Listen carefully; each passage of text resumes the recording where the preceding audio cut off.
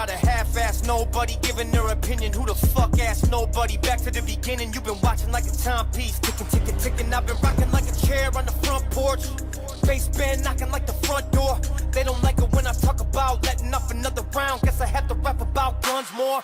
I'm just here to piss you off, go and talk about it like a broad. Got a Mossberg, take a chunk, got a fucking log. I ain't even bothered, no not at all. Every time I had a bind, I ain't make a call. I'ma figure shit out the hard way.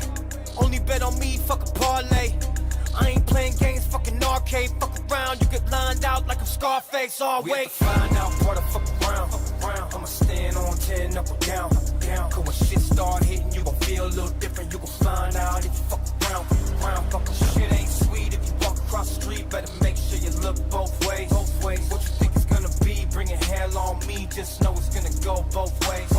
It's the end zone. Mention my name and you get your head blown. These two arms waving in the air, it ain't a breaststroke. Tech smoke will push up a button like it was Venmo. I'll put your whole crew in one box, no bento. You'll see a bunch of crackers with barrels, yeah, this the last supper. Fat motherfucker, there's nothing I really can't stomach. Rap's just the way that I vent, or I might smack something. Disrespect me, I come back hunting, it's straps don't. Fuck around and find out, guess that's a gender reveal. Keep a weapon concealed in case they wanna mention me still. Obsessed with the thrill, so come collect your check at the till. I brought 100 dogs with me like Corella DeVille. Tell these rappers they can't write with both their hands cut off. This catastrophic warfare waiting whenever Adam calls. When no one's got your back, who's gonna catch your fall? Death Row Records, I'm repping, and it's the casket call. Find out where the fuck around. I'ma stand on 10, up or down.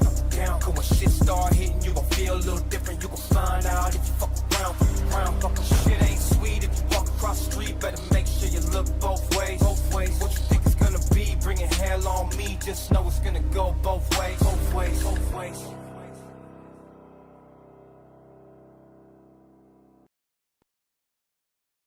Be very costly going up against Larry Bird. You know how Bird is. He feels that when the money's down, no one is better than him. He lined all those balls up to be in the perfect position on that first track. He has 60 seconds, 25 balls. He has to meet 15 points. But he warms up as he gets going. Larry Bird, trap legend, white Gucci. Look at all my shit, look at all my jewels. Got 2 bitches and I bought them both booty. Went up in the Prada, but we left out of Louis. Why do your Balenciaga kicks say Gucci? How you fucking fit a 50 ball in them suits? You still shopping at the mall, but you should've went to Valid. And your bitch is getting fat, I think she need to eat a salad. Real dead shit, but I ain't rockin' New Balance. Fuck your girl, then her mama, cause I thought I need a challenge. Talking real pimp shit, you get ash on my floor. I got bitches doing chores, we done did this before. House trapping like a fool, me and Lil Scoop. Money really counts, so I took it times 2. House trapping like a bitch, trying to get rich. Larry Bird with the herb, when I shoot I don't miss. Like Larry Bird, trap legend, white Gucci. Look at all my shit, look at all my jewels. Got 2 bitches and I bought them both booty. Went up in the Prada, but we left out of Louis. Larry Bird, trap legend, white Gucci. Look at all my shit, look at all my jewels. Got 2 bitches and I bought them both booty. Went up in the Prada, but we left out of Louis. Larry Bird, trap legend, white Gucci. Larry Bird, trap legend, white Gucci. White Gucci. Larry Bird, trap legend, white Gucci.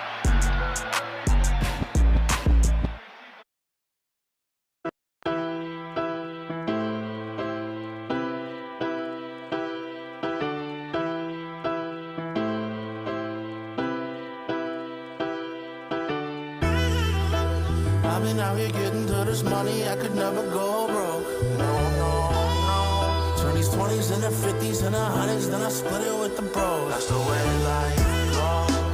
I've been out here getting to this money, I could never go broke. And I never go broke. Turn these 20s into 50s and 100s, then I split it with the bros. Split it with the bros. I'ma keep counting till my thumbs start bleeding, thumbs start bleeding. Me and 501 going dumb all season, dumb all season. Let's paint the perfect picture. I kill him so cute a coroner. Swoops, I bring the heat on these beats like I moved to Florida. I might get so lit that I'll try driving my tour bus. And if the cops come, then I'll start running like Forrest Gump. I've been doing laps on these rappers, I'm getting bored of winning. Born a villain, give them all hooks, like when the chorus kicking. Sorry pimping, jumped off the porch and I started 40 zipping. Hey, so many people to strap, I'm tucking these more extensions. Shout out 501, I told him I knew our time would come. Out here farming blunts up back to back, I got iron lungs. You ain't getting high as us, where the fuck you buying from? All these artists pussy and I can tell it's they time of month. Doing this for 18 years, I had to start this off from USA to Canada, Vancouver to Arkansas. We heard your music, but we can tell there's no heart involved. Stay equipped with an arsenal ever since I've been hard to stop. Smart.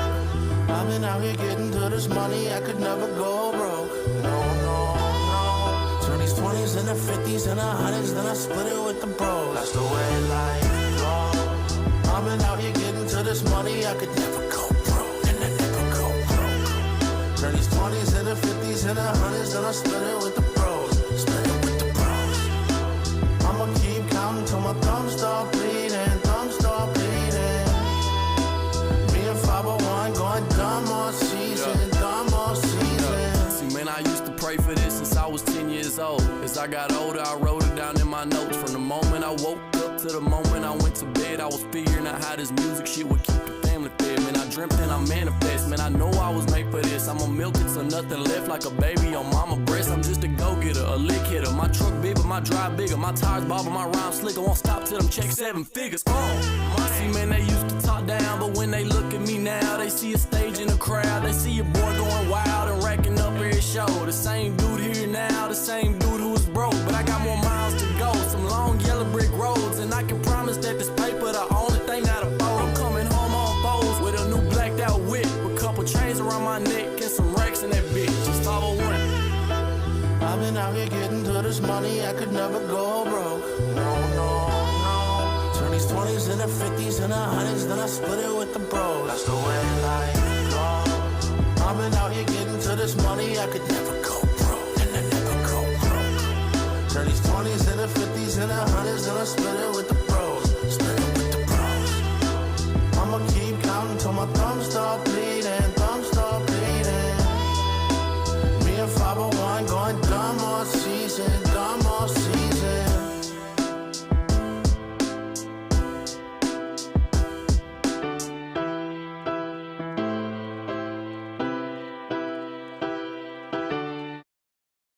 Whoa, y'all won't believe this. Rowdy gonna get him. Whoa, whoa, whoa. Y'all won't believe this. Rowdy gonna get him. Yeah. Cash Mo said I ain't doing it right. Something about my bars ain't feeling too tight. Turn on the light, cut off the mic, living in the basement at my dad's with my wife. Something ain't right. How Cash Mo gon' be 45 and I'm younger, right?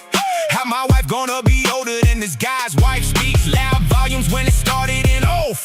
Something ain't right. Thought you were making me do with that jumble mumble. You fumbled, you scummy dude. Talk real crazy just to end up a chummy dude. You ain't standing on shit like I said in my first diss. I filed an EPO on an old funky, tried to play funny dude. It started out on YouTube, launched a website and said I touch kids too. I filed that shit again, I know you didn't forget.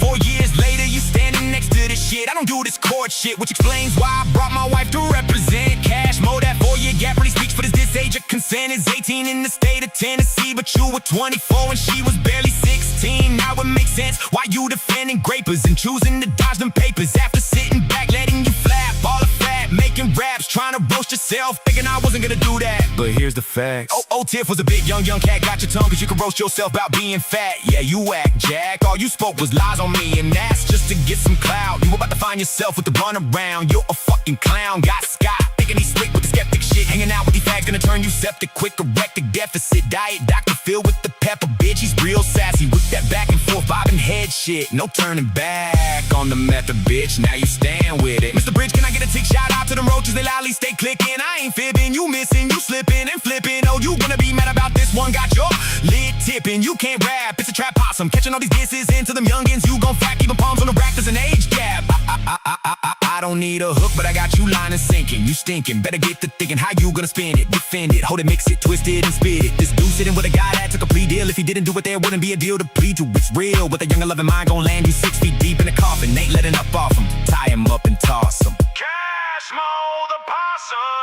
One day if he took a plea deal, next day he's innocent. What a difference. Bitch, didn't take long for you to flip the script. Weaponized bag mode, the speakers in the dig and the hip quick. It's that snitch shit. Duck, duck, ooh, gon' buy 6 quick. Don't think we gon' forget, bitch. Floating money to Dagmo for his legal skid, it's legit. Now you collecting evidence, what's up with this? You far past illiterate. If I did live down the street from Dagmo, I still wouldn't take a trip, cause he got that blood that turn your skin yellow tint. Flexing his bike, ain't got no job, he received it from the work of another guy, while his wife is swole up with the black holy liver, living by the river where her ex do be remembered. Cash Mo the possum thinks he's really fucking awesome, with a chick that was a kid having kids, that's not awesome. Possum, that shit is trash, I think you lost it. Turns out you're just another faggot like B. Millie taking hits in his back, wearing them chonies, hockey, you and that dude is homies. Go figure. Go sit your fat ass down and eat your dinner. You ain't getting thinner. Said I was on Tinder. If you remember, I know people from your town that say you ain't a hitter. You a fitted fibber, toss you in the ocean with the flippy flipper. Skipper when they see you're a pretender. So fight back, give up, rap. It ain't your trap. It's a track for the possum.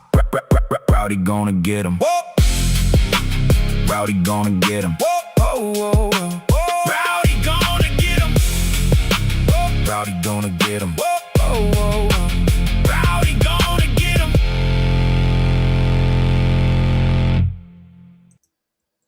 What it do, what it do, what it do, what it do. What up, everybody? Welcome back to the TripleT channel. I'm your host, TripleT. Man, what a night, what a day, what a week it has been. Before we get to the regular schedule program, I'm going to do something different. I'm going to break down the song that you just heard. And the reason is there's a lot of things being said in that song. And if that's your first time hearing it, you probably missed a lot of things. So I'm going to do a live reaction or / review to it. And then I'm going to upload it. I'm going to cut that part out of this live. I'm going to upload it as a video so people can go watch it on a regular basis. So I will give you a review of it. Now, I've heard this song already, obviously. It was played on C for 615s earlier tonight. And I also listened to it when it premiered today. So I'm going to give it an official review, give you my thoughts and opinions on it, and break it down for you bar by bar. Okay? Are y'all cool with that? And then we will jump up into the paranormal and the funny videos. But before we get started, as always, let's see who's in the house. So we're going up top.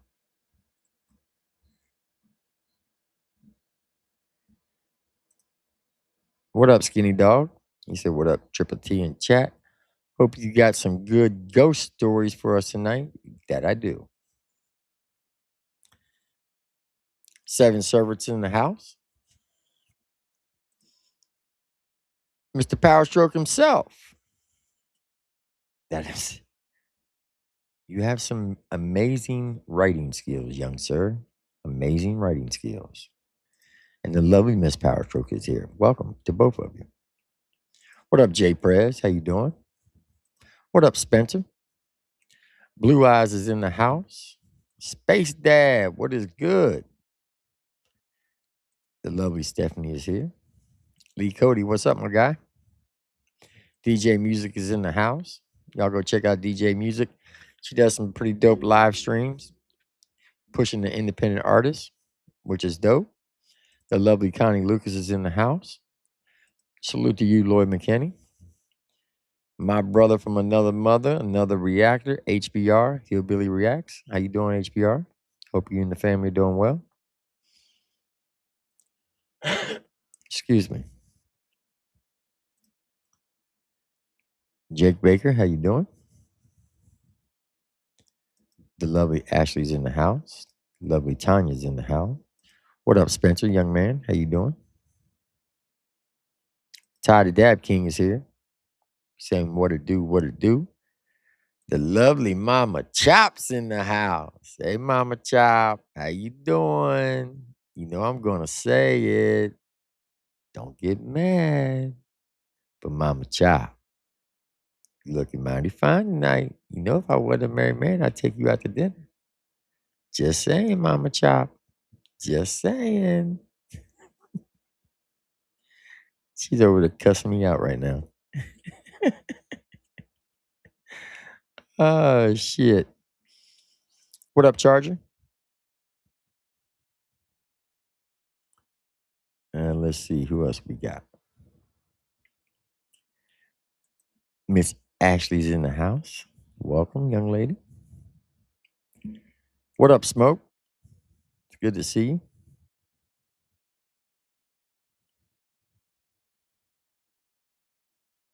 Let me just scroll on down. Hope everybody had a good week. Since the redneck, how you doing? Sea of blue, Millie type bullshit. Have no idea what that means, but welcome. You're waiting on UFOs, Blue Eyes? You'll be waiting for a long time because there is none. What up, Nuggy? The lovely Potheads is in the house. Welcome, young lady. Hey, and Potheads, congratulations on winning the $50 from Ripta. I seen that. That was pretty dope. You deserve it. You do a lot for this community. People just don't realize it.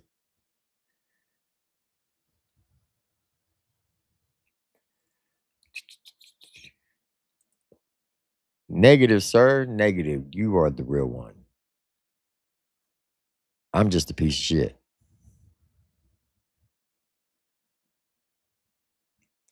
And I'm okay with people calling me that. What up, Sean Steen? Country Rap Circus is here with the popcorn.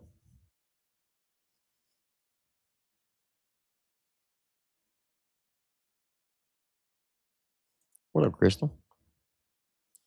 EPO Joe's in the house. Welcome. Bass Ackwards, how you doing? The coolest name on YouTube, Johnny motherfucking Ringo.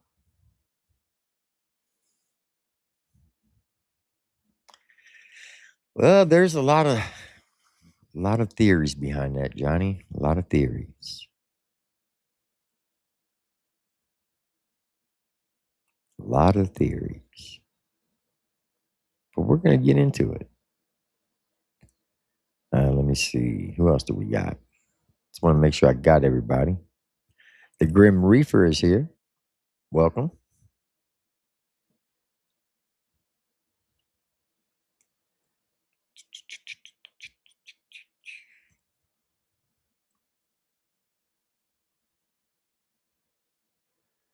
No, there's another one. What up, Ryan? Ryan Lovejoy's in the house.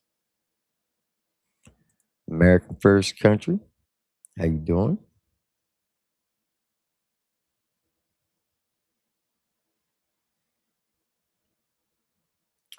Paul from Australia is here. Mercy Faith is in the house.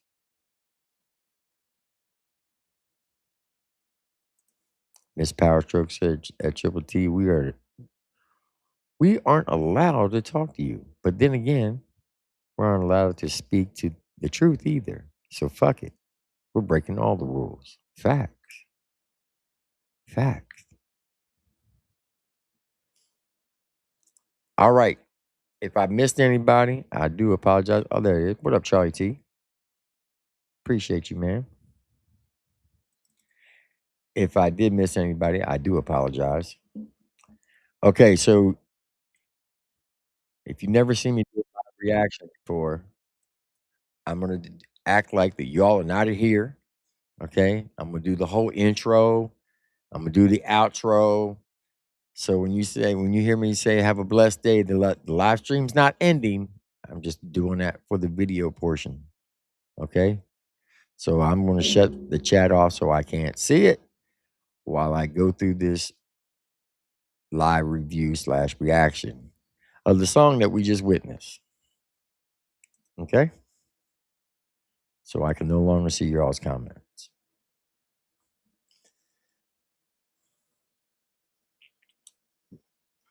Now you're gonna see me nod my head. That's my signal to edit it. So if you see me do some weird things, just know it's for the editing purposes. All right, here we go.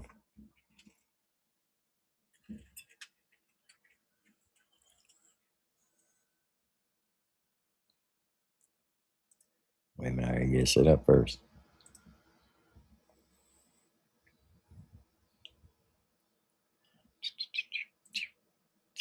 Here we go.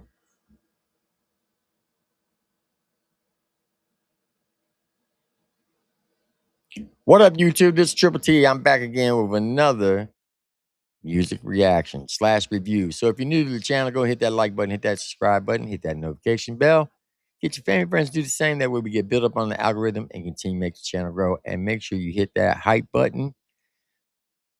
That way you don't miss anything that we do over here on the Triple T channel. All right, y'all know the deal. Sit back, relax, strap your boots on, and enjoy the ride because we're going to jump up in it. So, if y'all don't know, there's been some little controversies going on between content creators. One by the name of Johnny Cashfield. Yeah. Former rapper / his name was Rehab back in the day. He was also Ryan Upchurch's manager at one time. Well, he put a diss track out against Mr. Rusty Truck and his son Power Stroke. Well, and you all know that Johnny Cashfield's been rocking with a certain individual and standing up for a certain POS. I'm not going to say his name. If you know, you know. And Rusty Truck's son, Mr. Power Stroke, responded. And he came out with his own AI diss track.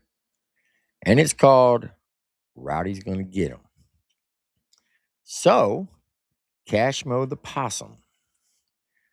Now, I've already heard this song, so I'm going to do a review, but I'm going to break it down for those who have not heard it, because there's a lot of bars in this. So, y'all know the deal.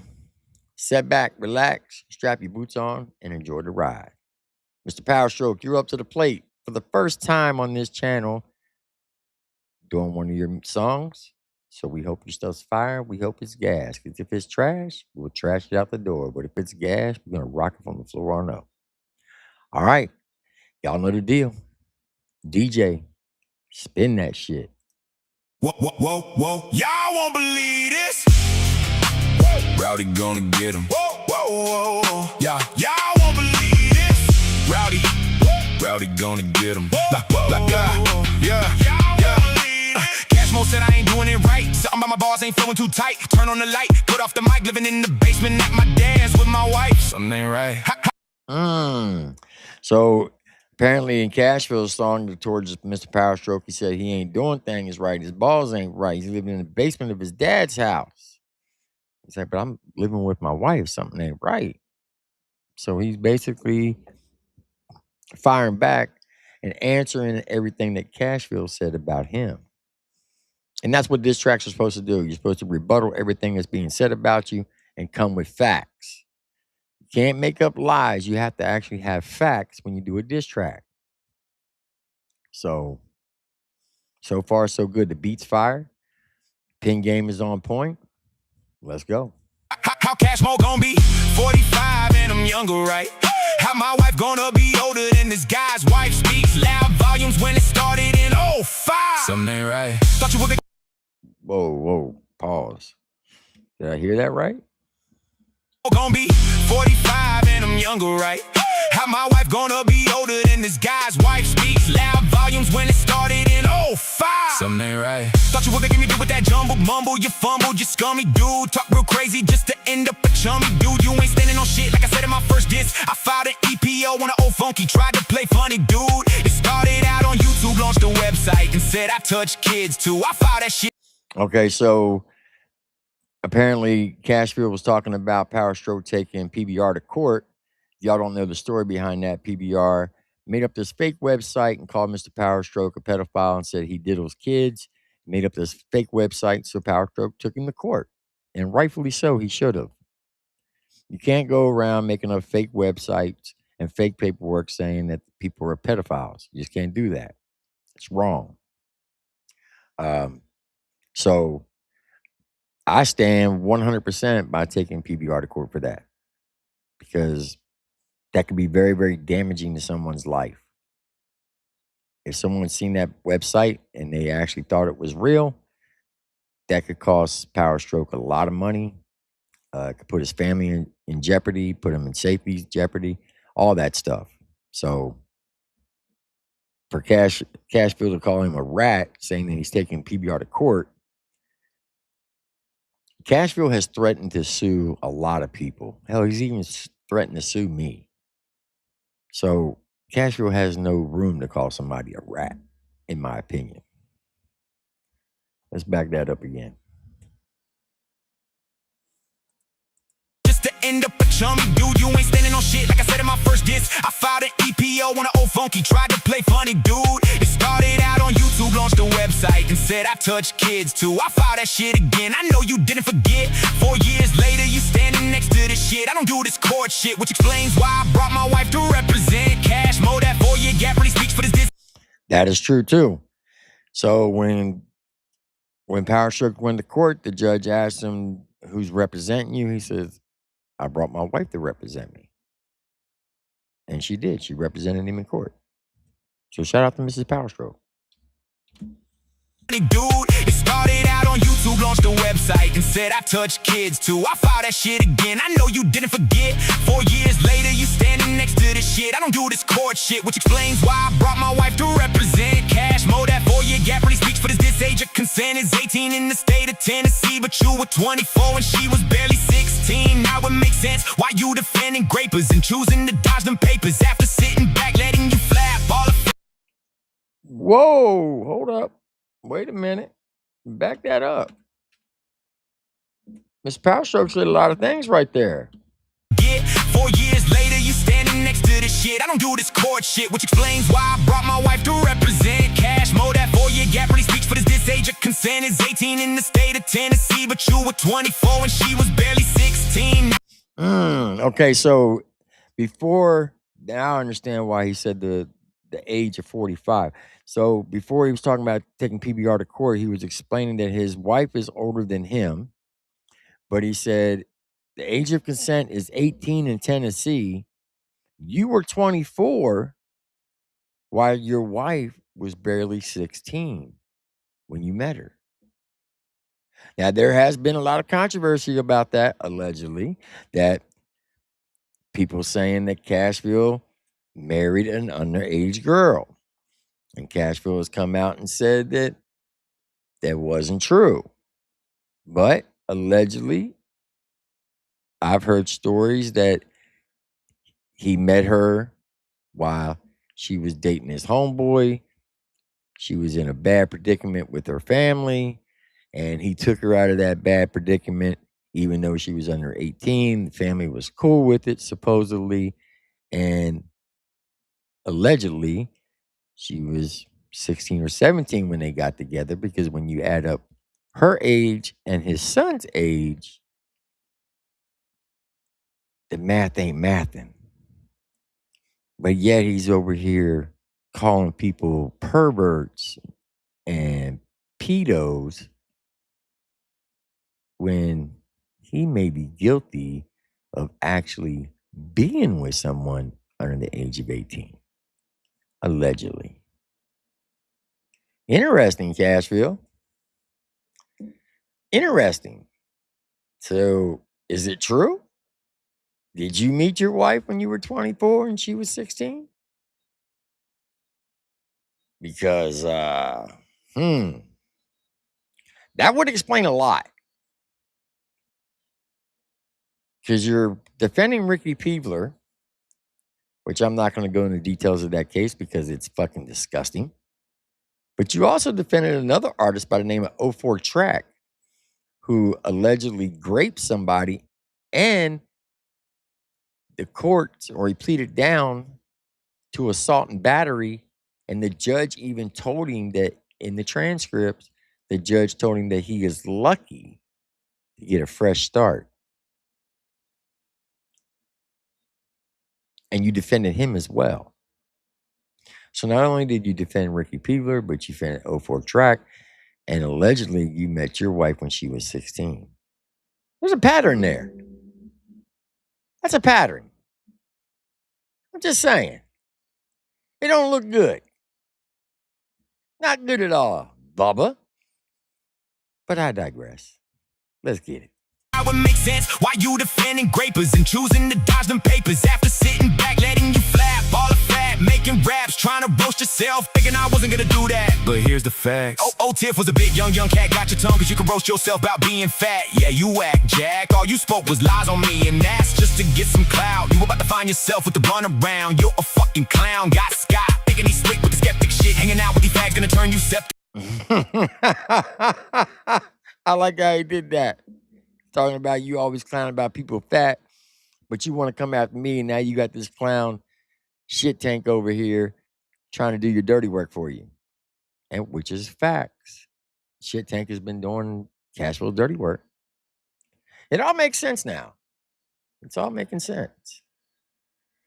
Damn, Johnny. Damn.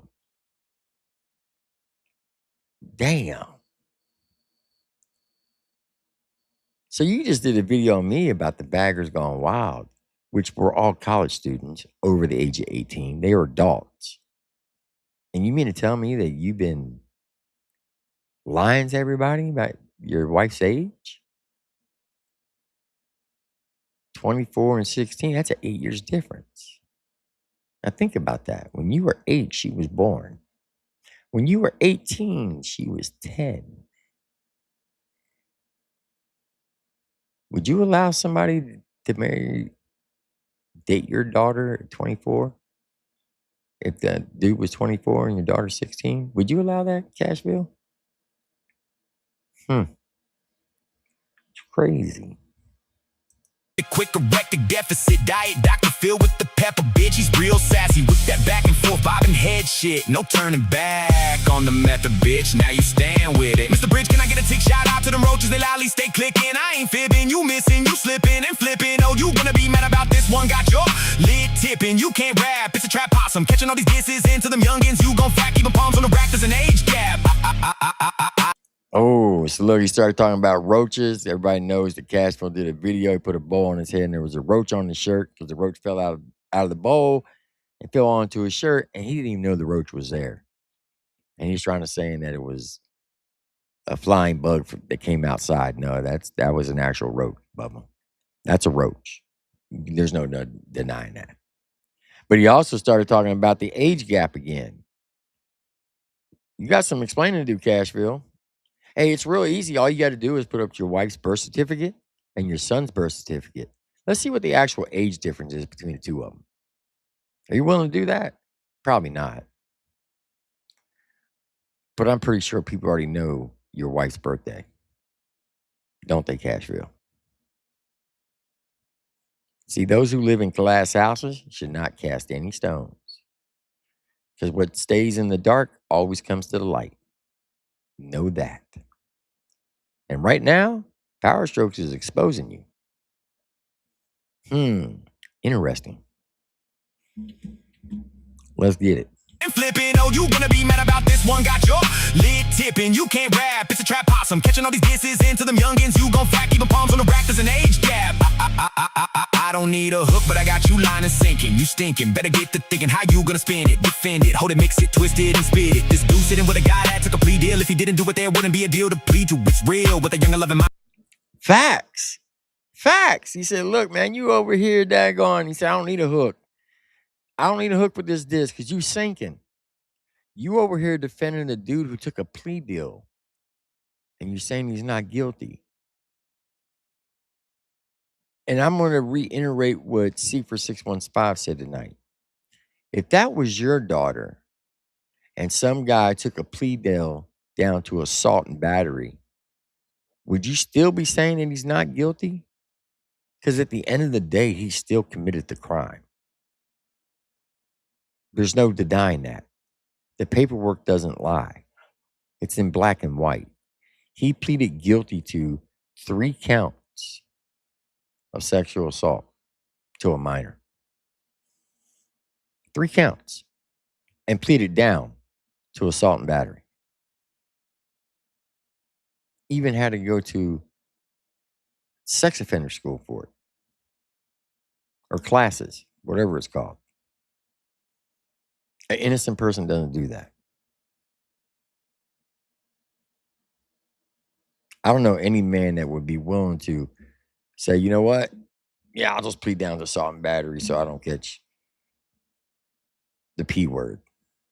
Nah, an innocent man's gonna be like, fuck that, I'm standing on this fucking hill till I die. You're gonna have to execute me. I'm never taking a plea deal. A normal person would do that. But then again, a guilty person is probably looking at they don't want to do any time in jail or hard time, so they would plead out. I'm just saying. Let me back it up. Get to thinking how you gonna spin it, defend it, hold it, mix it, twist it, and spit it. This dude sitting with a guy that took a plea deal. If he didn't do it, there wouldn't be a deal to plead to. It's real. With a young and loving mind, gon' land you 6 feet deep in the coffin. Ain't letting up off him. Tie him up and toss him. Cash Mo the possum. One day, yes, he took a plea deal. Next day, he's innocent. What a difference. Bitch, didn't take long for you to flip the script. Weaponized dag mode to speak his Facts, but he didn't take long to flip the script. That's why they call him flip flop. Because remember, it was first he was in Jack Rabbit's Slim's chat saying there was no paperwork. Rusty Truck puts a video out, comes out and says, Johnny, you lied to me. He took a plea deal. He's a scumbag. I can't fuck with you. I can't fuck with that. To next, he came out saying, oh, the guy's not guilty. He's innocent. He didn't do that. Dagburn gets the W. You all get the L. How do you go from no paperwork to I can't fuck with you to I can't fuck with you because he took a plea deal to he's not guilty? And what I might like to add, that paperwork is not anywhere in the 82 pages of the court case. I have the whole 82 pages. That paperwork is nowhere in there. And the county clerk says that document, they would love to know where that document came from. So somebody on your side is going to have to answer some questions to the DA because it's been brought to their attention. Not by me, Cashville, so don't go around saying, are you a cop caller again? Shut your bitch ass up. Cash Mo the possum. One day, yes, he took a plea deal. Next day, he's innocent. What a difference. Bitch, didn't take long for you to flip the script. Weaponized dag mode. The speak is in the dig and the hip quick. It's that snitch shit. Duck, duck. Ooh, gon' buy 6 quick. Don't think we gon' forget, bitch. Floating money to Dagmo for his legal skid. It's legit. Now you collecting evidence. What's up with this? You far past illiterate. If I did live down the street from Dagmo, I still wouldn't take a trip. Cause he got that blood that turn your skin yellow tint. Flexing his bike. He said, look, even if I lived by Dagmo, I wouldn't hang out with him because he's got that skin that'll turn you yellow tint. Talking about that Hep C. Because y'all seen that they were posting selfies together today. Up in Cashville's truck, posting selfies. Johnny and Johnny. J and J. Johnson and Johnson. Well, I tell you, y'all make a good fit. Y'all make a good fit. Think we gon' forget, bitch. Floating money to Dagmo for his legal skid. It's legit. Now you collecting evidence. What's up with this? You far past. Whoa, he said floating money for Dagburn's legal? Is he floating money for Dagburn's legal fees? You know what's funny? I got a phone call yesterday saying that you wanted to try to squash things, Cashville. You wanted Chop to get me on a conference call with you and Dagburn to squash everything. I said, hell no. I ain't squashing shit. I'm standing on the side of truth. And the truth shall always set you free. Know that.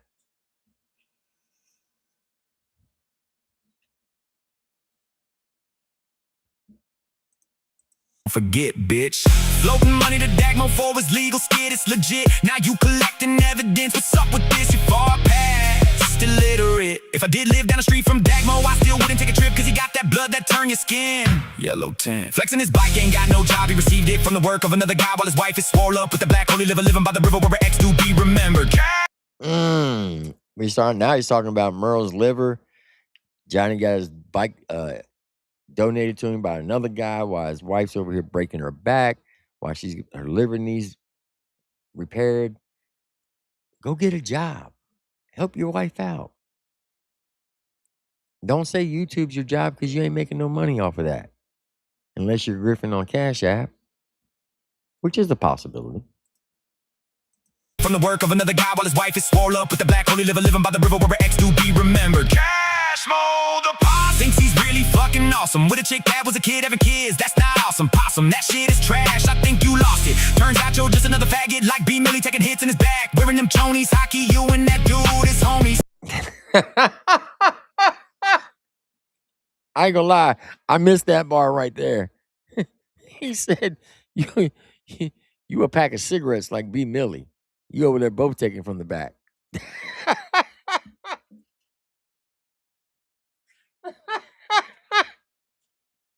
Hold up.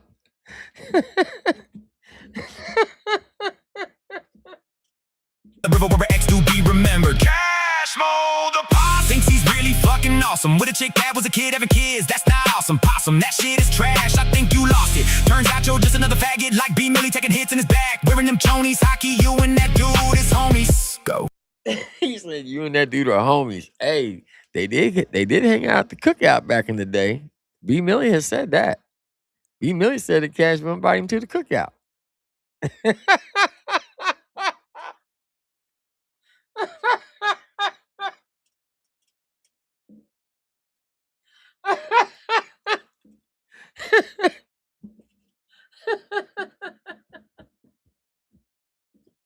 Oh, damn, how did I miss that line? I gotta run that back again. To be remembered. Cashmo the Possum thinks he's really fucking awesome. With a chick that was a kid having kids, that's not awesome. Possum, that shit is trash, I think you lost it. Turns out you're just another faggot like B. Millie taking hits in his back, wearing them chonies, hockey, you and that dude is homies. Go figure. Go sit your fat ass down and eat your dinner. You ain't getting thinner. Said I was on Tinder. If you remember, I know people from your town that say you ain't a hitter. You a fitted fibber, toss you in the ocean with the flippy flipper. Skip. He said, look, you said I was on Tinder. Well, that's okay. You know that's a bunch of bullshit, but I know a lot of people in your town say that you a flip flopper, and then when they see you, they're gonna throw you in the river. Swimming with the fishes. Yeah, that's been a known statement in Nashville. There are quite a few people who say that you won't find him out in the city at certain times of the day, and he's kind of like the dude in Paintsville. When he does go out, he makes sure he has his phone with him so he can video everything for evidence. It's interesting. You ain't getting thinner. Said I was on Tinder. If you remember, I know people from your town that say you ain't a hitter. You a fitted fibber, toss you in the ocean with the flippy flipper. Skip when they see you're a pretender. So fight back, give up, rap, it ain't your trap. It's a track for the Possum.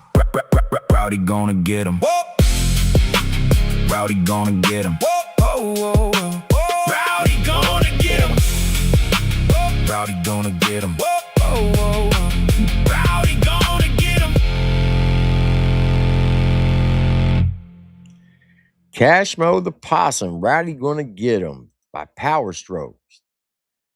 Man, that right there was fire. That was gas. So Cashville, you're going to respond to him. Now, you being an old hip-hop head, you know the hip-hop rules. You have 24 to 48 hours. Are you going to go back and forth, or are you going to let it go? It's going to be interesting to see what you do. Sounds like there was a lot of facts in that song. You got a lot of questions, a lot of answers to. You're going to have a lot of questions that you're going to have to answer there, Cashville. Were you 24 when you met your wife at 16? The legal age in Tennessee is 18. That's kind of sus. You do have a track record of protecting certain type of people. 04 track allegedly was arrested for rape, pleaded down to sexual battery. Assault and battery. Even the judge told him that he was lucky. And you and Sean Paris went back and forth. Because Sean Paris was on your head about that. Remember? Back in, 22? I believe it was. Yeah, 2022 when that happened. Matter of fact, he was defending Dagburn and going after Ryan and you. He was going after Ryan for Dagburn, and then he was going after you for 04 track. You remember that? Remember when you called me and asked to get his number? Because he was putting videos out about you, about protecting 04 track? And now you got the Ricky dude, you're protecting him?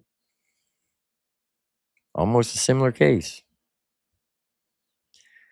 Anyway, you're going to have a lot of questions to answer. But anyway, fire track by Mr. Power Stroke. Salute to you, sir. Cashville, you're going to respond? That's the question. And you need to answer those questions too. What was your age and what was hers? Because eventually it's going to come out. And I know you're going to try to spin it somehow. It's going to be interesting what you have to say. Now, everything I've said tonight is for entertainment purposes and allegedly. I'm just reviewing a diss track. Not my words. Anyway, put a comment down below and tell me what you think. Y'all know the deal. Stay strong, stay safe, stay blessed. I'm Triple T. I'll see you on the next one. You have a blessed one. Have a great day. All right, chat. Shout out to Power Stroke. That was fire. That was fire.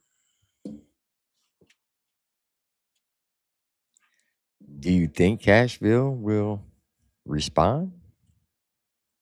Do you think he will answer those questions? Only time will tell. Only time will tell.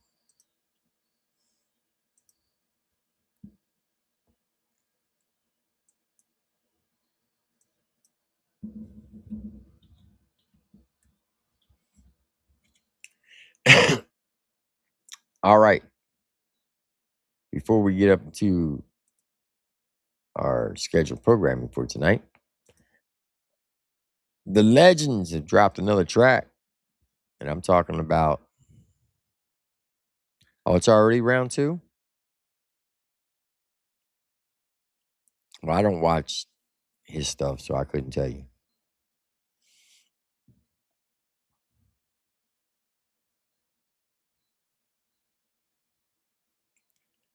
Tim has comments off for him. No, I just turned the comments back on.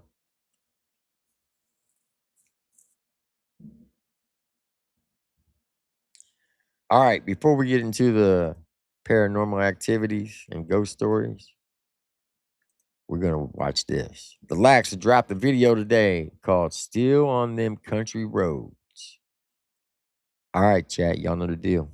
Sit back, relax, strap the boots on, enjoy the ride. Let's get it.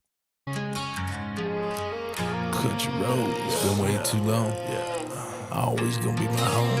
Yes, sir. Still on them country roads. Mama packed lunches on that old pine table. Daddy swung hammers, kept the lights on stable. I was just a kid riding in that BNC. Dust kicking up, wind whipping past my teeth. Cornfields waving like they know my name. Mailbox leaning, but it never did complain. Took them curves fast, thought we never get old. Growing up slow on them winding roads. I'm still on them country roads, even when I'm gone too long. Every mile I roam, they keep pulling me back home. Air breathe easy in my chest. Old pine trees, my kind of rest. If there's just one feeling that don't get old, country roads. Country roads. I've been around the block, a couple country miles. Been at a dead end, they ain't no end in sight. It's like my pride won't justify what happened in the past. And all I'm left with is a wish that I could take it back. I just procrastinating, basically I hide away. Cause I don't wanna take the time it takes to get it straight. Affiliated with some rebels that love to drink. A couple girls that I go see when they's love to make. My mistakes, my regrets, when it's all such a mess. Take a ride, catch a vibe, say goodbye to the stress. One day my ways will probably catch up with me, who knows? But if it does, it's got to catch me on these country roads. I'm still on them country roads, even when I'm gone too long. Every mile I've roamed, they keep pulling me back home. Air breathes easy in my chest. Old pine trees, my kind of rest. If there's just one feeling that don't get old, still riding them country roads. Country roads. Gravel popping like a heartbeat in the wheel. Creek bank chillin', that's how I heal. Same old fence line, painted, peeled, and cracked. As soon as I see it, I know I'm back. I thought I traded in for a bigger view. Skylines, high times, city lights too. But every time I roll with a black top ends, I remember who I am again. I'm still on them country roads, even when I'm gone too long. Every mile I've roamed, they keep pulling me back home. Air breathes easy in my chest. Old pine trees, my kind of rest. If there's just one feeling that don't get old, still riding them country roads. Country roads. Dust in my blood, peace in my soul. The world might change, but I'm still on them country roads.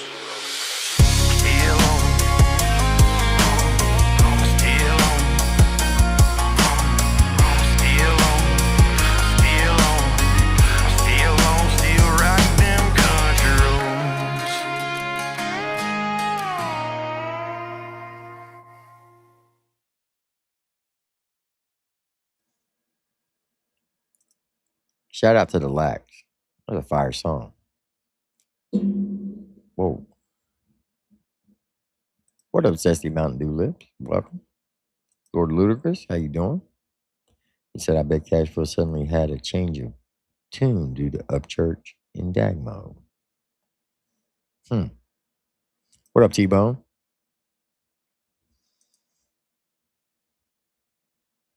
Welcome, Cashmo.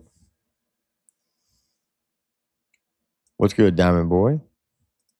Shout out to the legend himself, Mr. Rusty Trucks. He said, I can hear the spin now. Strictly platonic Jack. Ignore that roach on my back. That's a bar right there. Welcome, Rusty.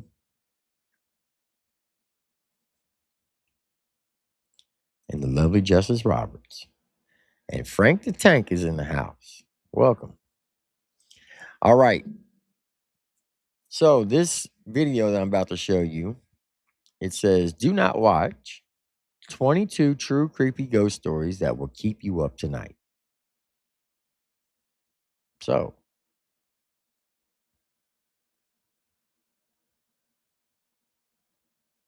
yeah, I don't know if I can play this one. Hold on. I didn't see that.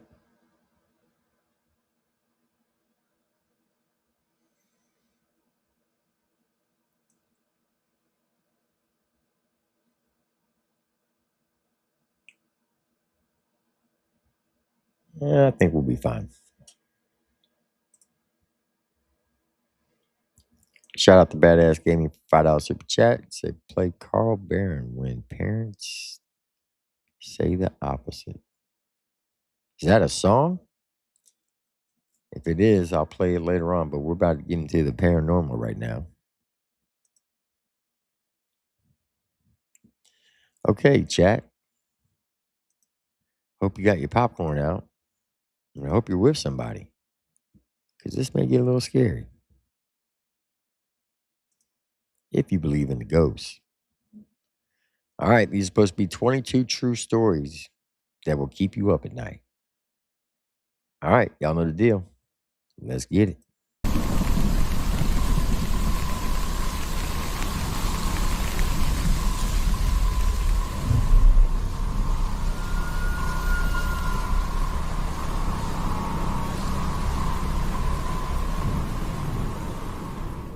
When we were in late middle school, manhunt became a big thing in our neighborhood. I don't know if kids still play this today, but it's basically hide and seek where one group hides and one person seeks. And then when you're found, instead of being out, you join the manhunters. It's fun, and usually by the end of the night there would be around 8 or so of us left whose parents were particularly generous or forgetful with bedtime. And by now, even in the summer, it had started to get dark, which was obviously the best time to play manhunt. I was the seeker this round, and it took me longer than usual to find my first sidekick. I was kind of known as the manhunt champion in the neighborhood, and that's definitely not a brag because out of context it makes me sound like Jeffrey Dahmer. Now anyway, I found the first kid, I forget his name now, but he was acting kind of skittish and weird. And I remember he was one of those kind of larger, muscular guys even in middle school, sort of like a gentle giant. Now, certainly someone who didn't get spooked easily. Matthew, I think that was his name, and this Matthew was going on about how he had seen a kid really high up in a tree, and he was kind of worried. I asked which of us it was, and he said he didn't recognize the guy at all. Apparently he looked younger, like an elementary school kid, and I joked that maybe he'd seen a monkey, and Matthew was kind of like, yeah, that's pretty much how he was sitting. And I asked if it was definitely another kid, and he said yes, for sure, because the kid even said hello to him in a sort of quiet voice. Normally in manhunt, the hunters would split up once they'd found someone, but Matthew stuck to my side like a fly on honey, and he was so unusually jumpy. "Is that so-and-so?" he'd ask, pointing to nothing. "Is Carrie hiding over there?" toward an obviously empty bush. Now, I kept watching him, and he kept glancing up at the tree branches, too. This little kid had really spooked him, and I had no idea why a little kid, whether he was up at... All right, I thought this was an actual video. That's just a podcast. So I found the last one that we left off on, the 25 real-life scariest ghosts caught on camera, Paranormal Activity, Volume 2. We stopped at number 16. So that's where we're going to pick it up at.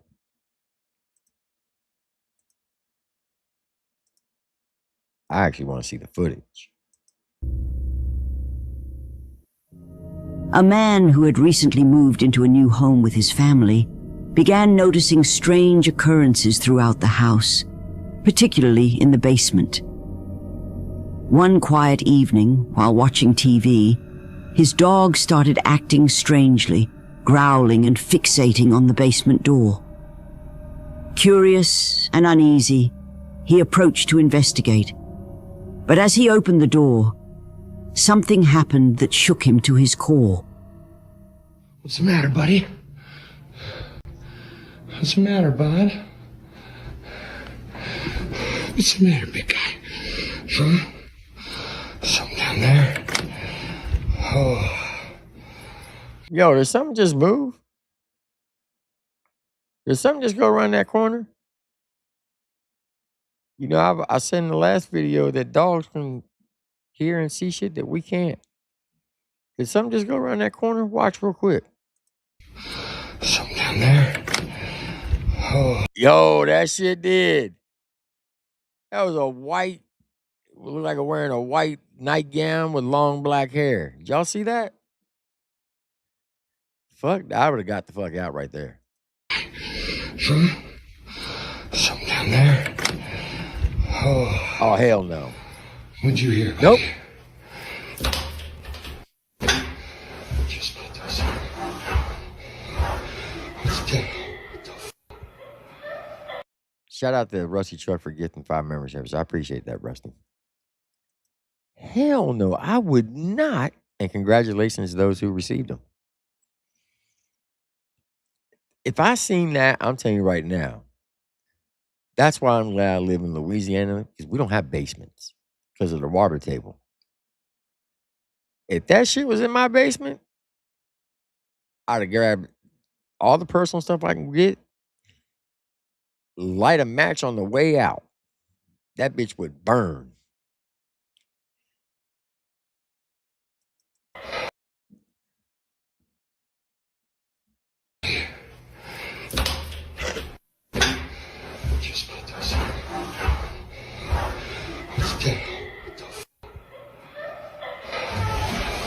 Fuck no.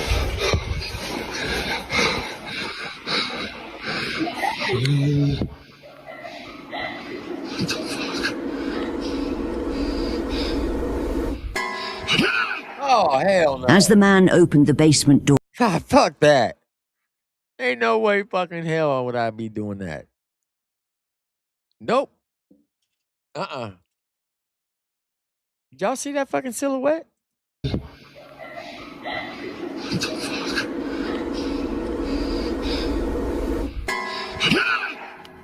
as the man opened the basement door, a shadowy figure darted across the room. Unaware of its presence, he cautiously descended the stairs. Suddenly, Mistake number the one. eerie cry of a woman echoed through the basement. Reaching the bottom, he froze in terror. A shadowy figure stood motionless, staring directly at him. Overwhelmed with fear, he turned and ran upstairs as fast as he could. The next day, alone and determined to face his fears, he gathered his courage and went back into the basement. As you might expect, things take a terrifying turn.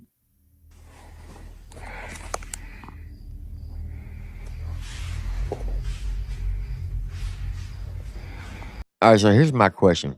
Why wait till the night to do it? Why not do the shit during the daytime?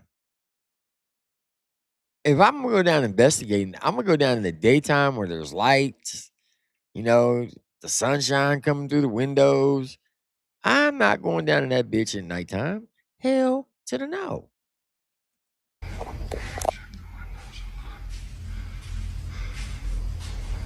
Windows locked. Nowhere for anybody to hide. Stand back here. Move around.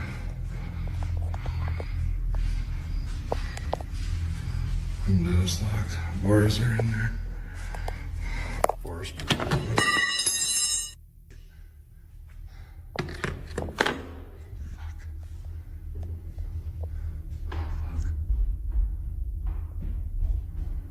Now somebody's upstairs? Well, we were just up there. Doors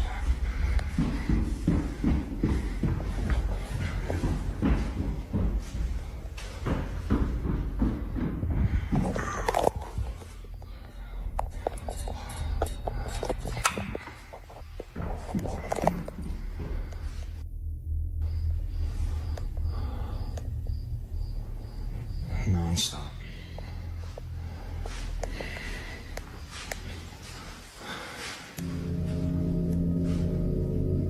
As he investigated the basement, the sound of running footsteps suddenly came from above, even though he was completely alone in the house. He rushed upstairs to check, but what he captured next will leave you completely shaken. If you want me now, man, take me. I'm leaving. Tired of this.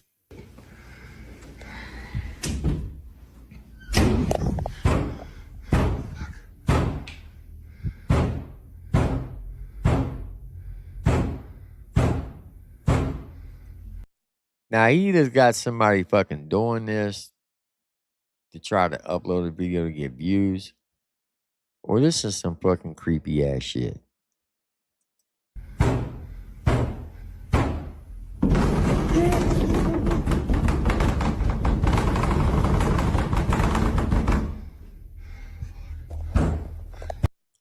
All right, here's the question. Do you open the door or do you just get the fuck out?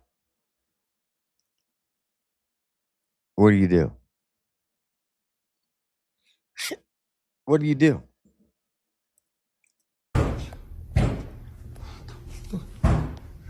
Where's the dog at?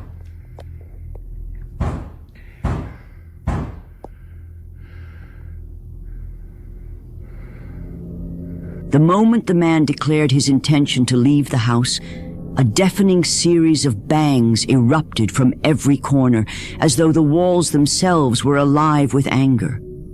The noise grew louder, more frantic, and then the doorknobs began to rattle violently, as if unseen hands were desperately trying to keep him inside.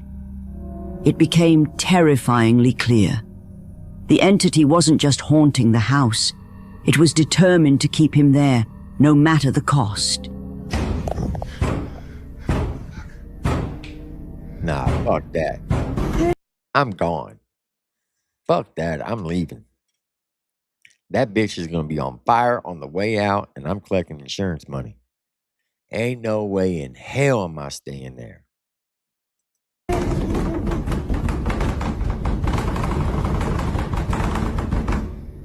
Now, is the house truly haunted by a restless spirit? Or was something far more sinister determined to keep them trapped? The choice is yours to make. All right, if you think this one's real, put a 1. If you think it's fake, put a 2. That one right there is kind of creepy. That one was creepy, I ain't gonna lie. That one was creepy. If you think that one was real, put a 1. If you think it was fake, put a 2.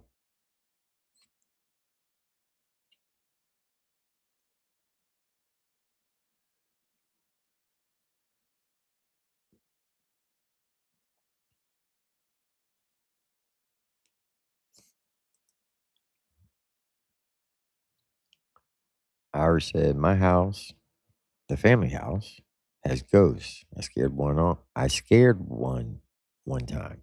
It was hilarious. Interesting. So a lot of people think this is fake.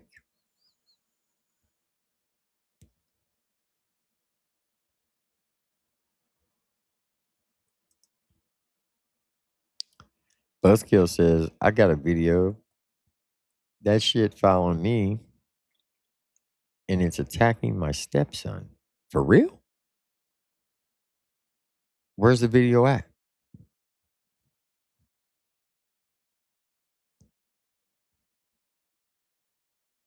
Is it on YouTube? If it's on YouTube, drop the link.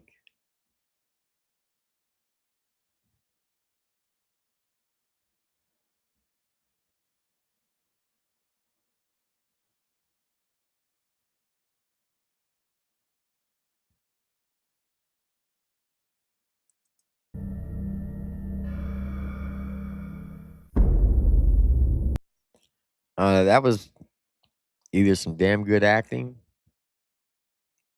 or that shit was. I don't know. I think that I think that one might have been a little bit, little truth to it. Just saying.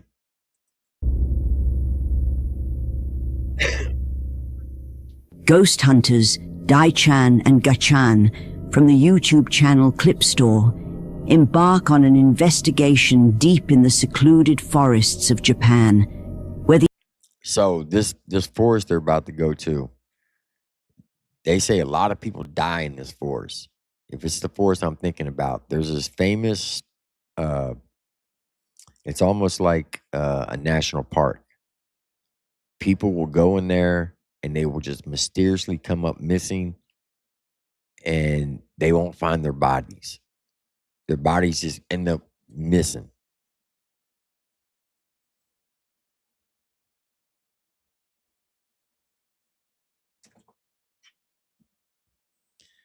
For real? You said no matter where you went, it followed you for years? Yo, that's crazy, Buzzkill. Yeah, you need to get that thing on footage and upload it. I'm sure we would all love to see that shit. You're absolutely right, Mercy Faith. The spirit world is more real than this one. You're absolutely right. It's good versus evil. The infamous ghost apartment stands abandoned. 30 years ago, this apartment building was the site of a tragic conflict between a female tenant and the building's male owner. All right, so this is not the forest I was talking about. I don't know about this one.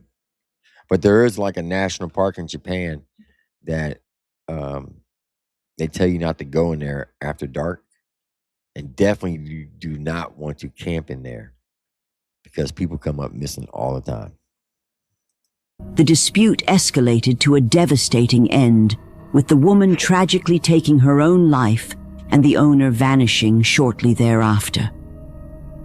After the event, tenants began hearing voices, seeing shadowy figures of a woman, and experiencing strange sounds from empty rooms. Terrified, they all moved out, leaving the building to decay in silence. Dai-chan and Gachan arrive at the abandoned apartment and begin exploring. Gachan heads to the landlord's room, but as he enters, something terrifying unfolds. てか多分ほら、オーナー男性って言ってたでしょ。うん。これ、どう考えても離れってもうオーナー宅じゃない？ Zesty Mountain Dew Lip says, not going to lie. Me and my sister was watching TV and it lifted by itself. Come to find out, my great-grandmother died in the house we lived in. And every night her chair would rock. No one in it. And the TV would change too. Yo, that I'd have got the fuck out of there. I fuck that. Nope. っていう、うん。ただちょっとお互いその、見つけた部屋を調査する。何の音今の？ん？え？何の音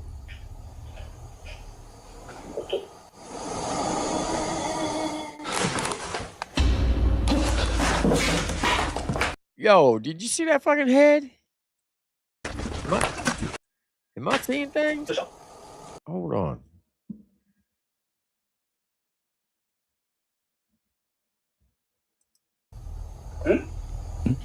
Eh? 何の音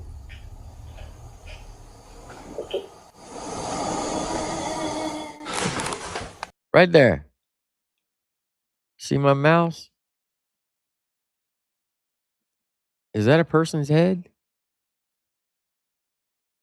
Or am I imagining that?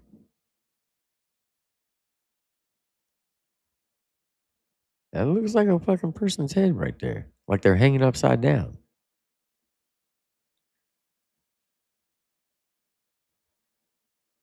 Or it almost looks like an outline of a body.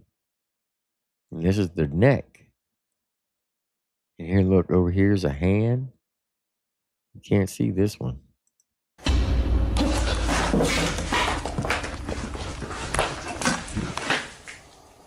どうした？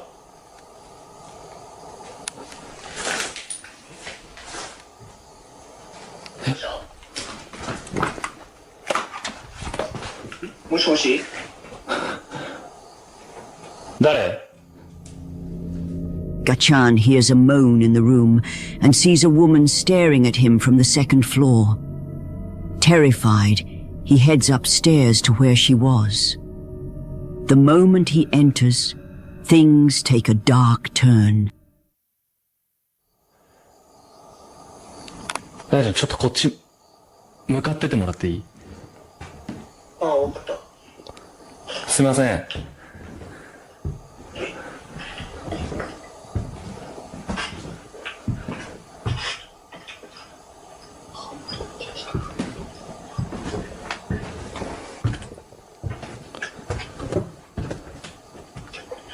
すいません。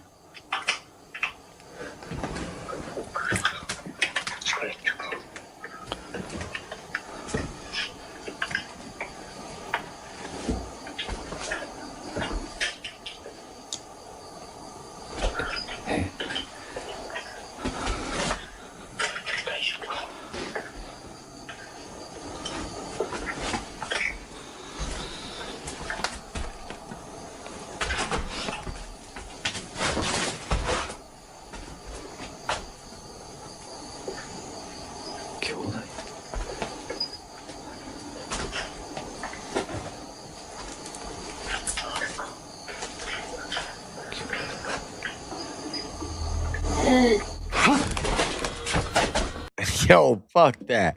That bitch said, hey. Boy, my daggone, I got goosebumps right now.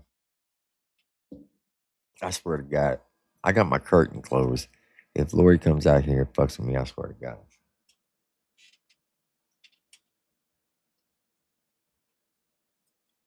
Man, let me go turn this light on.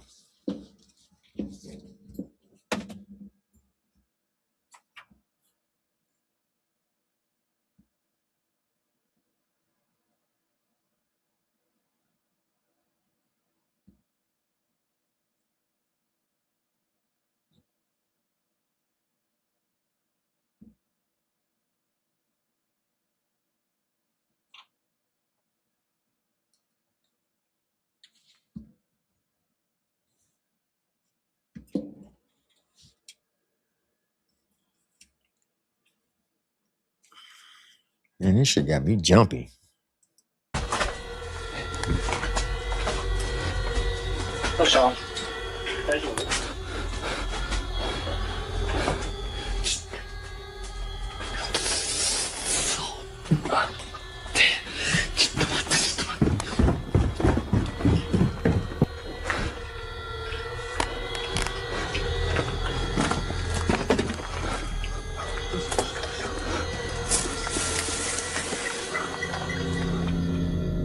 As Gachan reaches upstairs, he finds an old vanity table.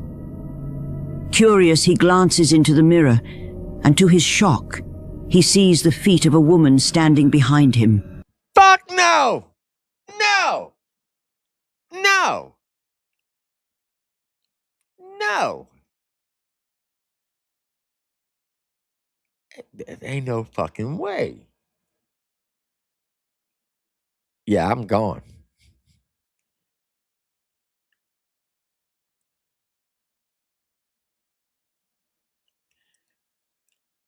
Slayback, you know what? You ain't gonna believe this, man. So I found out because there was a book inside of it, right? The place I stayed at was in Jackson Barracks. It's down in New Orleans. And those buildings I was staying in, they were old plantation homes. And I'm not gonna lie, when you walk into them, it has a very, very eerie feeling to it, and it had this distinctive smell. It's kind of hard to describe. It was kind of like almost like a musty charcoal smell to it. And they had air fresheners everywhere. But as I was reading through this book, those buildings were built back in the 1800s. That's why there were so many fireplaces in it. And I slept with my piece that night underneath the fucking pillow. Because I was hearing some fucking weird ass shit. Every time I turned the TV off, the most creepiest fucking sounds. And I said, fuck it. I'm just going to turn the TV on. I'm going to let that bitch play throughout the night. And as soon as my alarm went off, I woke the fuck up, jumped in the shower, and got the fuck out.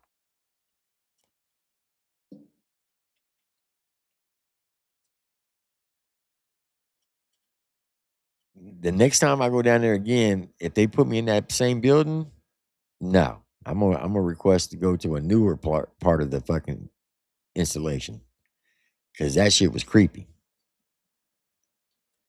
And there are people who live in those fucking houses full time. Yeah, I know you can't pew a ghost, but I had some type of security with me.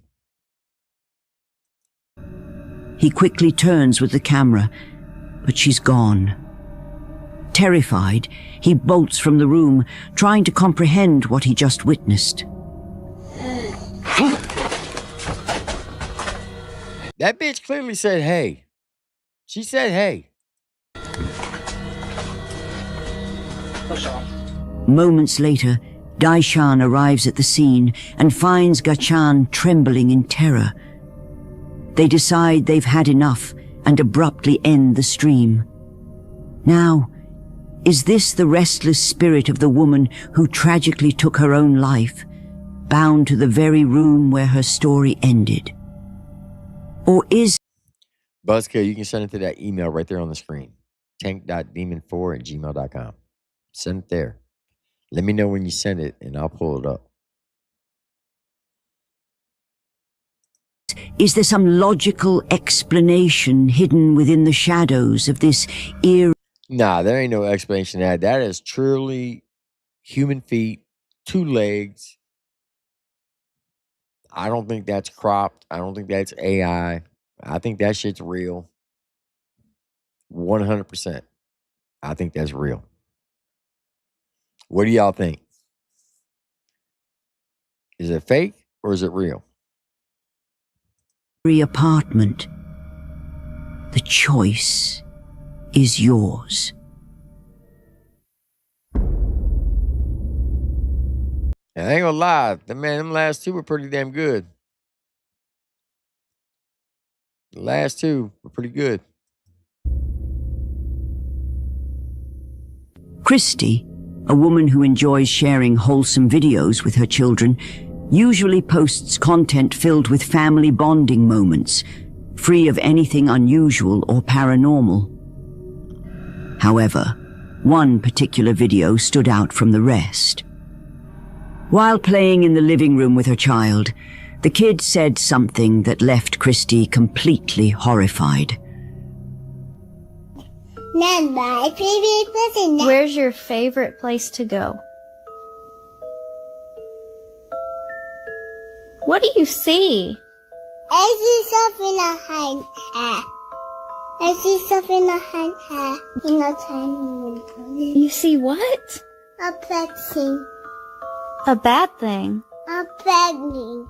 What does it look like? A ghost. A ghost? It's one. No, there's no ghosts. No ghosts here. Ghosts be gone. I wanna see a hand here. Mommy, go in my room. It's not scary in my room. It's not scary in your room? Mm. Well, you need to stop acting weird. It's scary here. It's not scary in here. It's a scary thing pulled in the hat. There's a scary thing full. Look, I told y'all, kids and animals can see shit that we can't. I'd have grabbed that little kid and got the fuck out. How's a little kid? Look, this kid is too young. You can't teach this kid to say this. All right? This is legit right here. I don't give a fuck what anybody says. Floating? Where? The hat. Baby, there's nothing there. Yes, it is. No, there's not. Stop it. Stop it. While playing in the living room, Christy's child suddenly mentioned seeing something in the hallway. Startled, Christy panned the camera toward the hallway, but there's no one there. The child then added that he saw a bad thing. When Christy nervously asked what the bad thing looked like, the child simply replied, "A ghost," and claimed it was floating. Clearly frightened, the child begged to go to his room. This was the first time her child had ever said anything like this, leaving Christy unsettled. A similar incident happened to another family when the man's daughter revealed that a figure had been visiting her at night. When she finally pointed out who it was, the family was left terrified. That's the man come to see me tonight. Who come to see you at night? The man. What man? What man? Up here?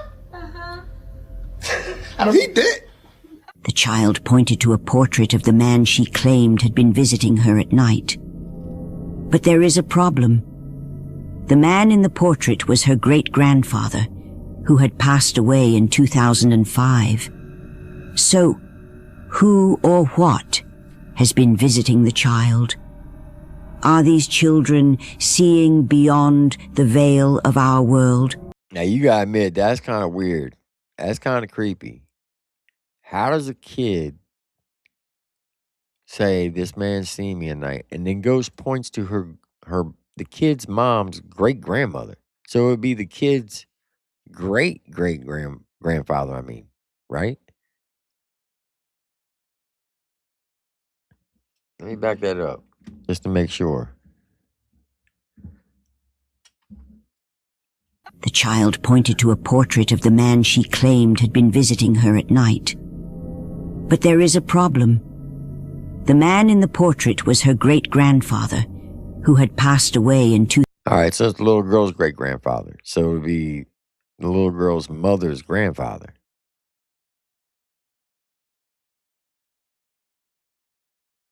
Wow. 2005. So, who or what has been visiting the child? Are these children seeing beyond the veil of our world? Or is there something else at play that we cannot explain? Whatever the answer... You can see the fear in that kid's eyes. Look at that kid's eyes right there. That kid ain't playing. That kid actually sees something. And the mother's like, oh, ain't nothing there. Stop acting weird. You should have grabbed that baby and got the fuck out. That's what you should have done. That we cannot explain. Whatever the answer, their experiences leave us questioning the boundaries between the living and the dead.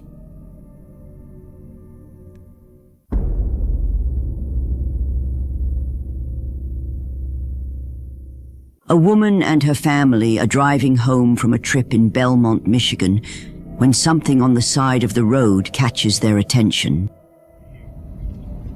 What the Stop. No, Stop. I'm not. No. Hell. Whoa! What the? When something on the side of the road catches their attention. What the? Stop. No, Stop. I'm not. No. Hell no. What the? He said, nope, I ain't stopping shit. I don't blame you. Keep on going. Fuck that. Hell no.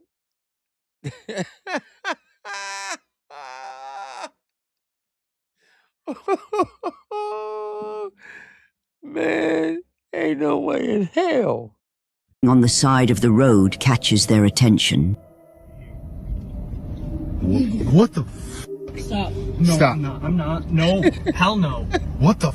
Dude. Oh. They were soaked. Okay.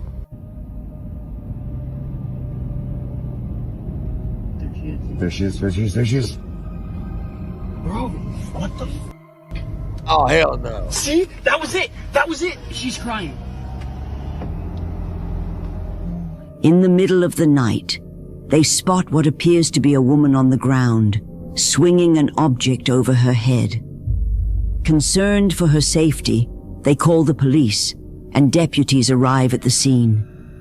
They find her on her hands and knees, soaked and motionless. Troubled by the encounter, the woman returns to the spot the next day to investigate.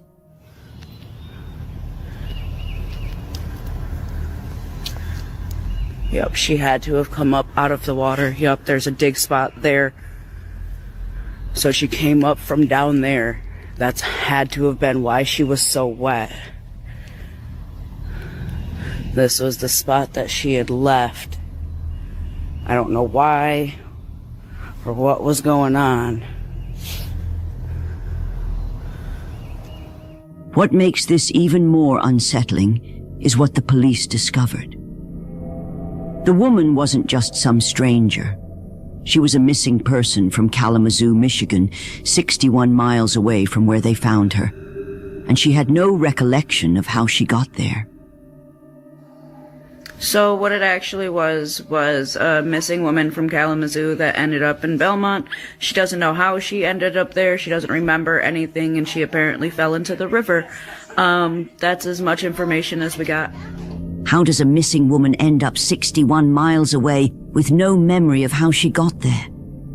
Was she lost, taken, or led by something unseen? The mystery remains. Stop. No, Stop. I'm not. No. Hell no. That was fucking priceless. Stop. Nope. Hell no, I ain't stopping. Oh, shit. Would y'all have stopped? I don't think I would have. Uh-uh. Mm-mm. How do you go a missing person 61 miles away and don't remember how they got there? That's crazy. That is crazy.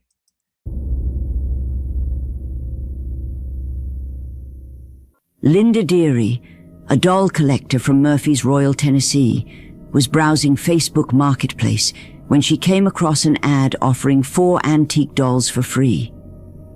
Curious, she drove to the seller's house to pick them up. Once back home, Linda placed the dolls on her bed and began taking photos. Then, something strange occurred. Linda quickly grabbed her phone and began recording.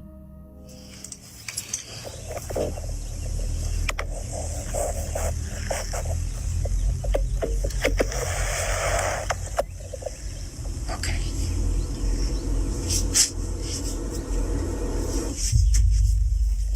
Got this. Okay. Shortly after, Linda and her partner started noticing unusual and unexplainable events around their home.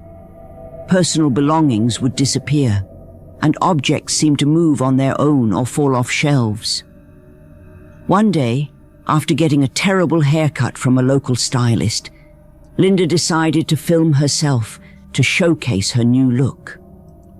However, what happened was incredibly eerie. Like, my bangs, I've had to, like, fix my bangs myself. But this is what it looks like if I don't straighten pieces of it. And, like, it's just a whole mess. God dang it. That scared me. Okay. God, what the fuck was that? Did you see that? Like, it ran... Oh, no. Absolutely not. No. Initially, Linda thinks the strange happenings in her home might be caused by the mischievous spirit of a little girl, possibly linked to her new dolls. She even finds the idea amusing and makes jokes about it online. One day, she films a playful video for her social media, placing a Chucky doll inside a cupboard and waiting for it to fall out. However, this is when things begin to take a horrifying turn. Because it's about to be a mess. Let's see.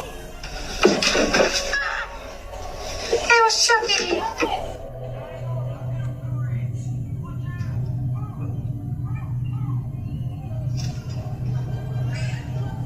What the f***?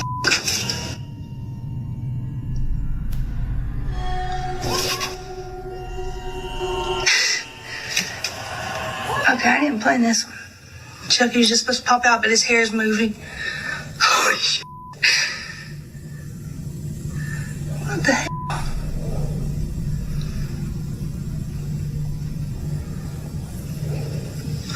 Okay, I really do. Oh no, move, God. Oh my God. Okay. Okay, joke's over. Joke's over. The doll's hair starts moving inexplicably, and then Chucky's head suddenly turns around on its own. From there, the situation becomes even stranger. One night, Linda and her partner are sleeping when they're abruptly awakened by loud banging coming from the living room. The noise is so intense that they believe someone is attempting to break into their home. In panic, they call the police. Officers arrive and examine the footage from the couple's front door Ring camera. And this is what it captured. This is our house. Yo, let's look at it before bed. Yeah, dude. Something's in her f***ing window right there, bro. Stop being hyper, please. It's scaring me. Ready? Yeah. Come to the f***ing window. Yeah.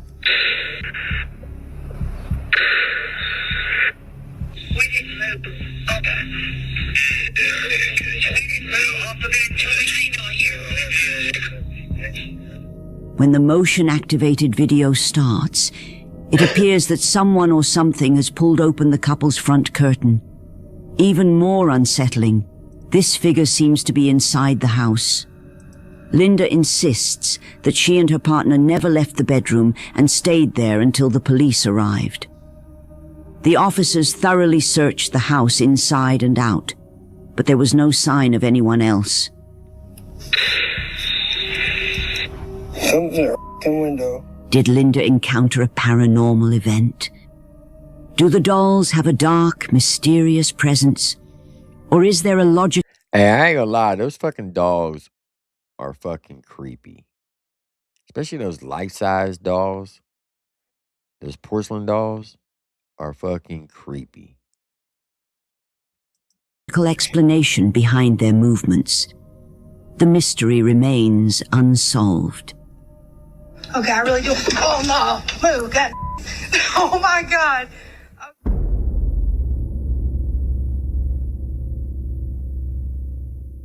This next video was recorded by Elijah Carter, a construction worker remodeling a house.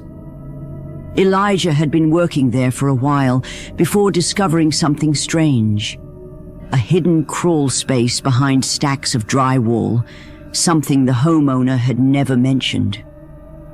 Elijah decided to explore the mysterious space, but he had no idea just how much he would soon regret this decision.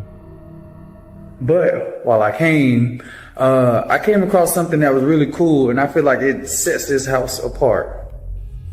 The reason why I'm just now founding this crawl space is because of this drywall.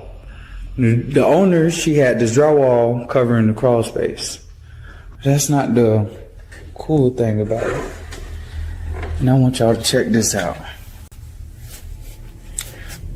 So while I was here, I found this table, and I also found this extra space right here.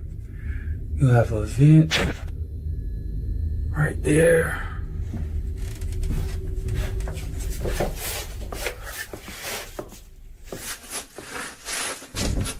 I think I just heard some footsteps.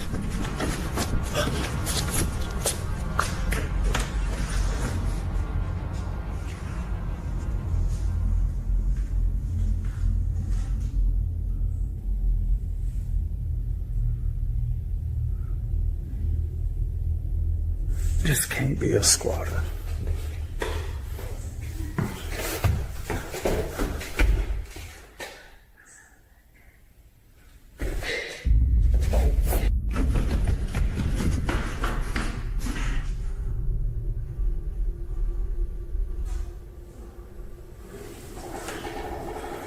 Fuck no. He heard mysterious footsteps on the Nope.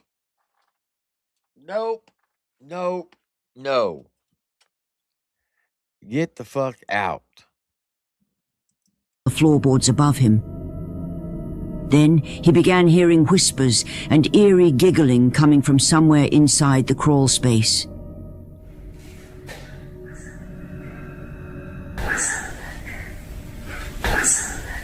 That bitch said, listen. The situation reached a horrifying turn when the crawl space door started slowly opening by itself. Elijah sprinted out of the house without looking back. He claims there was no trace of anyone being there when he returned to work the next day, leaving everyone wondering, what exactly did Elijah encounter inside that house? I think I just heard some footsteps.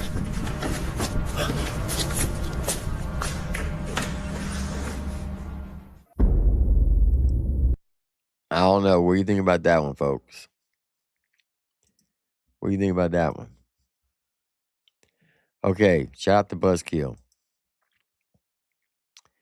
So, I blew the video up that you sent me. We're going to check it out. Now, Buzzkill said that this ghost has been following him everywhere he goes, to include his son. So there's two separate footages, and I put them together. And this is a very short clip, okay? There's no sound. This is off a security camera. All right. So what you're looking at, you can see right here where my mouse is at. That's a child's head. His child's sleeping. That's his son. Okay? Now, I've already seen this. I want you to focus on the bed and watch.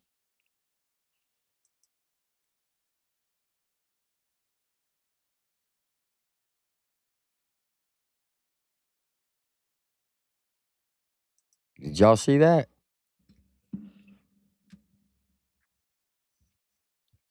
Did you see the comforter move and like something shook his son like they're trying to wake him up? Watch that again.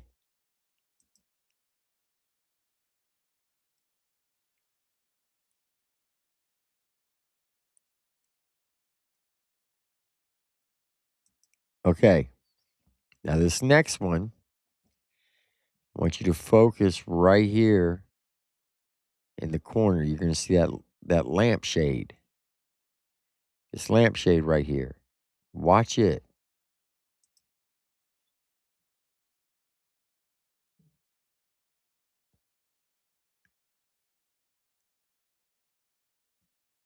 Did y'all see it?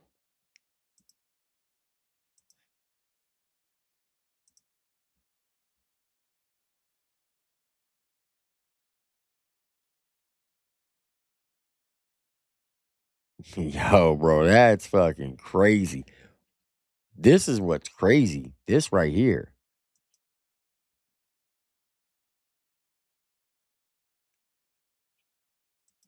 Now, Buzzkill, did your son ever tell you if somebody was trying to wake him up? He said he was 2 at the time and barely 2 feet tall.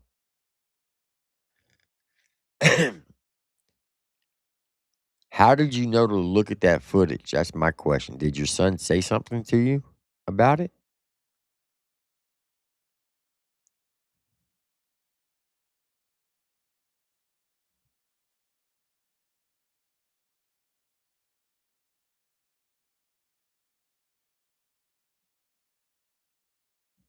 There's a delay.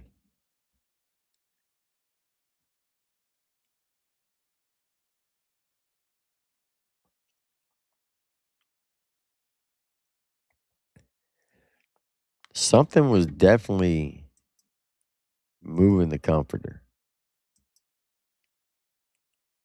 And like right here where my mouse is at, it's like something was trying to shake him. Watch it again.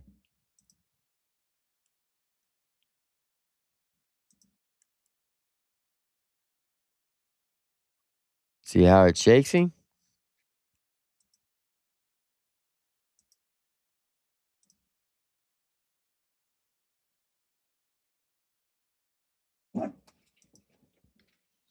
Fucking dog just scared the shit out of me. Damn.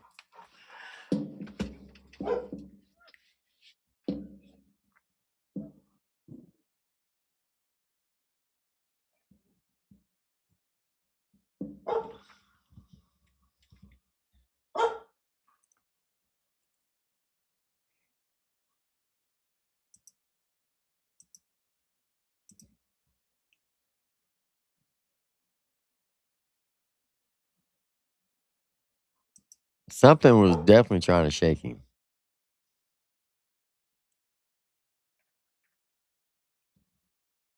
Whoa. Are you serious? He said he had woken up with a 3-claw mark across his chest. Holy shit. How did you get rid of it?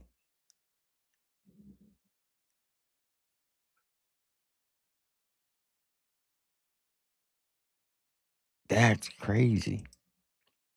Badass Gaming said when I was 3 or 4, I woke up in the dark to some small creature on my chest, and it was throwing me back and forth on my bed. It was scary. It stopped and covered myself. It stopped and covered myself in a blanket, petrified. I eventually fell asleep, and it felt like some kind of demon. What up, Uncle Dub 2.0?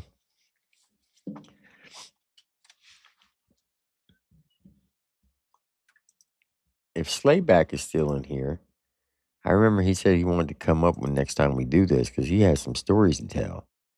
So Slayback, if you're still in here, I'm going to send you the link.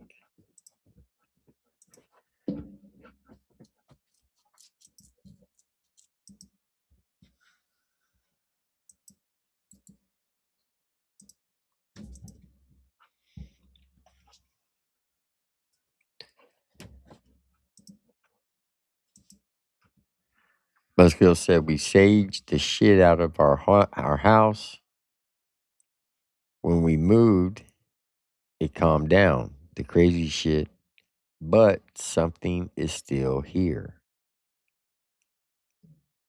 You might want to call a priest to do an exorcism.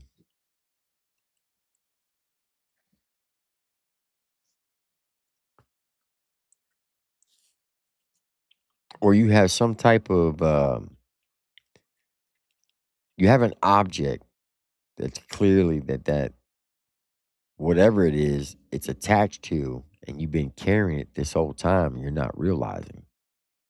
It could be an heirloom. It could be something that you picked up at a flea market. You never know.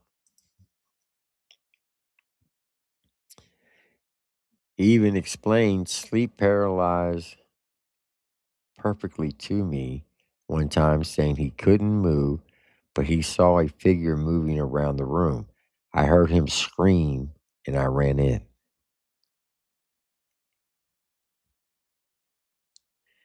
That's crazy.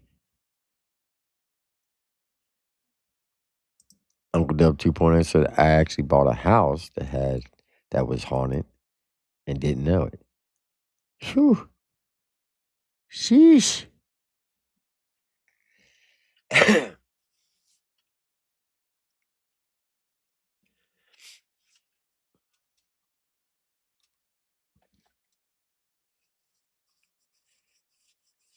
That's crazy.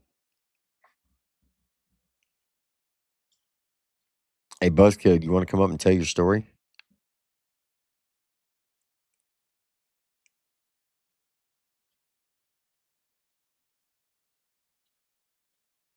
I don't know, Badass Gaming. I don't know why you can't see his comments.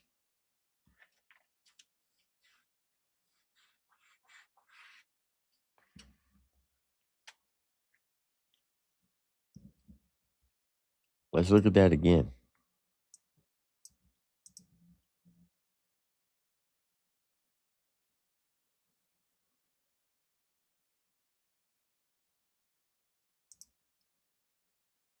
It almost looks like something's like laying right there.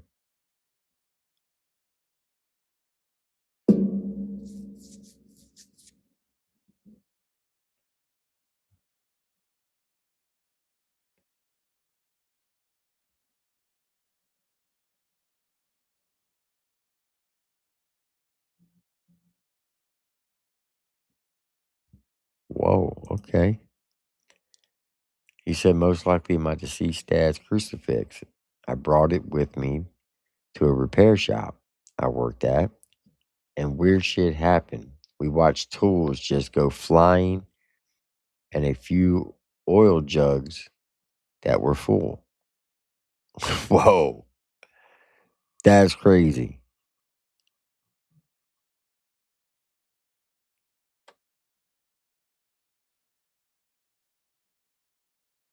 Make sure you have all comments on, not top comments. Badass Gaming and the Johnsons. Go up to the top. Make sure you have the all comments. That's probably the reason why you can't see it.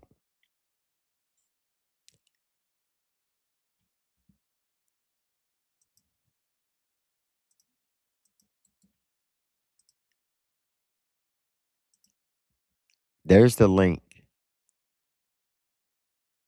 Buzzkill, if you want to come up and tell your story, you're more than welcome to.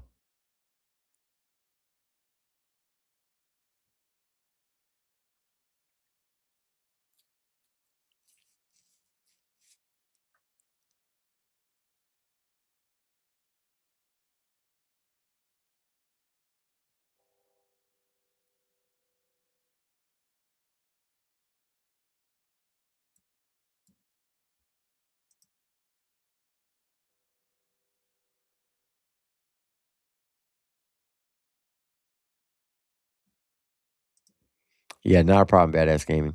You got to make sure that because if you just have the top comments on, that's all it's going to show is the top comments. You got to have them on all comments.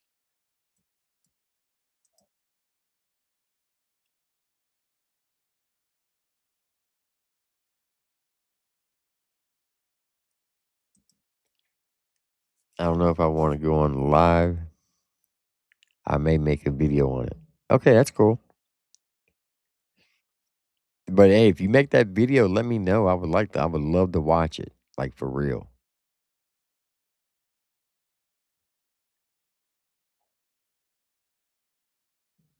Yeah, if you can get those people in the video to collaborate to what you're saying, that'd be dope as fuck. Like seriously.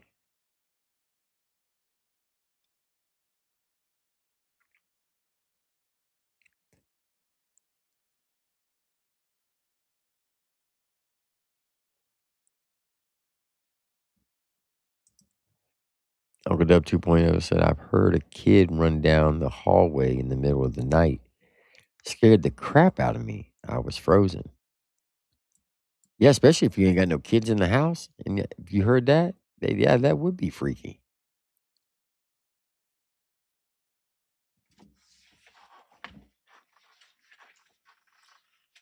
Look, Buzzkill, I would highly, highly, highly encourage you to make that video. And detail it as much as possible. Get as many people you can to back up your story and then put it out. I'll showcase it, play it on a live stream. I think it would be dope as fuck. Like seriously.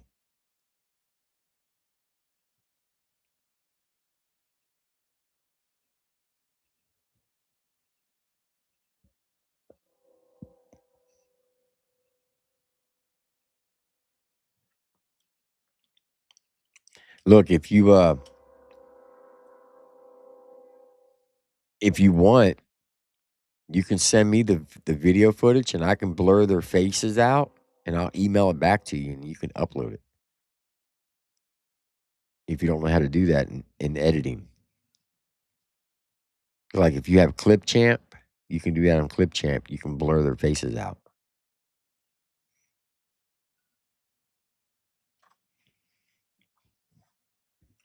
But thank you for sending that clip in. That's very, very interesting.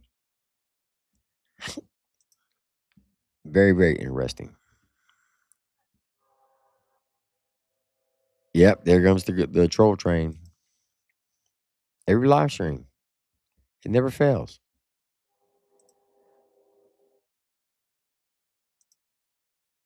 All right. So now we're at number 10. And then we're going to get into some funny videos.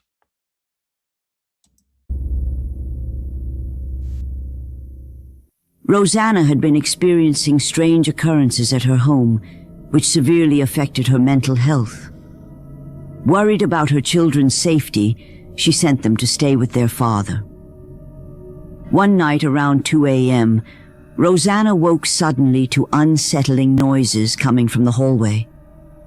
Determined to prove the phenomena weren't merely in her head, she grabbed a camera and began investigating. What she captured that night will send shivers down your spine.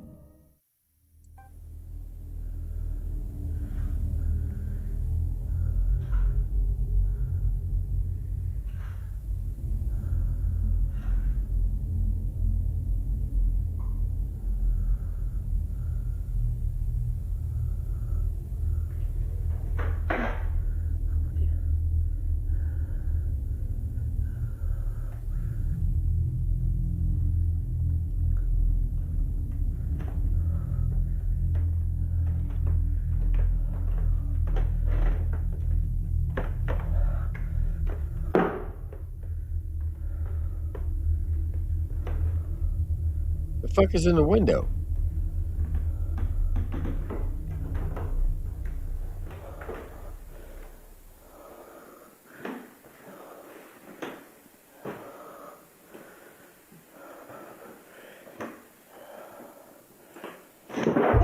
Whoa!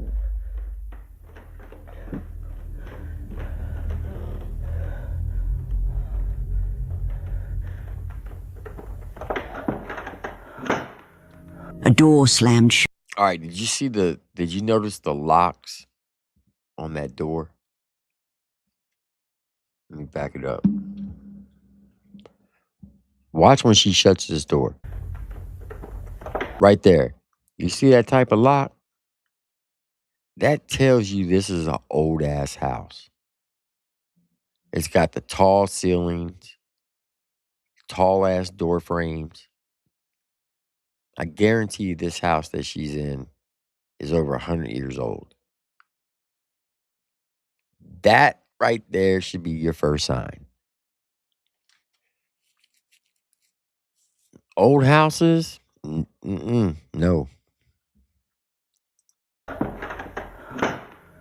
A door slammed shut. She went to the room, but there was nothing there. Moments later, a drying rack suddenly moved toward her as if the entity intended to harm her. Yet this was nothing compared to what unfolded the following night.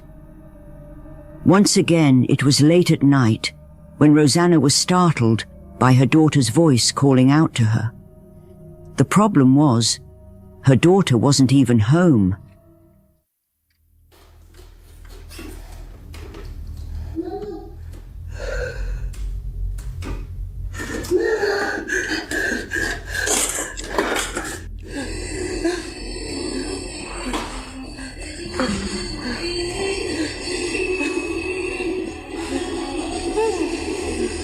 C'est pas possible, ça marche pas.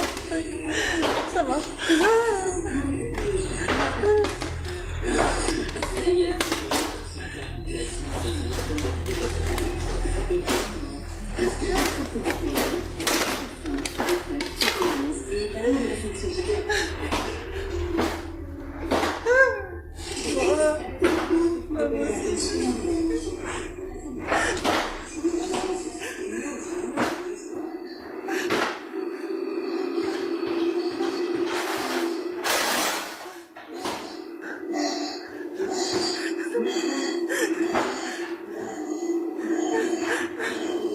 Bitch, why are you standing in there? Get the fuck out. Are you kidding me? As soon as you flipped over that damn radio and noticed there was no batteries in it, that bitch is still playing, get the fuck out. Come on. Hey, Slayback, I sent you the link because I know you said you wanted to come up and tell your story. Get the fuck out of there, lady. That's just stupid. Something was mimicking her daughter's voice. But when Rosanna approached the room... Hey, look, that's a demon for sure. 1000% a demon. Chaos erupted.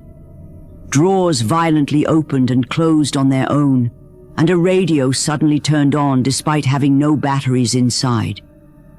Then, the voice calling out to her grew deeper, more mature, no longer resembling her child.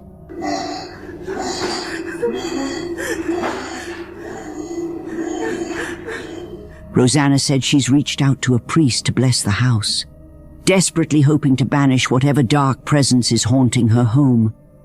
If that doesn't work, She's ready to abandon the place entirely.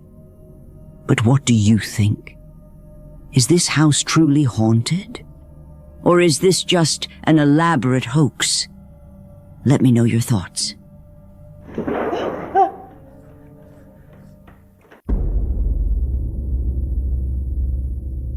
All right, what'd you think about that one, folks? You think that shit's real? That seemed kind of realistic to me.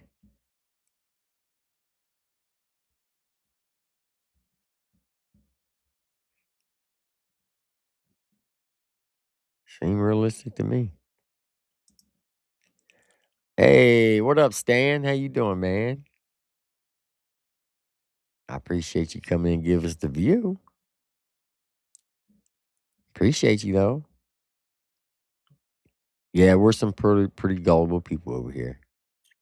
We believe anything and everything. Sure do. Yep, that's us. Appreciate you, though, Stan.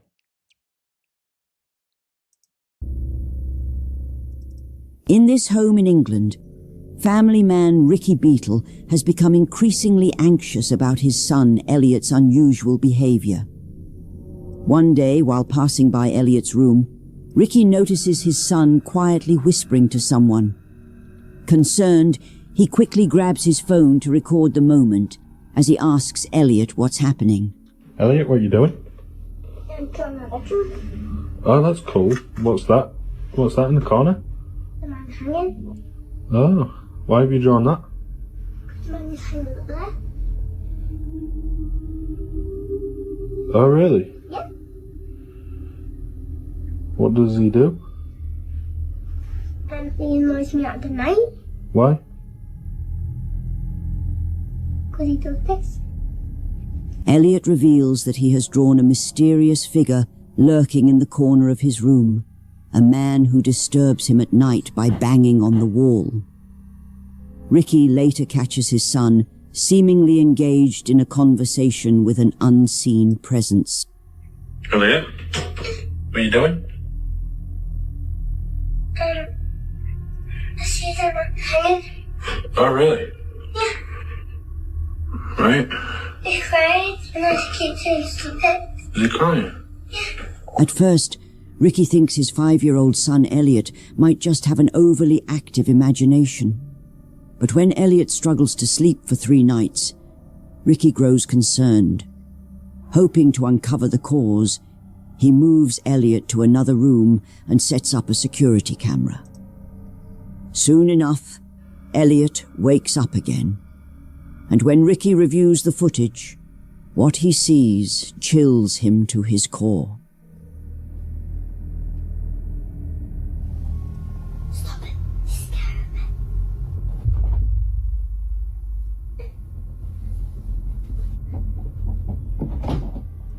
Hold on, I gotta run that back. Camera. Soon enough, Elliot wakes up again. And when Ricky reviews the footage, what he sees chills him to his core. Stop it. He's scaring me.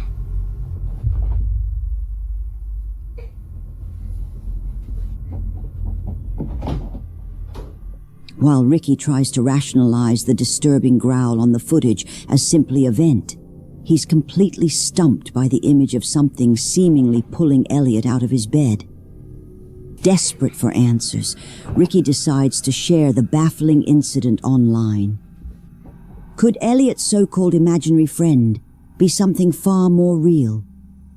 Is the shadowy figure actually there? And if so, what does it want with his son? You decide. I see them hanging. Oh, really? Yo, did that kid say he was hanging? I see him hanging. Whoa, pause. Hell to the no. I see them hanging. Oh, really?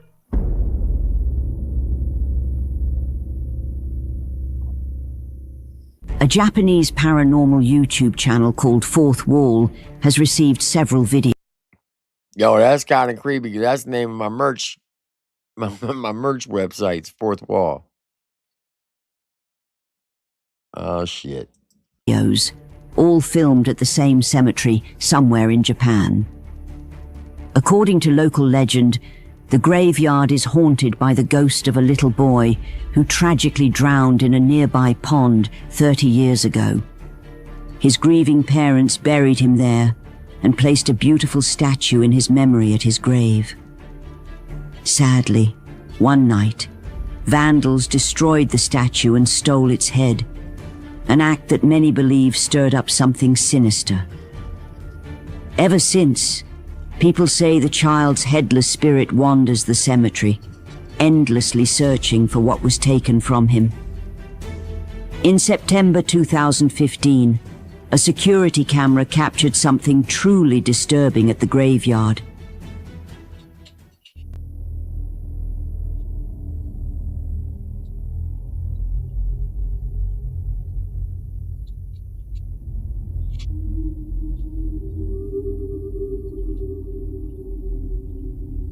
Oh, y'all see that figure moving? Right here. In the middle of the night, a shadowy figure is caught on camera moving between the graves. After this unsettling footage made the rounds, a Japanese ghost hunter decided to visit the cemetery himself to see if the stories were true. And it didn't go well.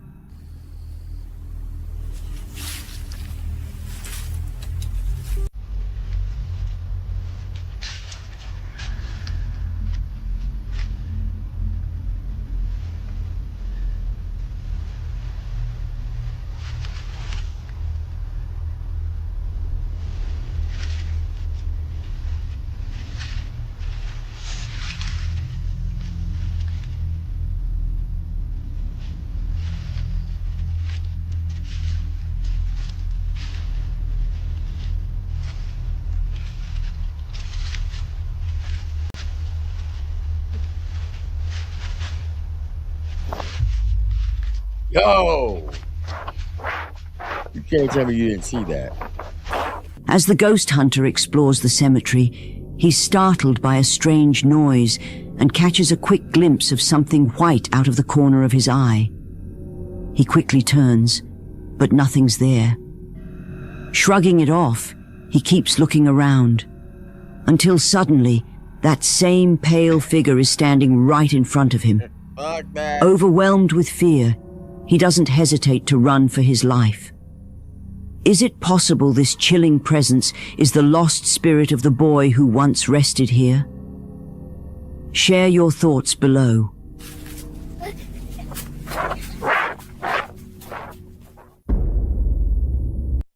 All right, what do you think about that one, chat?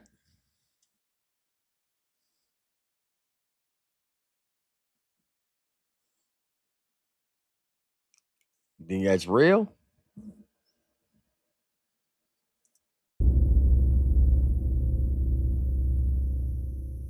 The historic Jefferson Hotel in Texas sat abandoned for 2 years until paranormal enthusiasts Jeremy and Pam Jones took ownership. The couple poured their passion into restoring the 170-year-old building and finally reopening its doors in October 2020. Originally built in 1851 as a cotton warehouse, it's rumored that 2 young children lost their lives under brutal working conditions. In the late 1800s, the building became a brothel, and that's when tragedy struck again. A teenage girl named Judy reportedly died at the hands of a client, her life ending in the bathtub of room 19. To this day, guests claim to see Judy's ghost in steamy showers or find desperate messages for help scrawled on bathroom mirrors. One such guest, Georgia Canfield, was staying at the Jefferson Hotel with her mother and grandmother when they witnessed something chilling. A plea for help suddenly appeared on their mirror, and Georgia managed to catch the frightening moment on camera. I just noticed it. I don't know if it was there when I came in here or if when I started running the hot water. I don't know. I just know that we came in here to wash my face. That was not there. Can you confirm that was not? We checked that earlier. I didn't see it earlier. Do you see it now? Yes, I see it. That's why I'm not going in there.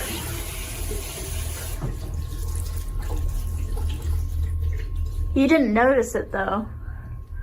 Well, I didn't notice it. If it was there, I didn't notice it. And we had the door locked the entire time, right? Yeah. Yeah, we haven't been out without the door being locked. Georgia, her mother, and her grandmother were left bewildered by the mysterious message on their mirror. But that's only a piece of the Jefferson Hotel's chilling legacy. Back in 1912, a pregnant bride named Lydia Grigsby ended her life in room 19 after her fiancé abandoned her before the wedding.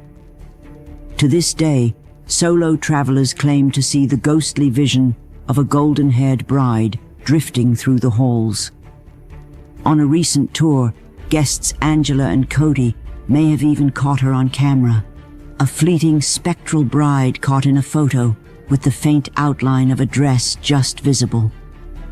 Even more unsettling are reports from guests who have woken in the middle of the night to find a terrifying apparition standing silently in their room. Okay, if I seen that standing in my fucking room, I'm getting the fuck out. Ain't no way in hell am I staying in that hotel. If I see that standing in my hotel, no. Gone. Watching as they sleep.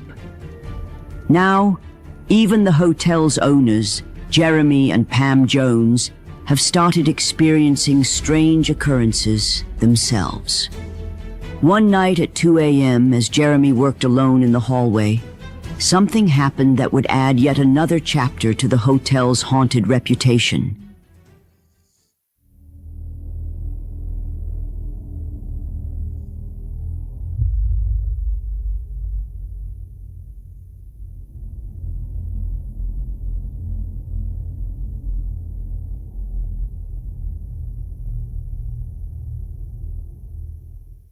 Though the video has no sound, Jeremy insists he heard a voice just moments before a hotel door mysteriously unlatched and swung open on its own. As unnerving as that was, it wasn't the only strange occurrence they caught on camera. On another night, around 4 a.m., Jeremy and his wife were asleep when a motion-activated camera detected movement in the upstairs hallway. Fearing someone had broken in, Jeremy hurried upstairs and scanned the hallway, but saw no one. He woke Pam, and together they reviewed the security footage. What they saw left them both stunned.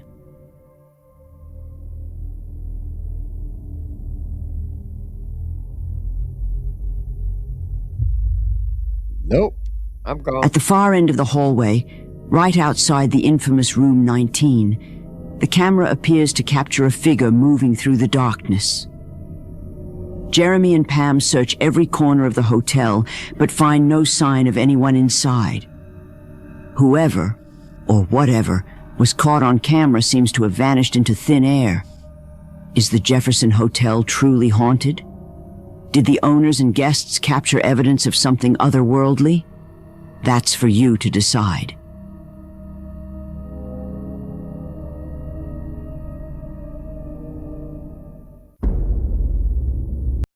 Nah, I'm getting the fuck out of that.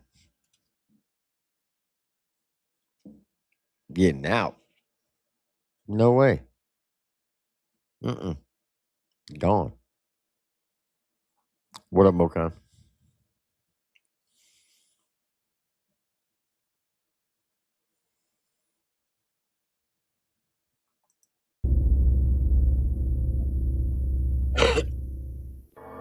A man named Germain was exploring an old cemetery alone at night, somewhere in Argentina, when he found a strange board sitting on a grave. It's a Ouija board. Despite knowing it was a bad idea, he took it home. Are you fucking stupid?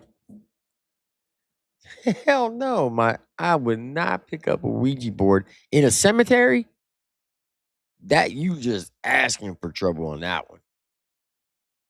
You are definitely asking for trouble if you pick up a Ouija board in a cemetery and take that bitch home with you. No way, Jose. No. Nope.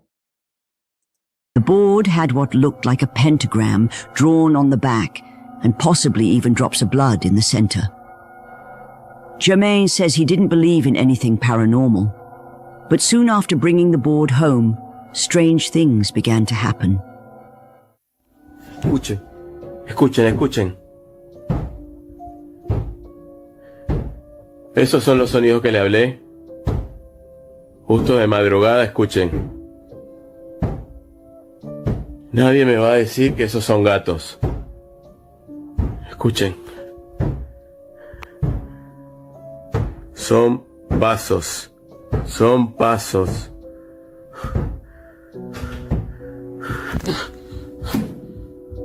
Ok. No. Ok.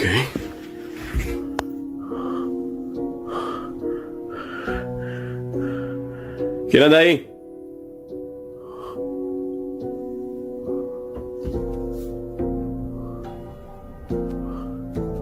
No hay luz.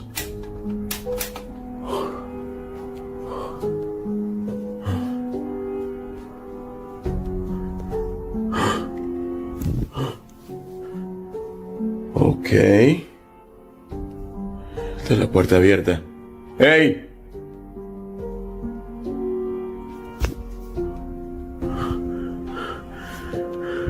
¿Quién está ahí?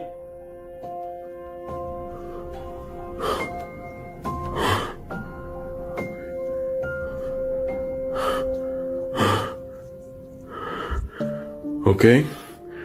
Voy a buscar la picana.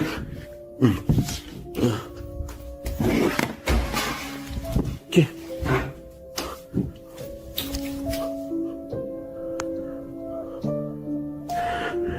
¿Quién anda ahí? ¿Qué mierda? That's what you get for fucking with that Ouija board. Knock a chair over. Mierda. ¿Quién anda ahí?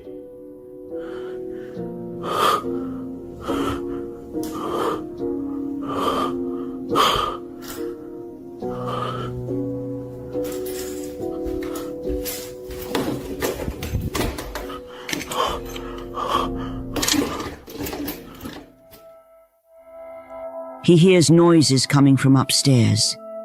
Then a door opens by itself, and later he finds a bunch of things thrown around the house, including the board, even though everything was organized earlier.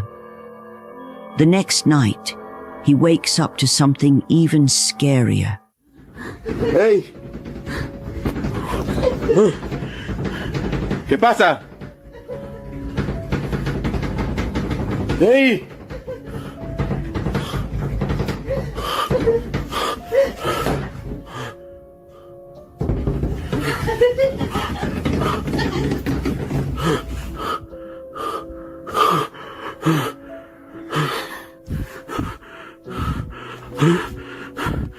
I seen somebody walk across and turn that window.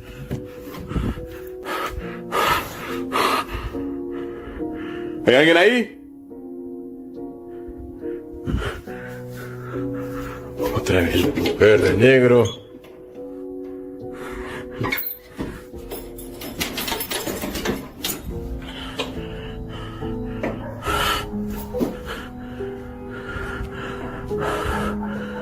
Mierda. Otra vez lo mismo. He finds nothing inside the closet and sees a dark shape moving past a window. When he goes to check, no one is there. Germain thinks the board might be cursed and now believes something is relentless. Bitch, you think? I mean, you picked up a fucking Ouija board from a cemetery and brought it home with you. What the fuck you think was going to happen to you? I mean, come on. Be realistic. I mean, you brought that shit on yourself. Hell no. That'd be like going into, let's say, a brothel, right? And when you go into the brothel, it says every female in here is HIV positive. What do you think your chances are of catching HIV if you sleep with one of them? You see what I'm saying? You brought that shit on yourself. Haunting his home. Mire. ¿Qué quiere? ¿Qué quiere? Está la sal. No puede pasar porque está la sal. No puede pasar porque está la sal. ¡Hey!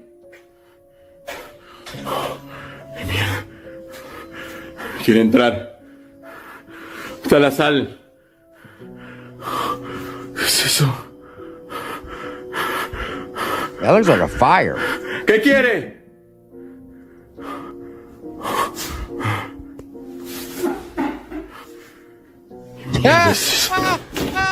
Fuck no.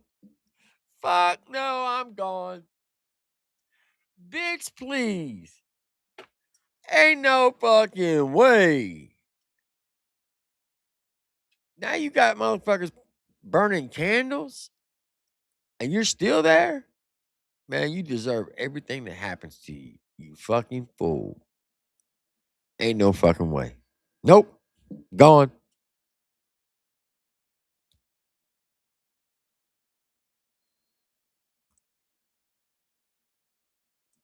Yeah, you believe that if you want to, Charlie T. I know for a fact that the Ouija boards are absolutely 100% real. I don't fuck with them.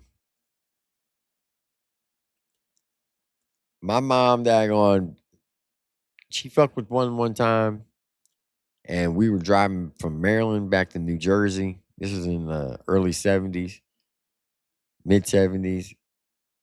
And it was me, my mom, and my 3 older brothers. And we just got back from visiting my grandmother. And my mom had a Ouija board. And that it took everything my mom, because the car, for some reason, the steering wheel went a hard left and was trying to throw her into the guardrail while we were doing like 65 miles an hour. And she took everything she could to straighten that steering wheel out and try to get the vehicle to stop. We finally stopped at a rest stop. She took the Ouija board out. She tried burning it initially. It wouldn't burn.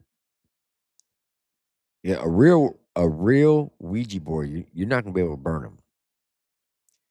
What up, Chop?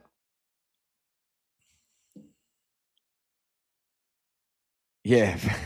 Hey, Chop, some of these stories we've been watching tonight, I'm convinced every one of them was fucking real. I'm telling you. There's some creepy shit on these ones. Anyway, she ended up throwing that bitch in a dumpster. Probably some other poor soul fucking found it and took it. And their life got fucked up. But yeah, after seeing that, I will never, ever, you couldn't pay me enough money to fuck with a Ouija board. Not a real one. Now, the ones they sell in the fucking store, they're not real. They're made out of cardboard. And that shit's fake. But a real Ouija board, you cannot burn them. Can't do nothing to them. They're possessed by demons.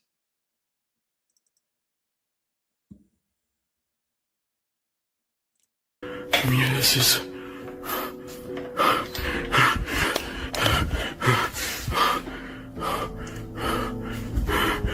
Miren la sal. ¿Qué mierda es eso? ¿Qué mierda es eso?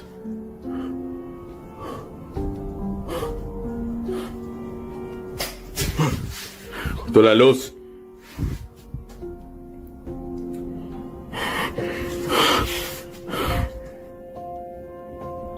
is.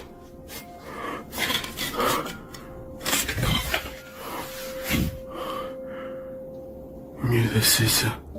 Trying to burn your fucking house down. That's what the fuck you think it is.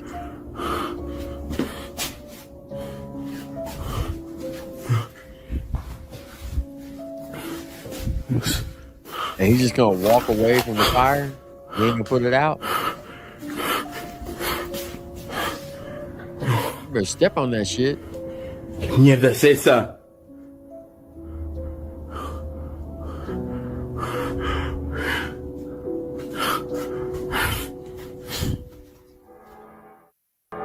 You can see a dark shadow behind the window, but when Germain goes to check, there's no one there. Just a small, eerie flame on the floor that makes the whole situation even more unsettling. Many of his followers believe that taking the board from the cemetery could have been the worst mistake he's ever made. Yeah, you think? But does Germain really have something haunting his home? Or is it all just a strange coincidence? You decide. Nah, player, that bitch is fucking haunted for real. Them demons got a hold of your ass, and now they're making you pay for it because you were stupid enough to fucking pick up a Ouija board out of a fucking cemetery. Are you fucking stupid? Chop, you still in here? I want to show you this 20-second clip. One of the subscribers sent it to me. It's real footage.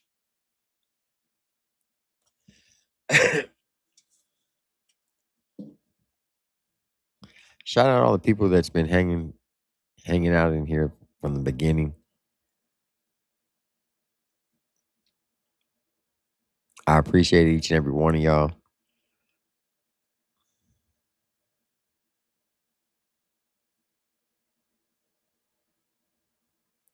Tim is quarter Yankee. What do you mean by that? I was born in Georgia.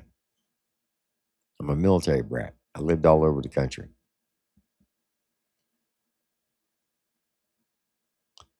Is that what you're getting at, Hook?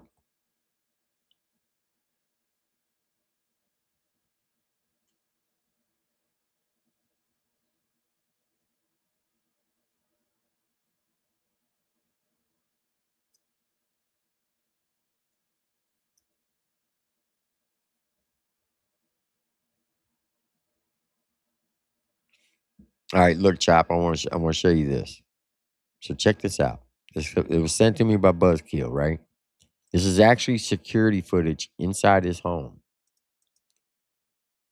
So this is his 2-year-old son. Whoops, hold on. This is his son at 2 years old. Okay? Watch the comforter of this bed. Watch what it does.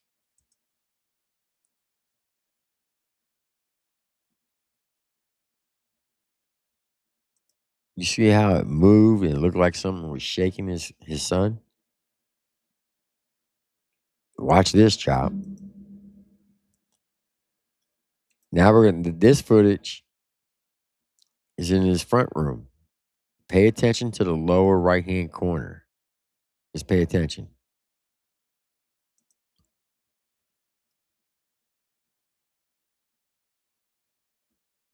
You see that lamp move on its own? And it was all done by motion cameras. And he said every time he moves to a different place, it follows him. It's been following him for years, he said.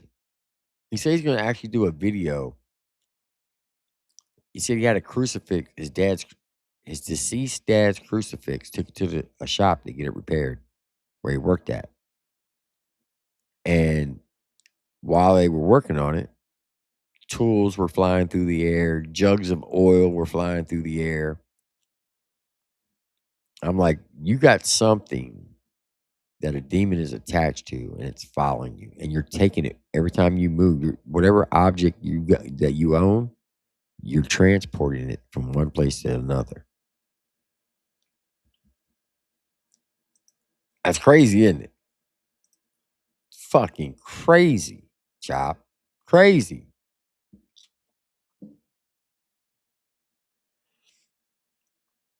I don't know if you seen Mr. Power Strokes diss track against Cashville.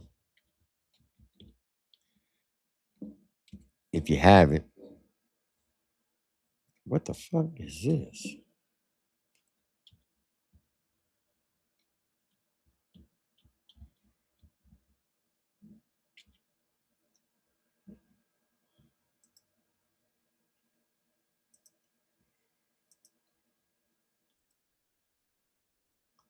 I'm gonna play it for you. Listen to what he says in this song. It is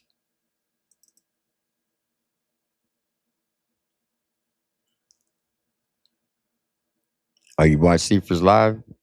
And that shit was fucking. I want to see how they want to spit it.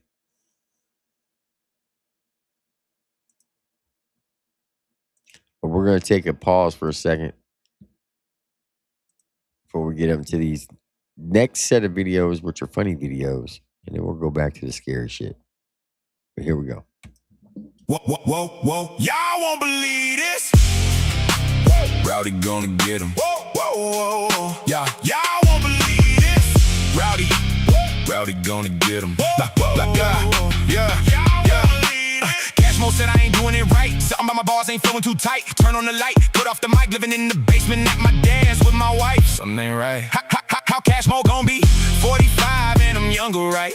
How my wife gonna be older than this guy's wife? Speaks loud volumes when it started in 05. Something ain't right. Thought you were making me do with that jumble mumble. You fumbled, you scummy dude. Talk real crazy just to end up a chummy dude. You ain't standing on shit like I said in my first diss. I filed an EPO on an old funky. Tried to play funny, dude. It started out on YouTube, launched a website and said I touch kids too. I filed that shit again. I know you didn't forget. 4 years later, you standing next to this shit. I don't do this court shit, which explains why I brought my wife to represent. Cash Mo, that 4-year gap really speaks for this age of consent. Is 18 in the state of Tennessee, but you were 24 and she was barely 16. Now it makes sense why you defending grapers and choosing to dodge them papers after sitting back, letting you flap all the fat, making raps, trying to roast yourself, thinking I wasn't gonna do that. But here's the facts. Oh, Tiff was a big young cat, got your tongue cause you can roast yourself about being fat. Yeah, you act Jack, all you spoke was lies on me, and that's just to get some clout. You about to find yourself with the runaround. You're a fucking clown, got Scott thinking he's slick with the skeptic shit. Hanging out with these fags gonna turn you septic quick. Erectic deficit diet, Dr. Phil with the pepper, bitch. He's real sassy with that back and forth bobbing head shit. No turning back on the method, bitch. Now you stand with it. Mr. Bridge, can I get a tick shout out to them roaches? They loudly stay clicking. I ain't fibbing, you missing, you slipping and flipping. Oh, you gonna be mad about this one? Got your lid tipping. You can't rap, it's a trap possum. Catching all these disses into them youngins. You gon' fat, keeping palms on the rack. There's an age gap. I don't need a hook, but I got you line and sinking. You stinking, better get to thinking how you gonna spin it, defend it, hold it, mix it, twist it, and spit it. This dude sitting with a guy that took a plea deal. If he didn't do it, there wouldn't be a deal to plead you. It's real, with a young and loving mind gon' land you 6 feet deep in the coffin. Ain't letting up off him, tie him up and toss him. Cash Mo the possum. One day, yes, he took a plea deal. Next day, he's innocent. What a difference. Bitch, didn't take long for you to flip the script. Weaponized dag mode. The speakers in the dig and the hip quick. It's that snitch shit. Duck, duck. Ooh, gon' buy 6 quick. Don't think we gon' forget, bitch. Floating money to Dagmo for his legal skid. It's legit. Now you collecting evidence. What's up with this? You far past illiterate. If I did live down the street from Dagmo, I still wouldn't take a trip, cause he got that blood that turn your skin yellow tint. Flexing his bike, ain't got no job. He received it from the work of another guy while his wife is swole up with the black holy liver, living by the river where her ex do be remembered. Cash Mo the possum. Thinks he's really fucking awesome. With a chick that was a kid having kids. That's not awesome. Possum, that shit is trash. I think you lost it. Turns out you're just another faggot like B. Millie taking hits in his back. Wearing them chonies, hockey, you and that dude is homies. Go figure. Go sit your fat ass down and eat your dinner. You ain't getting thinner. Said I was on Tinder. If you remember, I know people from your town that say you ain't a hitter. You a fitted fibber. Toss you in the ocean with the flippy flipper. Skipper when they see you're a pretender. So fight back, give up, rap. It ain't your trap. It's a track for the possum. Rowdy gonna get him. Rowdy gonna get him. Rowdy gonna get him. Rowdy gonna get him. Rowdy gonna get him.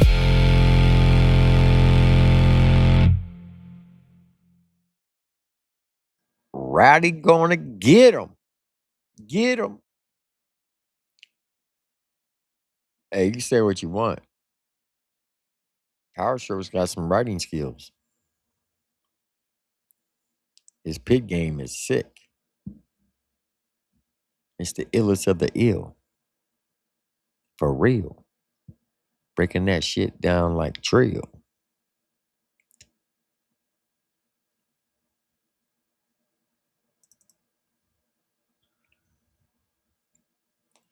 All right, now we're going to take a pause on the scary stuff.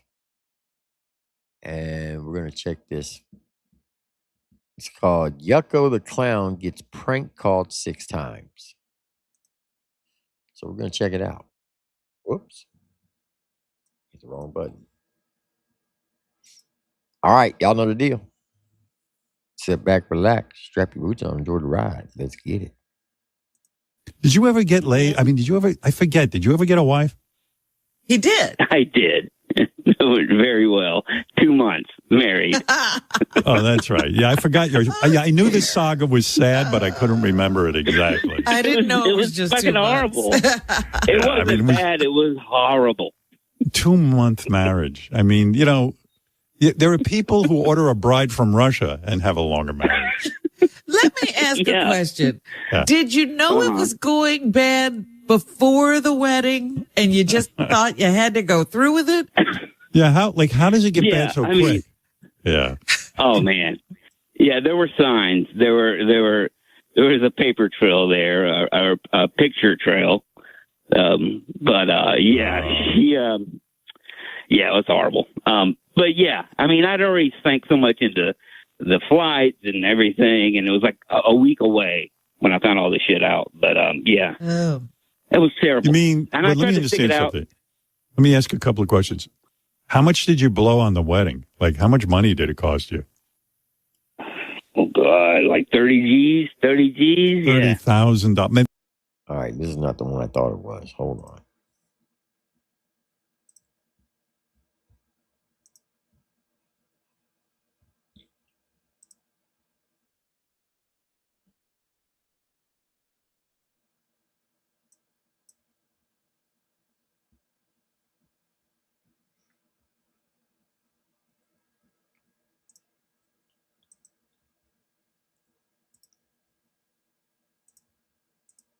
Hey Howard Stern fans, do you like prank calls to radio stations? Well, I've made tons of those, and they're on this page, so please feel free to play them, and I plan to make more prank calls to radio stations in the future. And if more people support this page, I'll plan to make more. Thank you. Good morning, back here with you on the AM edition of Swap Shop. It's a tough day here, a tough day. Longtime host of the morning show. Today's his last day. Today is Danny's last day, and then a bunch of callers called in as well to give their best wishes. Good morning. You're on Swap Shop. Yeah, I just want to say farewell to our good friend Dan. Yeah, absolutely. He's Dan the man. What else can you say? He's a fantastic radio personality, really. 45 years in the business. He's fantastic. I tell you, I'm getting choked up. I'm going to miss him. He's a wonderful man, and I appreciate the many, many years he's given us and the good people. But what is he going to be doing now that he's retired? He's heading to the new water plant here in town. Buddy, can I get your name, where you're calling from? I'll pass this on to Dan. My name's Jerry, and I'm local, and Dan would love you so much. Jerry, I appreciate the call, man. Hey, you have a good one. Miss you, Danny. Just come back. Get back to the radio show. Good morning. You're on Swap Shop. Yeah, I thought this was Swap Shop instead of Crimea River Show. Hey, shut up, man. Come on. Don't be like that, man. Come on. I'm sorry. Good morning. You're on Swap Shop. I'm just now hearing that Danny's leaving to go to the water plant. I'm going to miss listening to him. I appreciate the call, man. You got any kind words I can pass on to him? I'd like to do a musical tribute to Danny, if that's okay. I don't know. Danny boy! I'll pass it on, man. I tell you what, Danny is loved. I'll put that out there. Danny is loved. Good morning. You're on Swap Shop. Good morning. You're on Swap Shop. Yeah, hi. I'm selling a signed DJ Danny 8x10 because I can't bear to look at it anymore. All right. I just wanted to wish a friend farewell, but we're not going to have people calling in and making a mockery. That's not going to be okay. Not going to be okay for me. Good morning. You're on Swap Shop. Hey, it's DJ Danny. Why'd you hang up on those guys? They were doing a nice tribute to me. 8:30, 65 degrees. Here's Human League. I could not imagine having so little going on in my life that I have to do what these two gentlemen are doing and prank calling a show. That's it. That's all that needs to be said. Good morning, you're on Swap Shop. Live from the water treatment plant, it's DJ Danny. Splish splash, I was taking a bath. Keep those tributes pouring in for me. Folks, obviously that was not Danny, because he never goes by DJ Danny, because he's not a complete idiot. Right. Taking the time out on the AM edition of Swap Shop. Back with more of your calls when we get back. Do you have something to buy, sell, trade, or give away? You're in the right place. You're on Tradio to buy, sell, or trade. Who's on the line? This is Cruz from Roswell. I'm selling a 1970s antique camper. 1970 camper. You can get a hold of me at 741. Thank you, bud. Yes, sir. And I've got E.T. from Roswell on. Good morning, sir. Good morning. I have a used satellite phone for sale. I'm asking $25. Okay, E.T. And also, that last caller sounded weird. Is something going on with your phones? Yes, it's because we're behind a delay, and there's a function that when some cell phones come in, the delay that we're behind does that. But we've about conquered it. It's just a little problem with one line on our phone, but I'm pretty sure we just about got that fixed. Well, I'm glad it's not making me.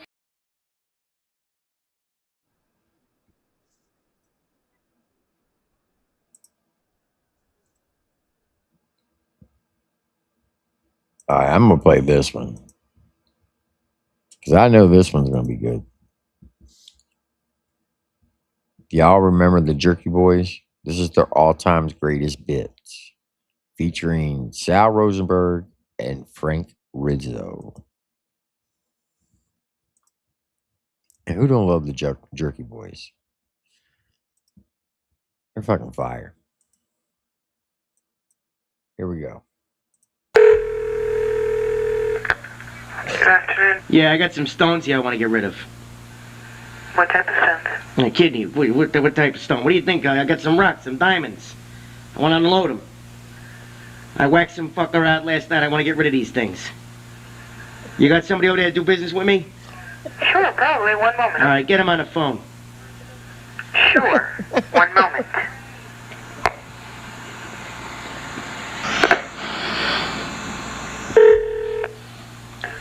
May I help you? Yeah, what's up there? You hung up on me. Something happened there. Excuse me, sir? Somebody hung up the phone on me. I was trying to get somebody over there. Sir, this is somebody else. How I can help you? All right, look, I'm trying to get somebody to talk to about some rocks I got to unload. Okay, if you don't mind to speak Good. a little... See if you can get him over there for me on the phone, okay? Excuse me, sir? Thank you. Get him on the phone if you could. Sir, I'm more than happy to help you. Listen, I don't have time to play with the phone here. I got a lot of stuff I got to get done. Okay? I don't know how to speak with somebody. Do me a favor. In here. Look, you're illiterate in the first place, okay? Excuse me? You're illiterate in the first place. Get me somebody I can talk to. Sir, how I can help you? No, how can I help you, sir? Thank you. Get me somebody on the phone. I'm a very busy man. I need to help you over the phone. I got a little job for you on the side. Get me one of your bosses. Hello? How you doing there, Fruity? Listen. Yeah. I got these stones I want to unload. I whacked some fucker out last night. I want to get rid of these stones. I can't be playing with these things around. Uh-huh. All right? You do business with me or what? Huh? We got to do business, talk cash. What's the story here? I don't know. Well, you want to meet somewhere or what? You going to get cute, funny, fresh with me? What's the story? I don't know, man. If you whack somebody out for the stones, I can't do nothing with you. Hey, this is America, baby. Sorry. Survival of the fittest. He said, "This is America, baby. America." This is what happens when you cause Chop's work. When people call Chop at work, this is how he talks to him.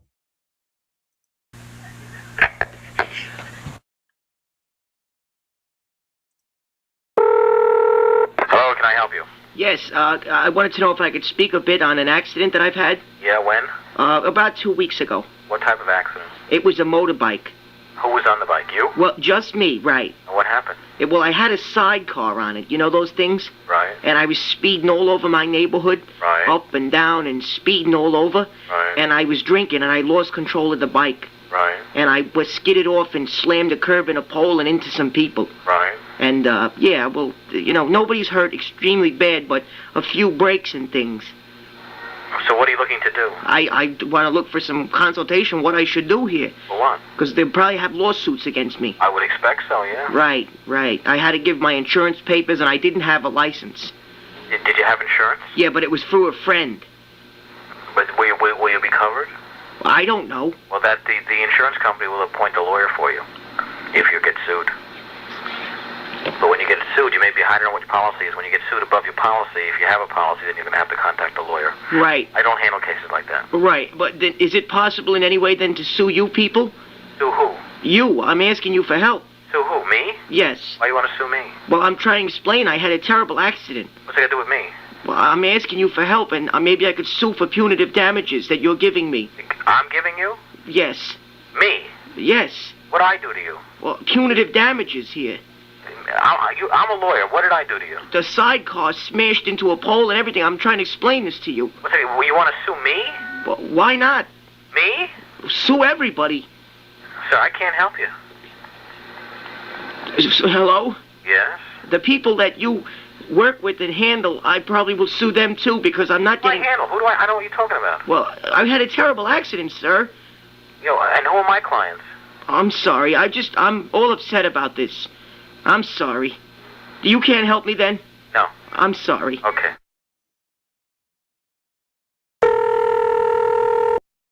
I want to pause for a second and look at this picture. Tell me this is not a picture of greatness. Isn't that hilarious? That's fucking hilarious.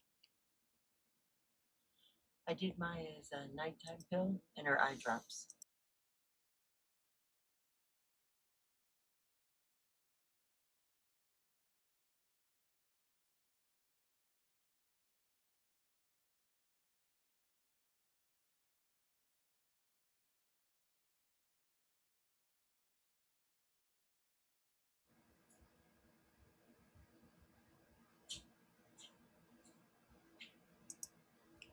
Just think about that. You go from being the manager of one of the biggest country rappers in the lane to money-making schemes to hanging out with Primerville.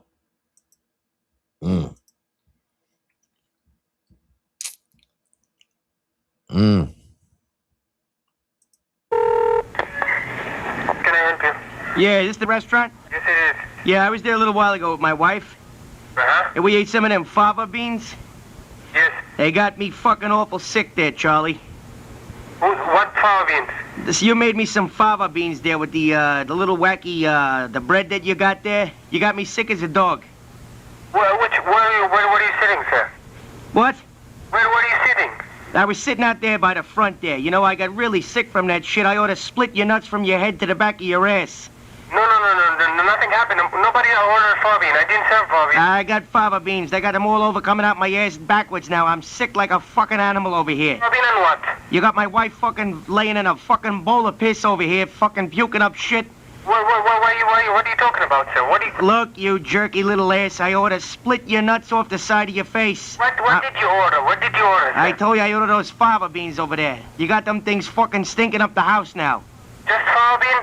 Yeah, the fava beans with all that silly little juice on there, you fucking wacky ass. I didn't serve any fava beans, sir. I'm sorry. All right, you're angering me now. Maybe I ought to come down there and fucking make you eat your fucking shoe. Excuse me, I didn't serve any fava bean today. Just tell me where you were sitting. All right, I'll tell you what I'll do. I'm gonna come down there. I'm gonna stuff your shoes. Look, you got them restaurant? Yes. I'll come down and make you eat your fucking shoe. I'm sick like a fucking idiot over here. No, nothing happened. The fava bean is good. Everything is good. Nobody. All right there. Let's see how good it is. I'll see you later there, Charlie.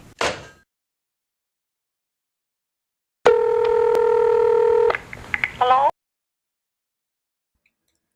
Tony, how can you say that? I would highly recommend that you go watch Seepers live from tonight. That's all I'm going to say.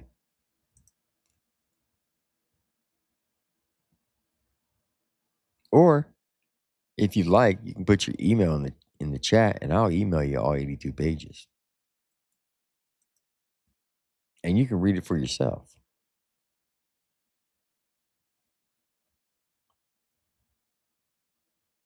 And then come to your own conclusion.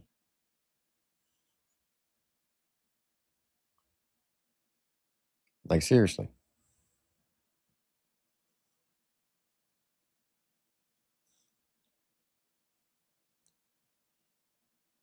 You watch it and it don't matter? Oh, I don't know what to tell you then. I don't know what to tell you.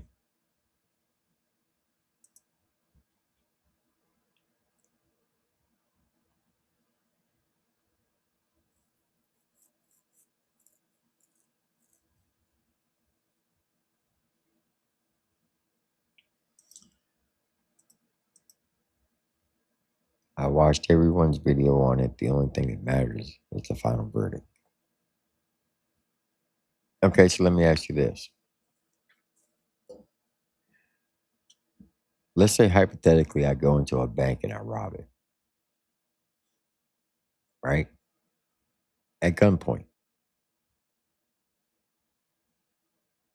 I leave the bank. I get arrested for bank robbery. But the cops forgot to read me my Miranda rights. So I get off on it, on a technicality. Does that mean I didn't rob the bank, or did I rob the bank?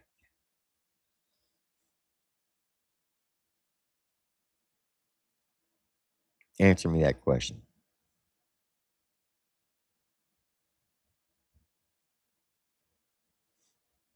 Did I rob the bank, or did I not rob the bank?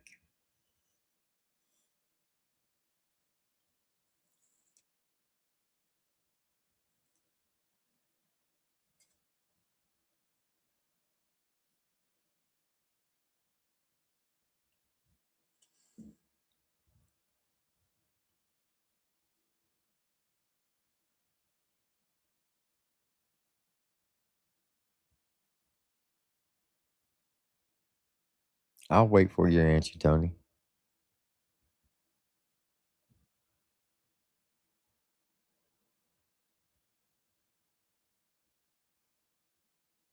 He pleaded guilty to the initial charges. He pleaded guilty.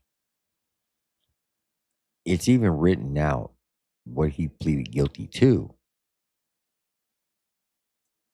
And then he took a plea deal to get a lesser charge. How do you not understand that?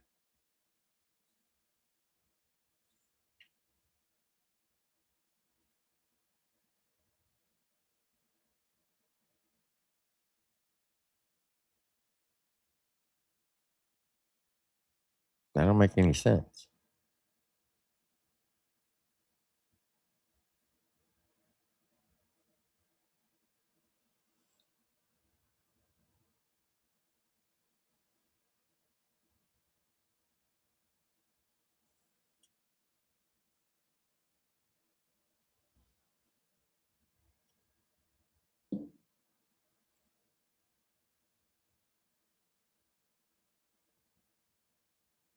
Exactly, Granny Toad. I don't understand it either.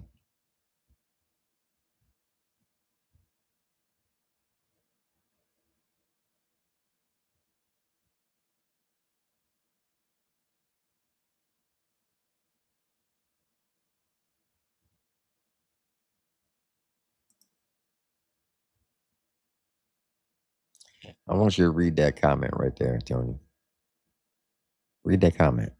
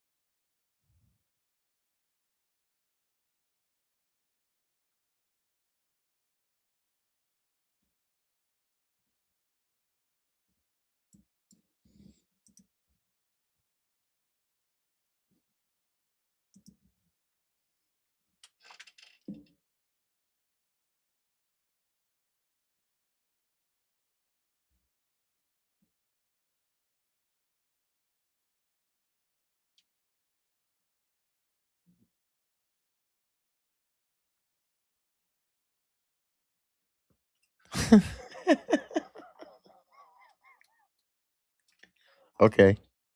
You keep believing that.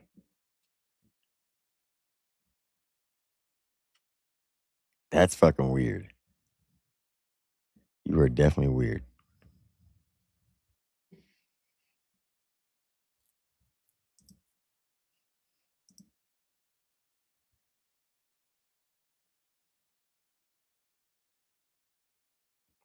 They didn't have a fender list back in 1997, Tony. Not in Indiana. It didn't get activated until 2002 or 2003, somewhere around there. The early 2000s when they came out with it. So, of course not. You're not gonna find him on the list back then because they didn't have one back then.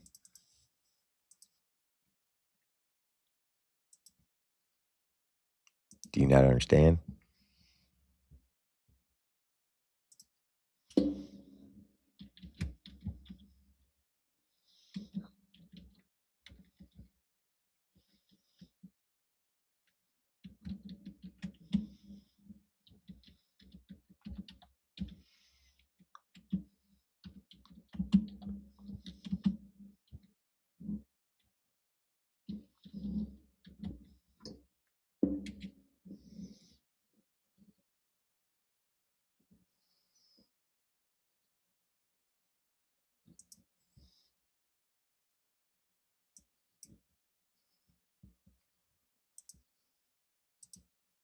All right, shout out to Badass Gaming for this one. Carl Barron, when parents say the opposite. I couldn't figure out if my old man was deaf or I was stupid. He'd come in the house and yell out, "You done your homework?" I said, "What?" He says, "Beg your pardon?" I said, "What?" "Beg your pardon, Carl." I said, "What, Dad?" Go on for 10 minutes. Or he just said the opposite of what he meant. He never said what he meant, he just said the opposite. You had to guess what he meant by him saying the opposite. Like slamming doors, he hated doors being slammed. He wouldn't say, "Don't slam the door, that's too easy." Come home from school. "Carl, what? Was the door shut?" "Is this bloke serious or what?" So I just slammed it. "I think you can shut the door a bit harder or what?" "Well, I'll give it a go."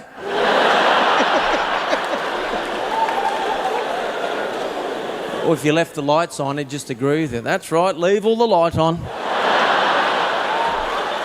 said, "Why don't you go and turn all the lights on, Carl?" I said, "Why?" "Let's use up all the electricity in one day." I said, "This bloke's a cockhead."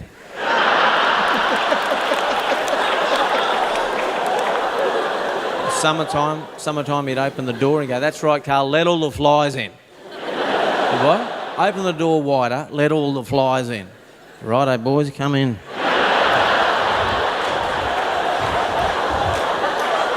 Mum was, she pretty much said the same thing as Dad, but she had a very pleasant voice. "Hello." It's sort of like the one tone all the way along. It's a bit hypnotic. She had this habit when she said something negative, the tone of her voice changed. And as a kid, you only remember the negative bits with a weird tone. She'd go, "Take the plates over to the other table, Carl, and whatever you do, don't drop them." That's all the bit I remembered, walking over with the plates. "Drop them." "Drop them." "Drop them." "Go down the road and get me some bread from the shop and don't get run over." Fuck, get run over. Drop them, get run over. She reckoned I had selective hearing. You only hear what you want to hear, Carl. I used to eat lollies before dinner. She taught me how to do it. Denies it. I'm eating the lollies. She walked past and go, eat all those lollies and you won't eat your dinner. You won't eat your dinner if you eat all those lollies. Eat all those lollies and you won't eat your dinner. I'd eat all the lollies. Dad said, why don't you eat your dinner? I said, I ate all the lollies. I said, why? I said, your stupid wife told me to. Now that was fucking funny. That guy's funny. All right, let's see this one. I went out with a doctor once. It's no big deal, but I was a roof tiler from Queensland. I was 21 and met her in London when we come back to Australia. I was hanging around all the doctor friends and they're all posh and educated and shit.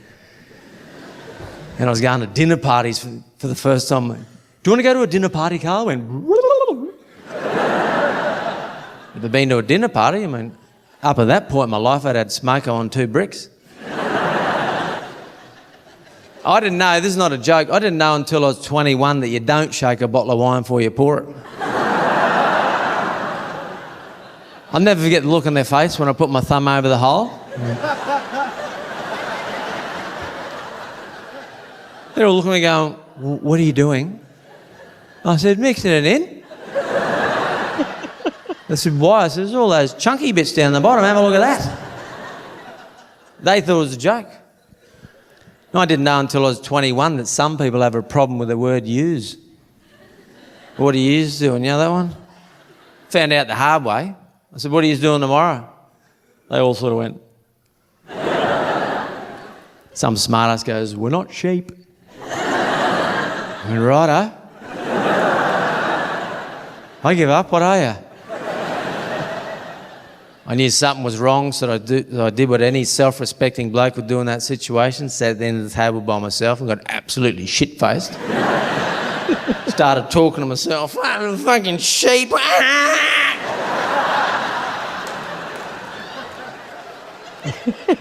You know, you think you're funny when you're pissed? And look on the menu, guys, the only thing that doesn't cost anything is a gluten, it's free. My girlfriend's going, shut up. What's wrong with you? I got worms.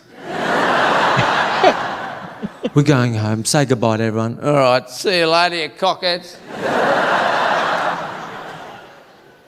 Get home, she was spewing. You embarrassed me in front of all my friends.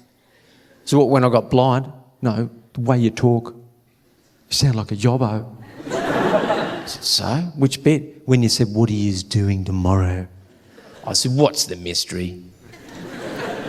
You know when I say, what are you doing tomorrow? You know very well I mean, what are all of you going to do tomorrow? She said, it's not a proper word, it's not in the dictionary. Oh, it's not in that dictionary. I mean, that's how words end up in the dictionary. If enough people say the wrong word, they stick it in there. Everybody says it. Use. Collective noun. All of your friends.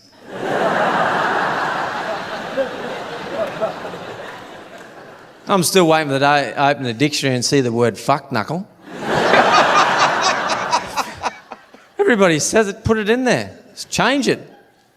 I reckon Telstra should change the name to fucking Telstra. Whenever you mention Telstra, someone goes, oh, fucking Telstra, don't start.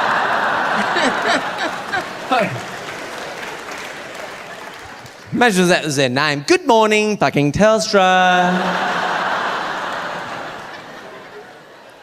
How can we piss you off today? Do what you've done every other day. No, I mean, look, some people like it. Some people don't like it. You know, I don't care. I'll be dead soon. You know, life's short. I don't worry about it. I still say use. It wasn't my fault. I was surrounded by people who said use when I was young. Some people like it. I did this show in Melbourne one night. After the show, my mate came up. He was really excited. He went, Carl, guess what? I said, just tell me. So there was a Lord at your show. I said, what do you mean, like a Gaylord? He said, no, like a proper lord from England. Jeffrey! I was curious, the posh lord. I said, did he laugh at the shit I was talking about? He goes, yeah, heard him say to his mate, he likes the word cockhead. I said, why? He goes, he's never heard it. I said, he's never heard it? He's English, they made the words up. What are you talking about? He reckons he's heard he say to his mate he's going to go back to England and use it. I'd love to be at that dinner party. I say, Jeffrey, if you don't mind me saying so, boy, you're acting like a massive cockhead. I say, Brian, where'd you learn that word from? Oh, some fuck-knuckle in Australia. By the way, what are you doing tomorrow?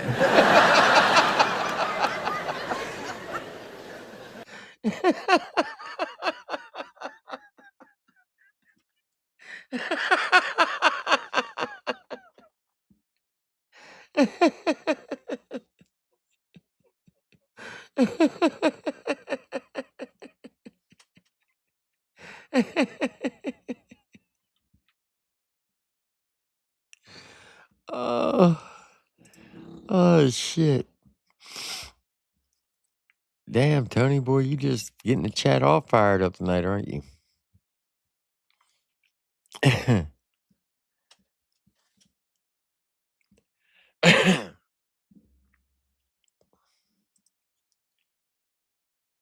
Power Stroke said, Tony, we don't need to say shit about you.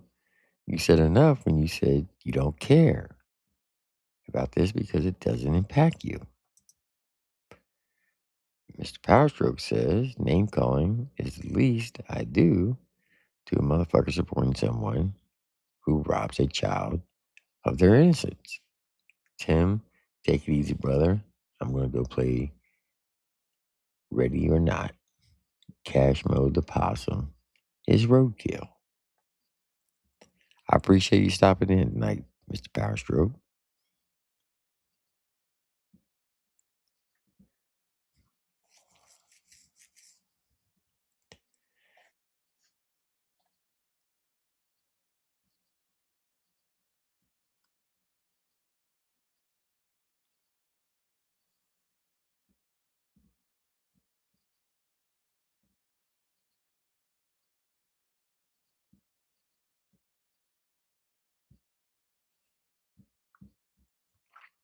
I will say this. It's mind-blowing that people are getting hung up on a technicality.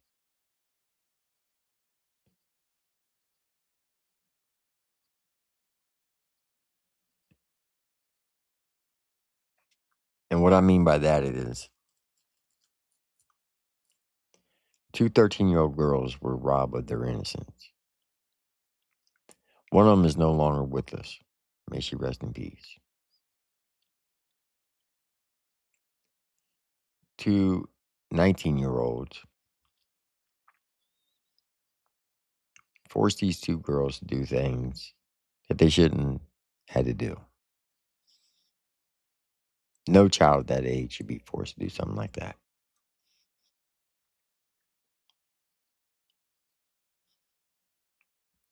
And because they pleaded down to a lesser charge, they still committed the act. The crime was still committed.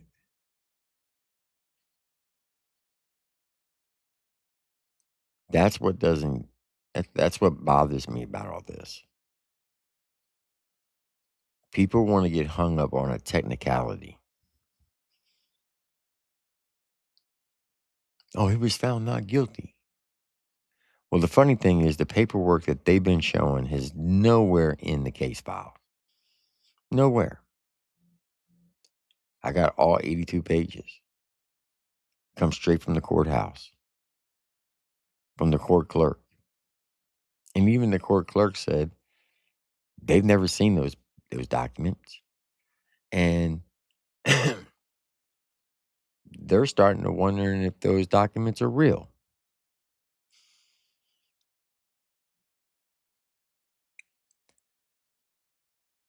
So my question would be is, where did you get those documents? And who gave them to you? Because you can't find those documents on his My Case, Indiana My Case file. They're not there. So where did the documents come from?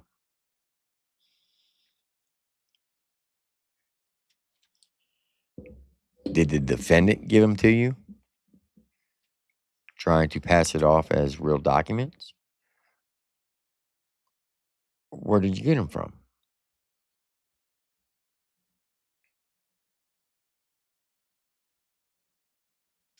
So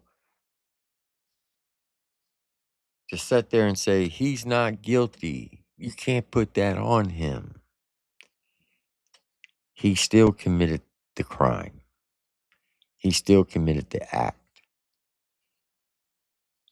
2 13-year-old girls were forced to do something to 2 19-year-olds. And if he didn't do it, why was he ordered to go through sex classes? And don't say they force everybody to do that. But they force everybody to go through sex classes for assault and battery? I find that hard to believe.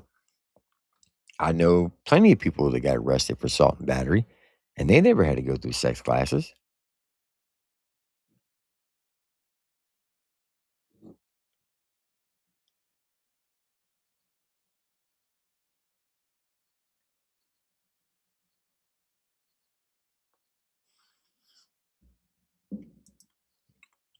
Exactly, Miss Powerstroke.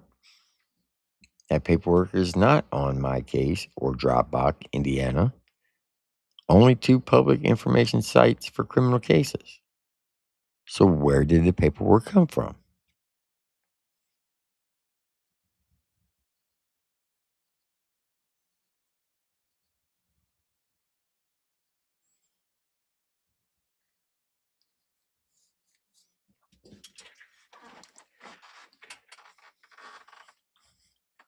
Like I said, I got all the 82 pages. And nowhere is that paperwork in there.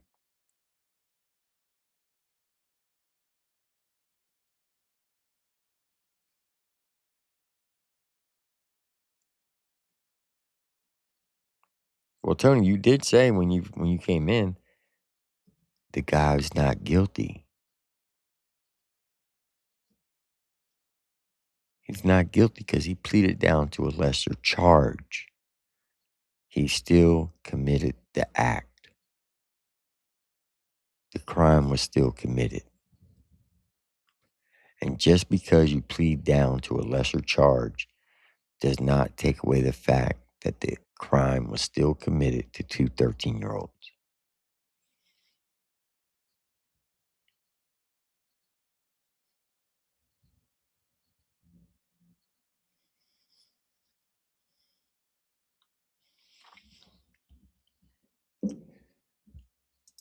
Here, I want to read something to you. Let me find it real quick.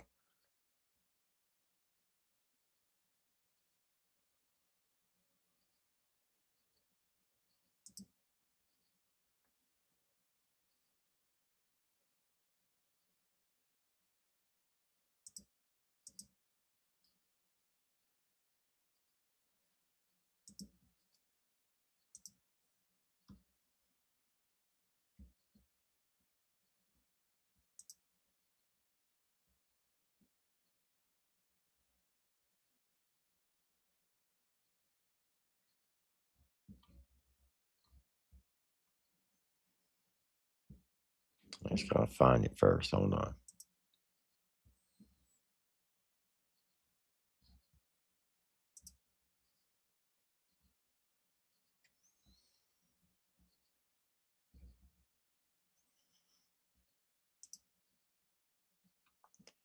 Somebody sent it to me the other night, and I can't remember who sent it to me.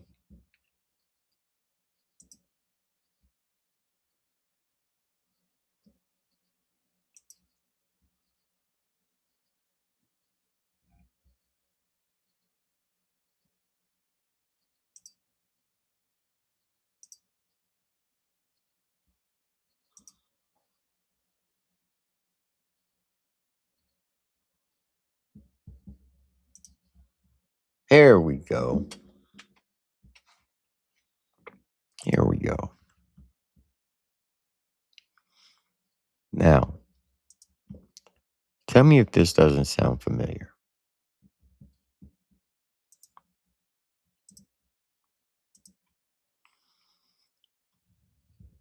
Take this comment down. No jail time for 4 men accused of raping teens in Myrtle Beach.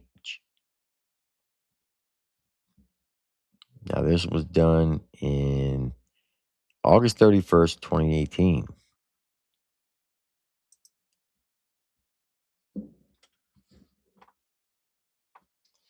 Underneath the picture, it says, no jail time for 4 men accused of raping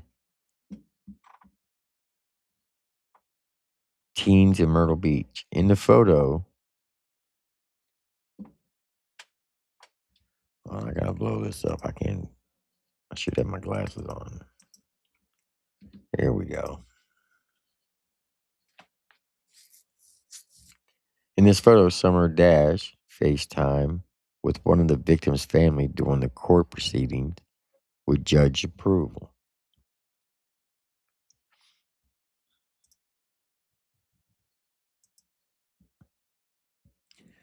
Conway, South Carolina, 4 men accused of raping 2 teenagers in Myrtle Beach hotel room in 2015 plead guilty to assault and battery charges in court Thursday. 4 men accused of raping 2 teenagers in a Myrtle Beach hotel room in 2015 pleaded guilty to assault and battery charges in court Thursday. Edward House, Bryce Charleston, Cody Hawks, and Jamal Quick. Now, who is Jamal Quick? He goes by the artist name of 04 Track. You might ask, well, who is 04 Track? Well, he's a TikToker who he did a lot of content in like trucks, like the Carolina squat trucks. And he started doing music. And when he started doing music, guess who his manager was? That's right, Johnny Cashville. Were originally charged with sexual assault, but were offered plea deals. All 4 of them are from Laurinburg. Under those deals, each defendant pleaded guilty to a lesser charge of assault and battery and were sentenced under Youthful Offenders Act, YOA. They were sentenced to 5 years probation and are not allowed to have contact with the victims. ABC 15's Summer Dash was in the courtroom for the proceedings. The family of one of the victims asked her to FaceTime with them so they could watch the hearing since they were unable to attend. With the judge's permission, she had the family of one victim on FaceTime. The judge had harsh words for the young men and explained they were being granted mercy. Mercy is when you don't get the punishment you deserve, Judge George McFadden said. He called the YOA sentence a second chance. Your conduct on the day was reprehensible and disgusting. Indeed, depraved, he said. He asked them if they had sisters. 3 of the men raised their hands. The judge then asked them if the crime had been committed against one of their sisters or mothers, how would they sentence the person who did it? The men didn't answer and stood quietly. According to the police reports, officers were called to Grand Strand Medical Center on April 9th, 2015. The victims, 2 females, ages 14 and 15, said they were assaulted at the Sea Gypsy Inn on Ocean Boulevard, according to the police report. The teens were in the town from Kentucky on vacation with the 15-year-old's family. The two had decided to go out for a walk. During that walk, they met 4 male teens. The police reports say they drank alcohol and went back to the suspect's hotel room at the Sea Gypsy Inn, according to the police report. Sonia, one of the victim's mothers, said she got a call from her daughter that night. She didn't want her last name revealed to protect her daughter's identity. I couldn't really make out what she was saying, she recalled. That's when she said her daughter's friend got on the phone. With what she was saying, with what my daughter had said, I was unable to determine that some guys had done something really bad to her, Sonia said.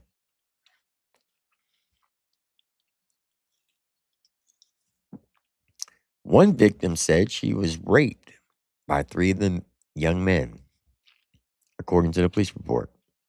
The other said she was assaulted by one of them, according to the police report.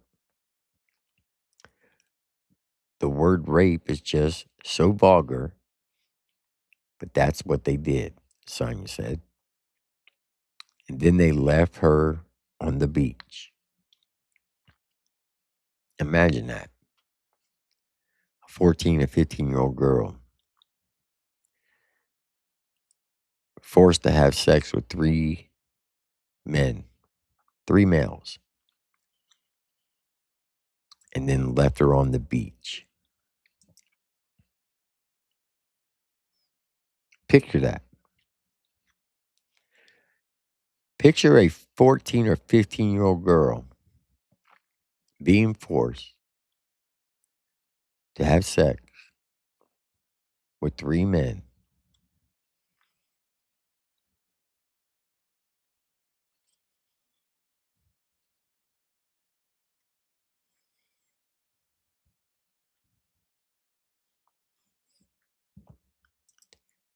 I understand with that, Tony.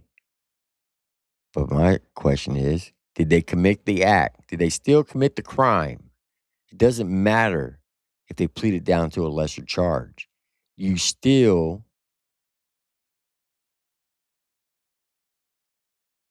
committed the crime.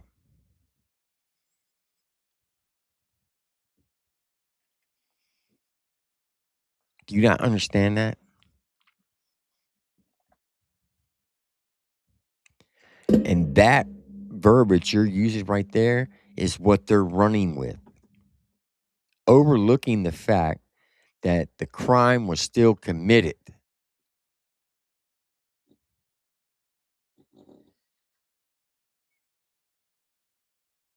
And the people who are running with that narrative, they have daughters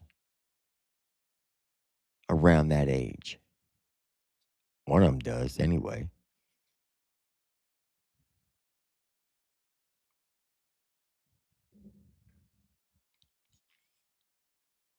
He pleaded guilty to the crime, Tony. He pleaded to all 3 counts. Pleaded guilty.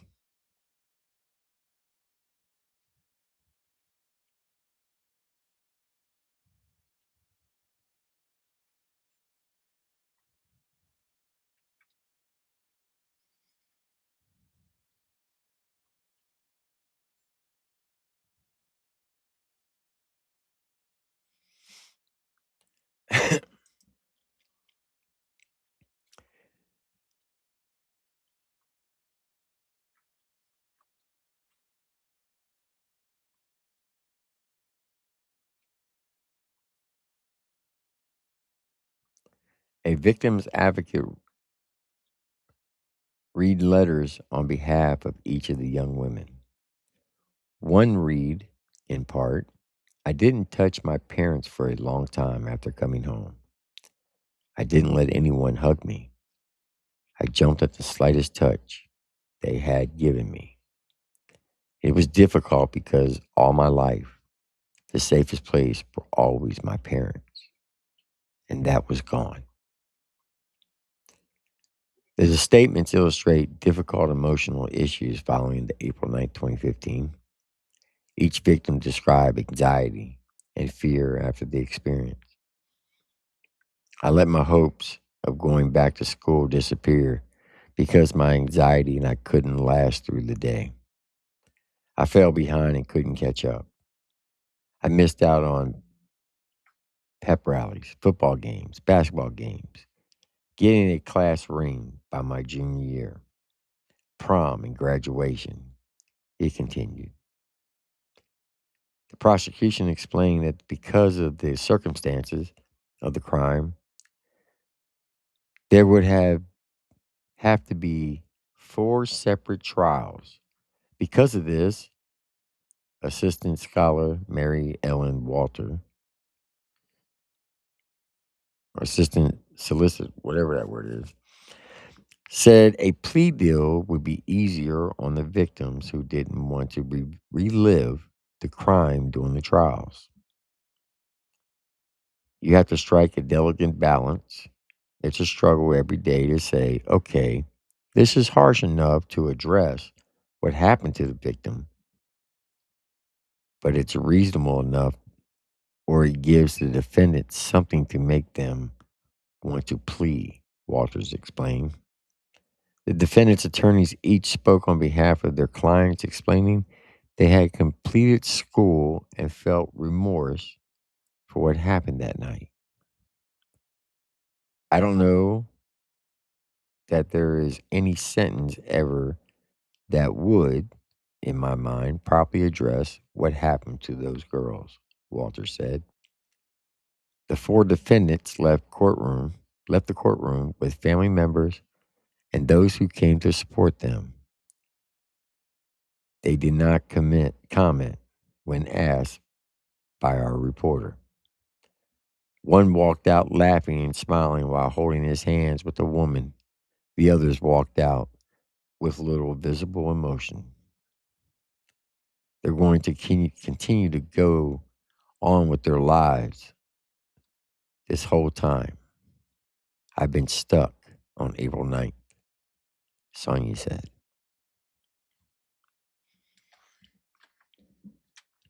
Now think about that.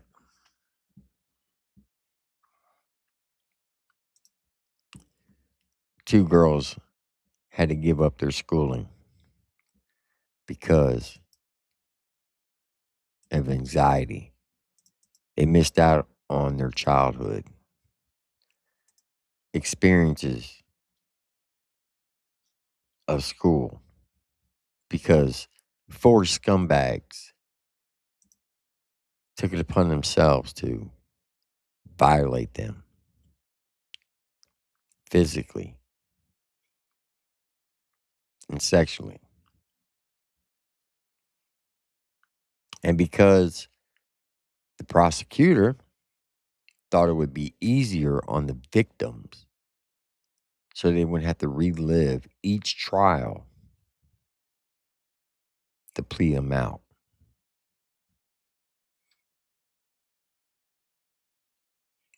Does that sound familiar?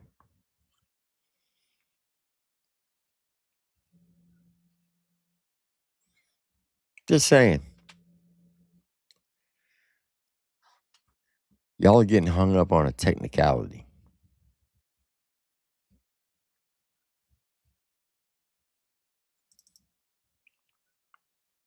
And I will reiterate what Stepher said.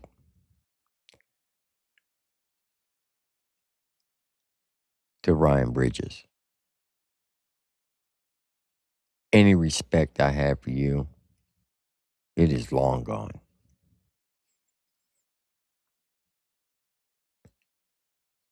How you can daggone sleep at night is beyond me.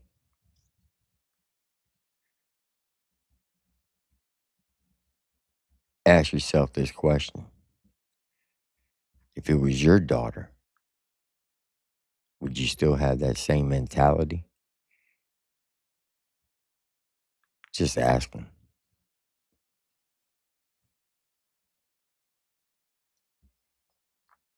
As a father of 2 daughters, I know I wouldn't.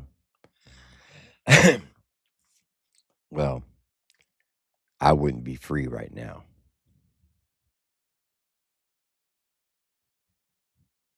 I'd be in a 6x9.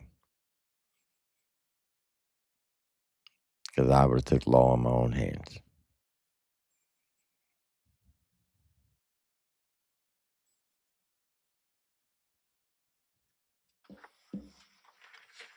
So, you can make all the videos you want about me or my wife. You can make all the AI diss tracks about me and say whatever you want.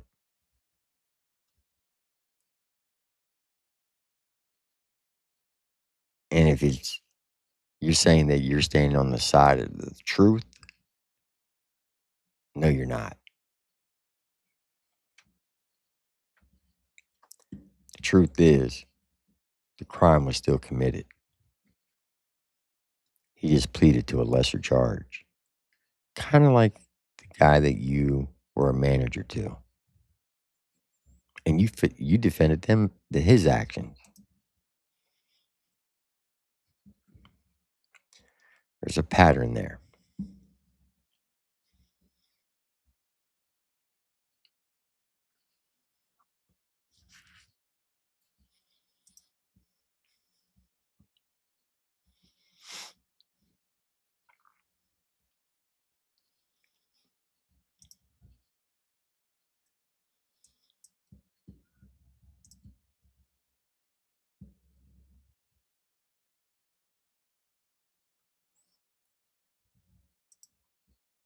And with that being said, here's SMG Jimmy.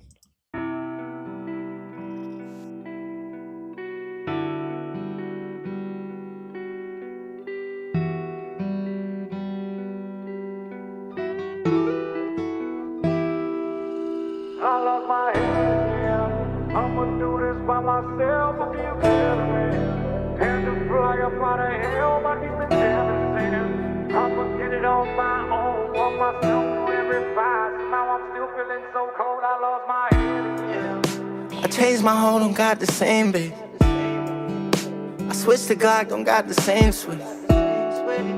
Not in my lane, stop trying to lane switch. I know that pussy boy, that face is. Why you tryna run around the city with a lame bitch? Every time she suck my dick, I leave these bitches faceless. $20,000 to the lawyer, now he tasteless. How the fuck you feel, baby?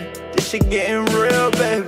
Money stacking, sitting on the counter, waiting for an hour. How you say you love me, don't believe you give a fuck about you. All I hear is dollar bills, they siphon through the money counter. How I'm trying to run it up and you just trying to run me down.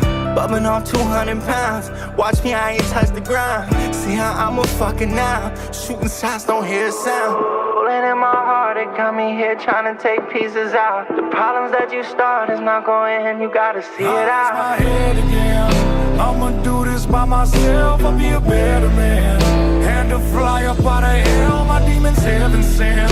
I'ma get it on my own, walk myself through every fight. Somehow I'm still feeling so cold, I lost my head again. I'ma do this by myself, I'll be a better man. Had to fly up out of hell, my demons heaven sent. I'ma get it on my own, walk myself through every fight. Somehow I'm still feeling so cold, I lost my head again. I just fucked your bitch 300 miles away. This devil on my shoulder said I got time today. This 38 I carry got a designer's aim, and some will sell their soul inside this life just for the finer things. Holding back emotion, can't let them see any weakness. Snakes will eat you whole while playing victim, that's some weak shit. Hit another bump, now I don't even think I'm sleeping. She causing so much drama, bitch, I really do not need this. Cause I can't love no woman except my mama and my niece. Broke my heart too many times, see there's no blood left there to bleed. I'm just thumbing through this money, smoking up to stay at peace. Kill the pain with painkillers, addiction got me on my knees. I'm blowing up over something petty, aggression rose me to my feet. Go to bed next to my weapon just so I could feel at ease. Let me tell you that this ain't over. Can you believe that nowadays I drive a Range Rover? Still I ain't I lost my head again. I'ma do this by myself, I'll be a better man. Had to fly up out of hell, my demons heaven sent. I'ma get it on my own, walk myself through every fire. Somehow I'm still feeling so cold, I lost my head again. I'ma do this by myself, I'll be a better man. Had to fly up out of hell, my demons heaven sent. I'ma get it on my own, walk myself through every fire. Somehow I'm still feeling so cold, I lost my head again.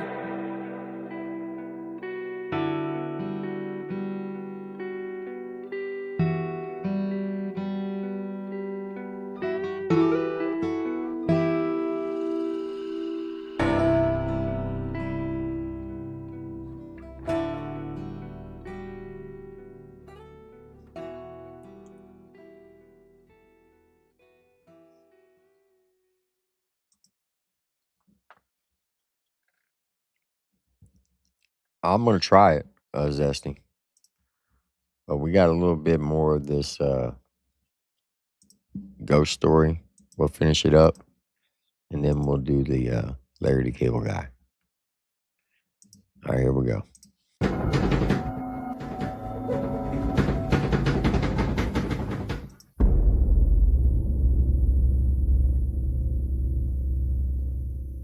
A woman shared a video online that went viral.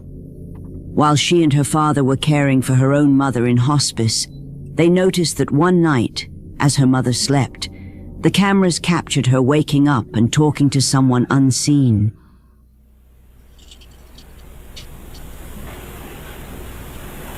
Okay.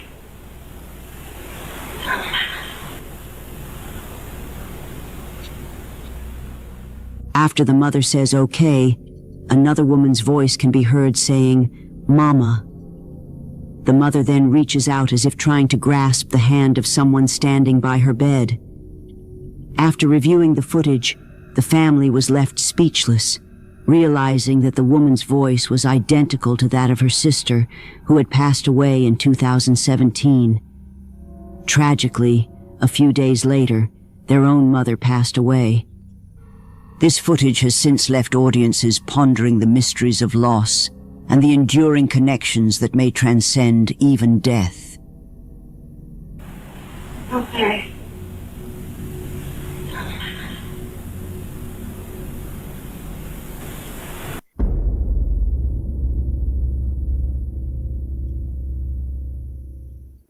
Sandra has been sharing unsettling videos online, claiming strange activity inside her home. It all centers around a white wooden dresser that once belonged to her late mother, who cherished it deeply. After moving into her mother's house, Sandra began hearing noises from the old bedroom at night. She soon noticed one drawer kept opening on its own. No matter how often she closed it, it would open again. Things that keep happening in my house since my mom passed away.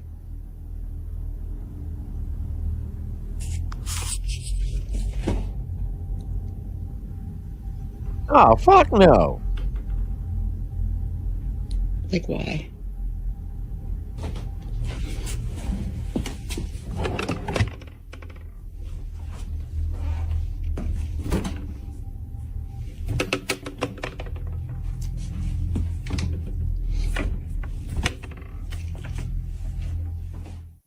The drawer slowly slides open.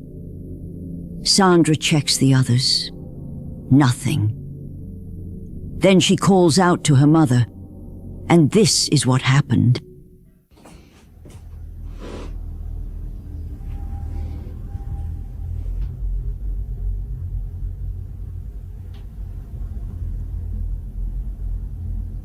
I looked underneath the drawer, I looked behind it, there's nothing making it pop out.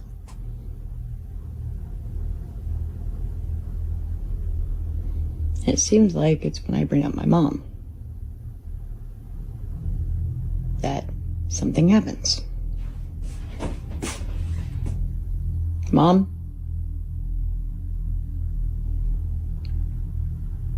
Oh, hell no. Your cat's fucking weird. Nope. Love you, mama, but that shit got to go. No. Nope. That bitch would go out to the trash first thing in the morning. Matter of fact, I wouldn't even wait till the morning. I'd take it out right then and there. And everything in it, too. Gone. Ain't no fucking way. When she calls out to her mother, the drawer opens again, as if in direct response. Skeptics suggested someone might be hidden or pulling a string, so Sandra filmed the dresser from every angle, showing it was fully enclosed with no way to manipulate it. You're like, oh, well, maybe from the back, you have string. I don't freaking know what you guys are thinking. There's only one problem. It's a plate. Big old back. How you gonna reach the drawer? Can't do that. Someone said under the bed that someone had a string or something. Well, another problem with that, guys. No one's fitting under my bed. A spiritual medium following her story then advised her to search every drawer carefully, especially the one that moved. This is what I got my mom for Christmas this year. And she wore it every day. So that's what you're talking about? Yeah, and how the heck did you know that? Like, literally. Because I'm a little shook. Wow. Sandra found a small box containing the ring she had given her mother for their last Christmas together. A ring that had vanished shortly before her death.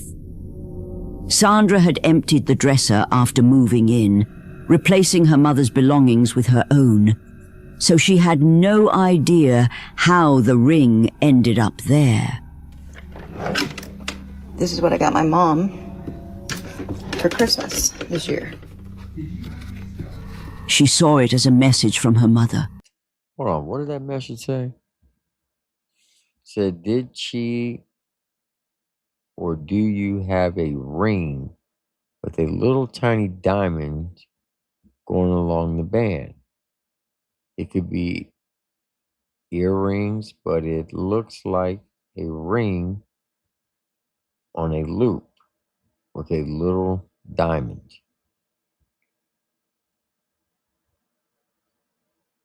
So this spiritual speaker left that in the comments. Oh, that's creepy. This year. She saw it as a message from her mother. I'm still here, and I still care about what you gave me. Since then, she's worn the ring every day, and the strange activity has stopped. Whether a touching gift from beyond or something staged, the story remains both eerie and strangely comforting at the same time.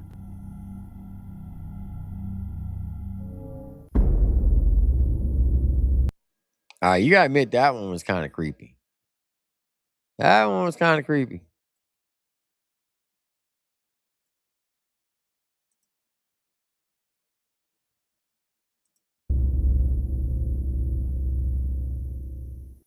The following video is from the channel Mysterio JL. This time, we'll see two ghost hunters who decided to go to an abandoned building with a dark history about a boy who died there and is said to haunt the place. When they arrived and began their exploration, they started to hear strange noises. Si te fijas en todas las paredes, está ese nombre, güey, niño Emilio, güey. No sabemos por qué, pero en todas las paredes está ese nombre. Grito, un grito. ¿Qué fue? Nada.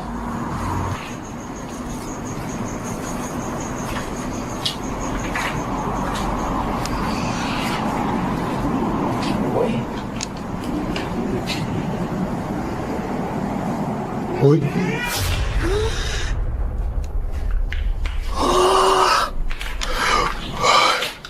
¿Dónde fue, güey?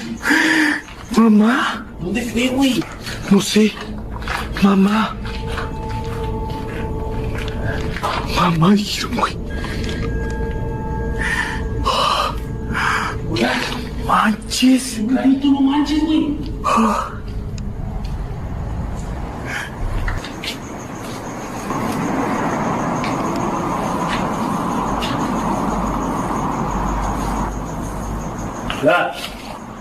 Escucho algo. ¿Hay algún niño aquí? ¿El espíritu de algún niño?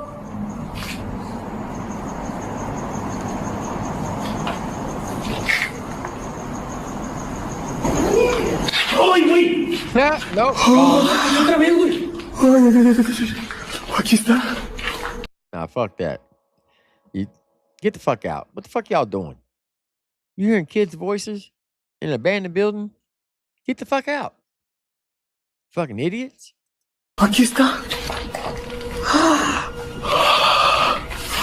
¿Dónde fue? ¿Dónde fue, güey? ¿Se escuchó aquí cerca, ¡Niño!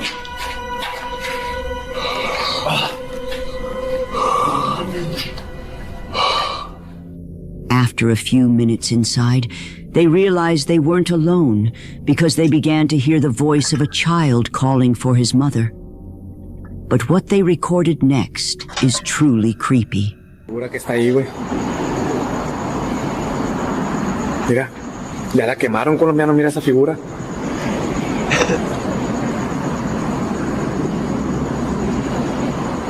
¿Qué fue?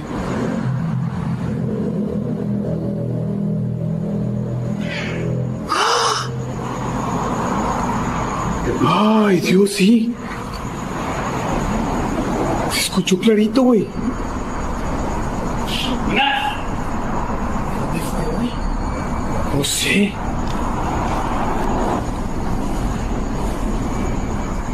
¿No sé de arriba, güey?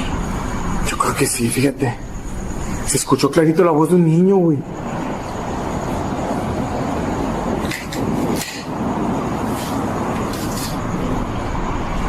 No lo estaré con el hueco, güey. Ay, cañón, acá.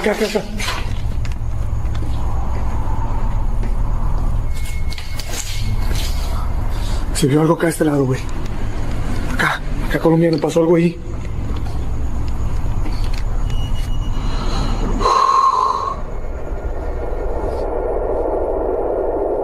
Oh, fuck no.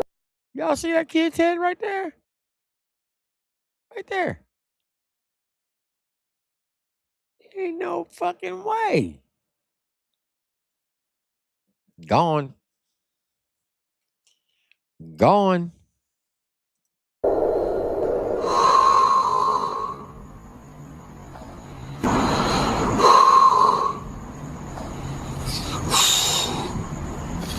Ay, cañón. At one point in the investigation, one of the ghost hunters recorded something, or someone, on the upper floor. A figure resembling a small child, apparently watching them. They continued exploring until they captured more disturbing.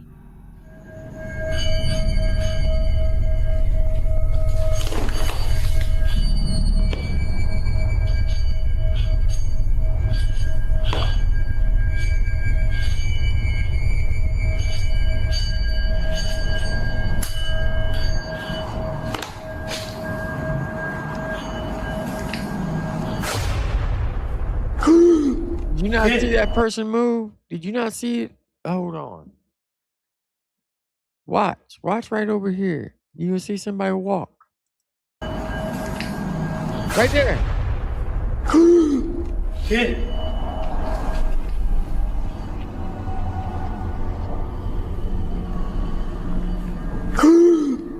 Kid.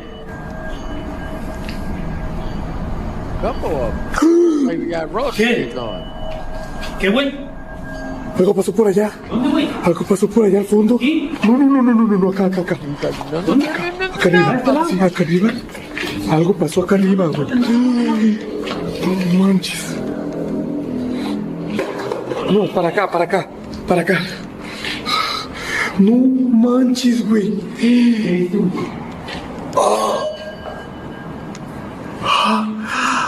¿Qué viste?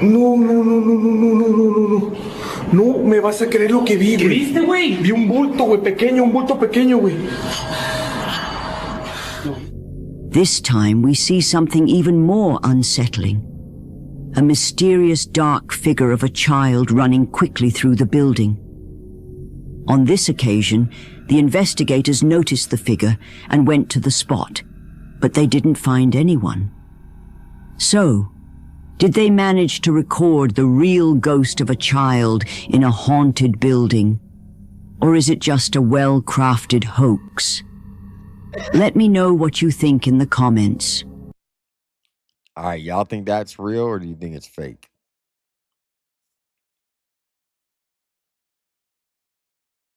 If you think that was real, put a 1. If you think it was fake, put a 2.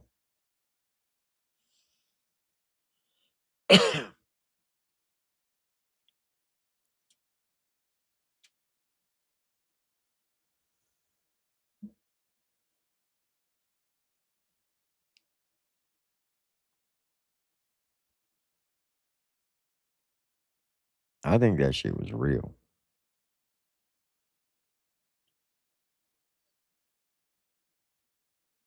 Rachel said it's fake. Bass Ackwards says it's real. Tyler Dapkeen said fake. Frank said fake. Rachel says fake. Rebel Rose Cowgirl says fake. Zesty says fake.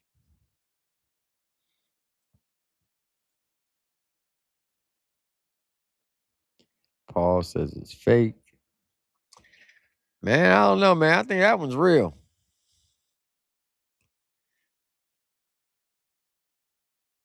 I'm gonna go against the chat. I'm saying it was real.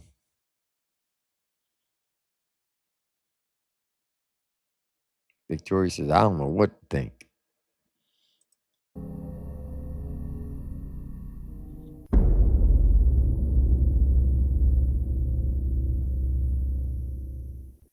After moving into a new house, a man began to hear strange knocks at his front door late at night, but there never seemed to be anyone outside. Oh, that's kids pranking you, man. That's the oldest trick in the book. Run up, bang on the door, hide in the bush, or run around the corner. Oldest trick in the book. One night, the knocking started up again, and this time, he decided to record everything. Ok, escuchen esto. Les estoy grabando esto. Son las 2:33 de la mañana.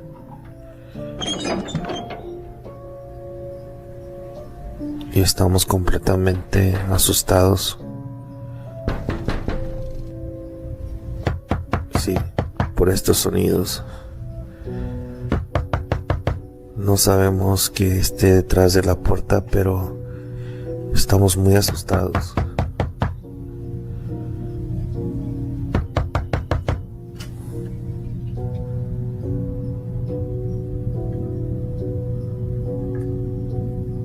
Al parecer no se ve nada.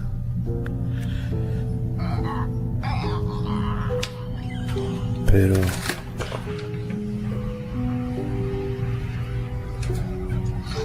y efectivamente,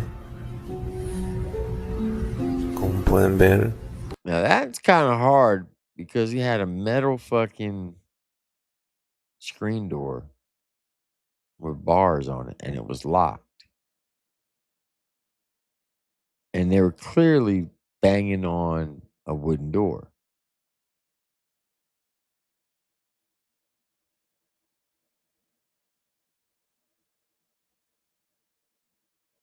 It says, when we revealed the recordings, we realized we were being stalked the entire time. a simple vista, no es nadie.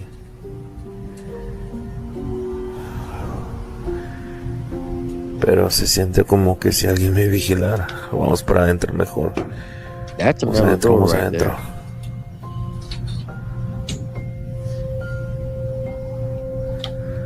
Ok, That's a wooden door. Les grabo esto para que se den cuenta que esto está pasando casi todos los días. Ok, va de nuevo. What? No manches. You can hear loud banging coming from the door. When he opens the door to check, there's no one there. However, after reviewing the footage, he notices what looks like a face hiding just around the corner, silently watching him. The next night, around 5 in the morning, he hears strange noises once again. Amigos, son las 5 de la mañana. Toda la noche se han escuchado ruidos, lamentos y la verdad no sabemos. No manches, ¿qué fue eso? Ok, vamos. Realmente, amigo, no sabemos. Escuchen. No manches, nuevamente, ¿qué es eso? No puede ser. Mira lo que estoy viendo, amigos. ¿Escuchan eso? Manches.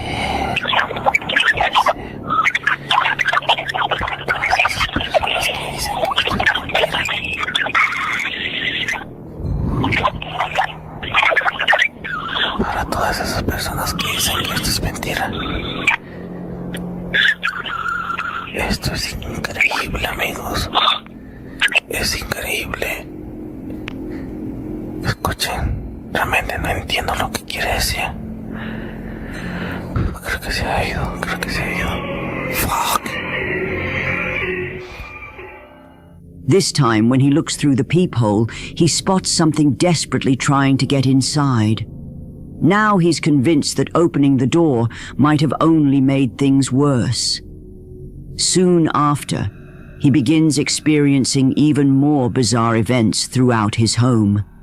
Después de lo que pasó anoche, las cosas están saliendo del control. Es el segundo día desde que abrimos la puerta y esto está pasando el día de hoy. Como pueden ver, siguen molestando.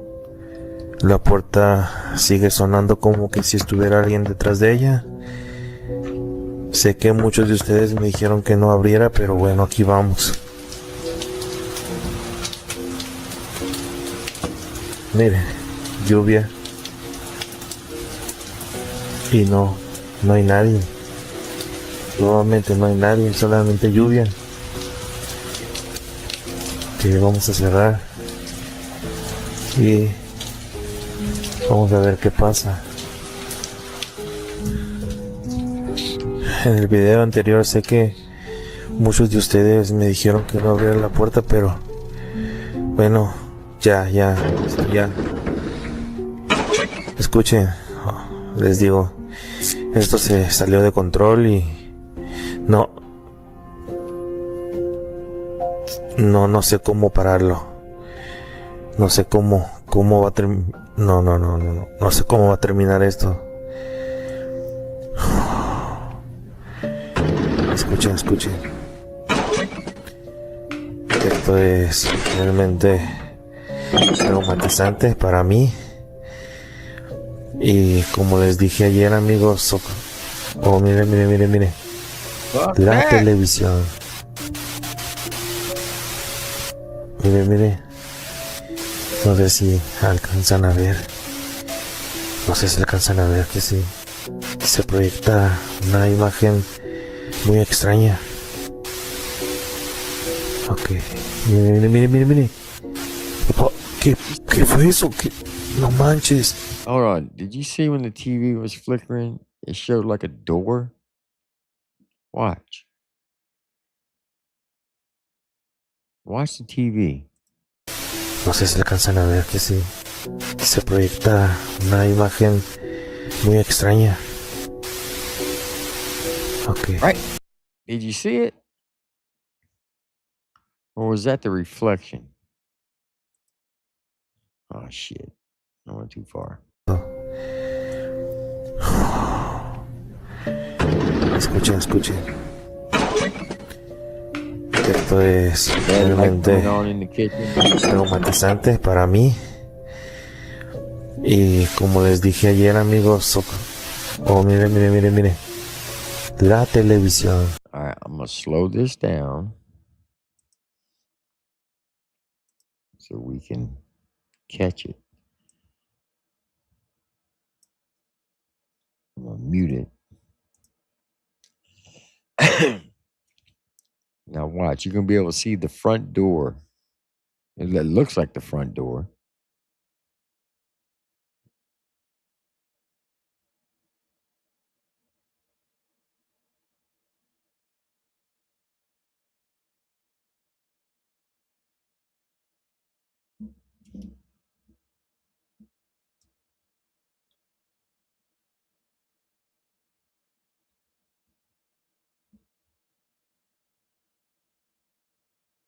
I think it might just be a reflection of his house.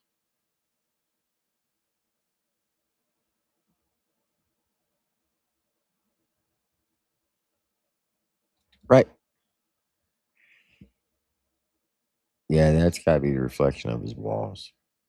Okay. Never mind. I thought it was a front door or something. You should have got me all fucking freaked out. Okay. Mire. No, that had a fucking man in it. Hold on. That had somebody in that motherfucker. I don't give a fuck with anybody. You can call me a Riri if you want to. That bitch had a man in it.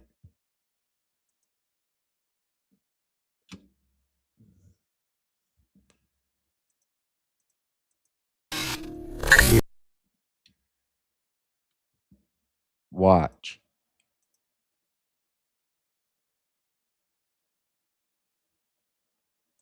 I didn't go back far enough. Hold on.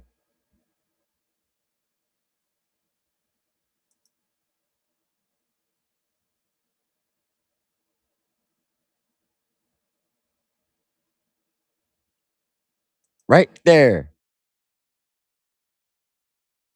You see that?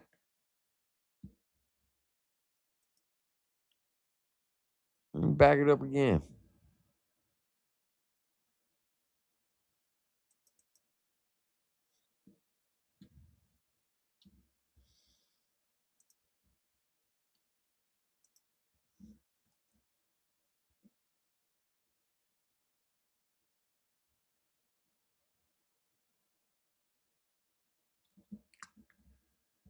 That's a man. That is a man in the fucking TV.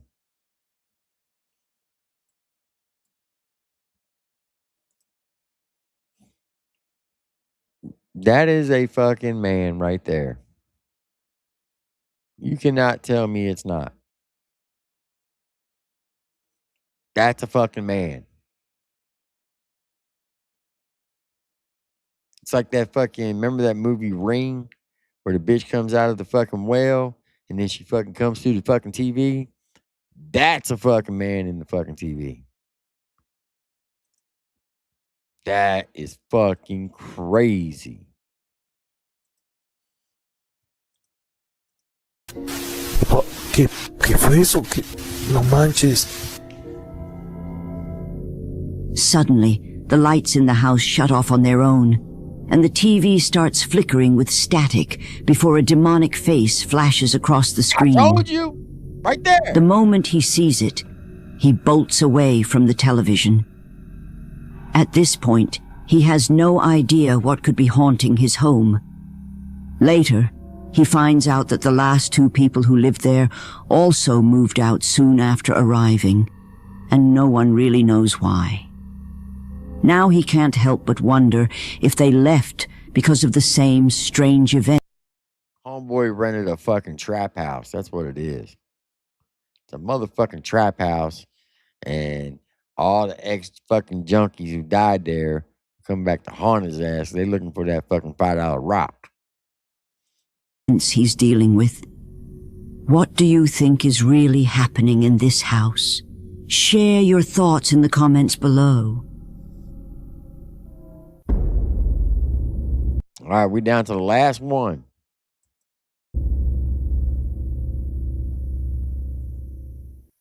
On Christmas morning, 2024, a woman named Sarah posted a video of her daughter opening gifts. One present in particular caught the girl's attention. A doll, the kind that walks and sings with the press of a button. At first, it seemed like just another toy. But soon, Sarah realized it might be hiding something terrifying. A esta muñeca se la regalaron a mi hija. Esta ahorita para Navidad. Hey, why is all this shit like in Mexico or South America? Why can't we have this shit in speaking English? I'm just asking for a friend. Y resulta y resalta que me quedé sola yo aquí en mi casa hace como que unos... All right, so apparently the doll was left alone in the house. About 2 or 3 days go by, or 2 or 3 days ago, it was left alone in the house. 2 o 3 días y yo estaba acostada. I was lying down when it suddenly... Cuando sola empezó a sonar. It started making noises by itself, and out of nowhere, it even started walking. Y de la nada empezó así, pues, a caminar, pues. I'm going to cover it like this. Vamos a tapar así. Pero si se dan cuenta, no tiene absolutamente nada aquí, porque yo todo le quito, pues mira, si le toca. Because I take everything out to see if you touch it. What? Pero si se dan cuenta. But look, if you notice, it has absolutely nothing inside. No tiene absolutamente nada aquí, porque yo todo le quito. Because I take everything out. See if you touch it. Quito, pues mira, si le tocas, absolutamente todo se le... Absolutely everything is removed. Look. Le quita, mira. Sí. I'm pressing it really hard, and it has nothing. Se dan cuenta, le estoy presionando duro, mire. Y no tiene para... That's why I say it doesn't make sense that it moves. Decirle que, es que tiene las pilas, tiene esto, ¿no? Even after removing the batteries, the doll continued to turn on by itself. Sarah decided to keep it in her own room after it began frightening her daughter. That's when she recorded this. Esta muñeca no para de moverse. Estoy aquí acostada y mira, fíjate, no deja de moverse, no deja de sonar sola. Yo no la he tocado absolutamente. All right, so apparently it started moving, making noise. It won't stop. I haven't touched it at all. I haven't moved it at all. And look at it. Para nada, la he tocado, para nada, la he movido y mírala. Y estoy totalmente I'm completely alone. sola, o sea, es en serio, no hay nada. Ay, Dios There's no one here. Oh my goodness, who is there? mío santo, ¿quién está ahí? ¿Quién está ahí? ¿Hola? Y es que no hay nadie, o sea, yo estoy sola en la casa. Just no one's here, True. I'm alone in this house. Look. Mira, no te estoy mintiendo, estoy totalmente sola aquí en la casa, la niña no está, porque pues la niña está ahorita con mi mamá, la niña no está. ¿Soy yo o la maleta se movió? ¿Quién está ahí? Virgen Santa, Virgen Santa. No. Esto se acaba. Fuck no. Bitch, that fucking doll would be in the fucking fireplace burning right now. Along with that fucking luggage bag. Fuck that. I'm burning the whole place down. Mover hacia mí. Se sigue moviendo hasta el... ¿Cómo se llama esa cosa de allá abajo? Estoy toda nerviosa. No hay nadie. Yo estoy totalmente sola aquí en la casa, mira. Estaba acostada. Ya está bien tarde. Son como la 1 o las 2 de la mañana. Y esta bendita muñeca empezó. Ya me hasta miedo tocarla. Empezó sola a moverse, a cantar. ¡Ay, Dios! Intentaron abrir esta puerta. Intentaron abrir literalmente esta puerta. ¿Hola? No, pues que yo sé que no hay nadie porque yo estoy sola, pues. No hay absolutamente nadie aquí. Lo tengo más que claro, no hay nadie, mira. Aquí estoy yo totalmente. Padre Celestial, ¿soy yo? Bro. Why are there always fucking people in the fucking window reflections? Did you see that? Motherfucker sidestepped. Like it's doing an electric slide or some shit. Oye, mira. Aquí estoy yo totalmente. Right there, look at that. Y'all see it? Let me go to full screen so y'all can see this shit. Watch this bitch. Whoever's in that fucking, it's definitely a woman. Got a black like blouse on, a sleeveless blouse, and it's either mini skirt or shorts. Padre Celestial, ¿soy yo? And look, it ¿Estoy mal steps o hay off. alguien allá parado?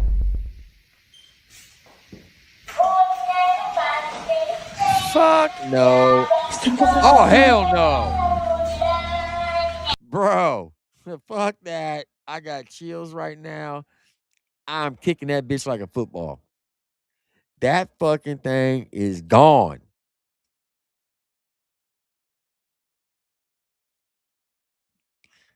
Fuck that. That thing would be gone. Mira, mira, fíjate. Va para el cuarto de la niña. ¿Te das cuenta? Mírala. Va para el cuarto de la niña. ¿Qué tienes? Muñeca. Tengo nervios de tocarla. Pues ya son, ¿qué les digo yo? Las 2 de la mañana. Miren, van a ser las 2 de la mañana. Ya fui, ya miré, no hay absolutamente nada. Absolutamente nada. No se logra ver bien por el vídeo. Pero no hay absolutamente nada, nada, nada en el patio. Y pues, vaya, estoy totalmente sola. Totalmente sola. No hay nadie aquí conmigo. No hay absolutamente nadie. Oye, la muñeca. Mírenla. Detente. Detente, te vas a caer. Detente. Miren. Y no deja de moverse. ¿Se dan cuenta? Les grabé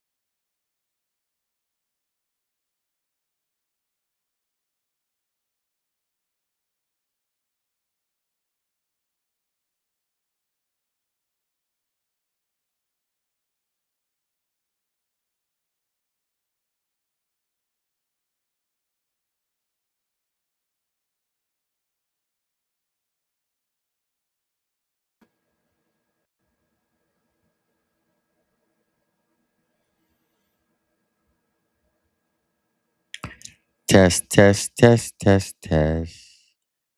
Test, test, test, test, test.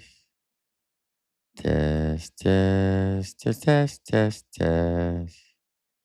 To test, to test, test, test, test, test, test, test. Can y'all hear me now? Hear me now? Hear me now? Testing 1 2 1 2 1 2. Yep, y'all can hear me now. I don't know what the fuck I happened. Watching it in fucking videos probably fucked up my shit. Got invaded by the ghost. Got invaded by the ghost. I got you, Chop. Damn ghost took over my shit.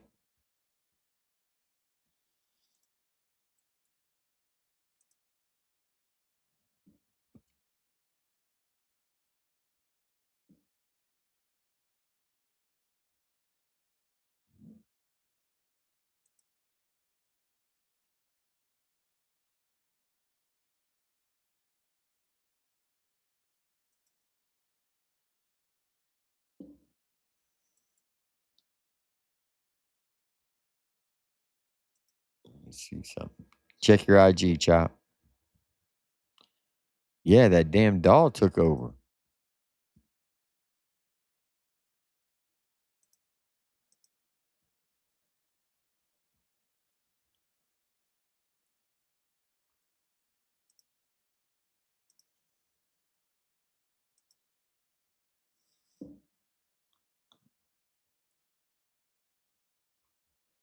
Let me see what I want to save this at.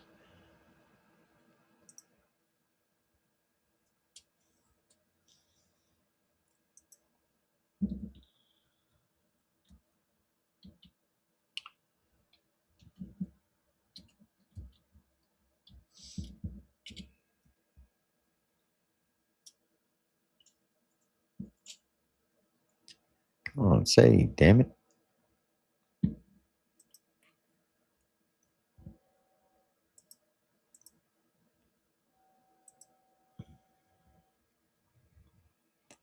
Let me see if I can pull this up. I think Chop is on to something.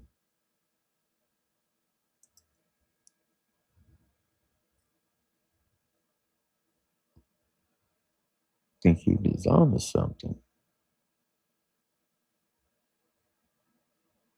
There we go.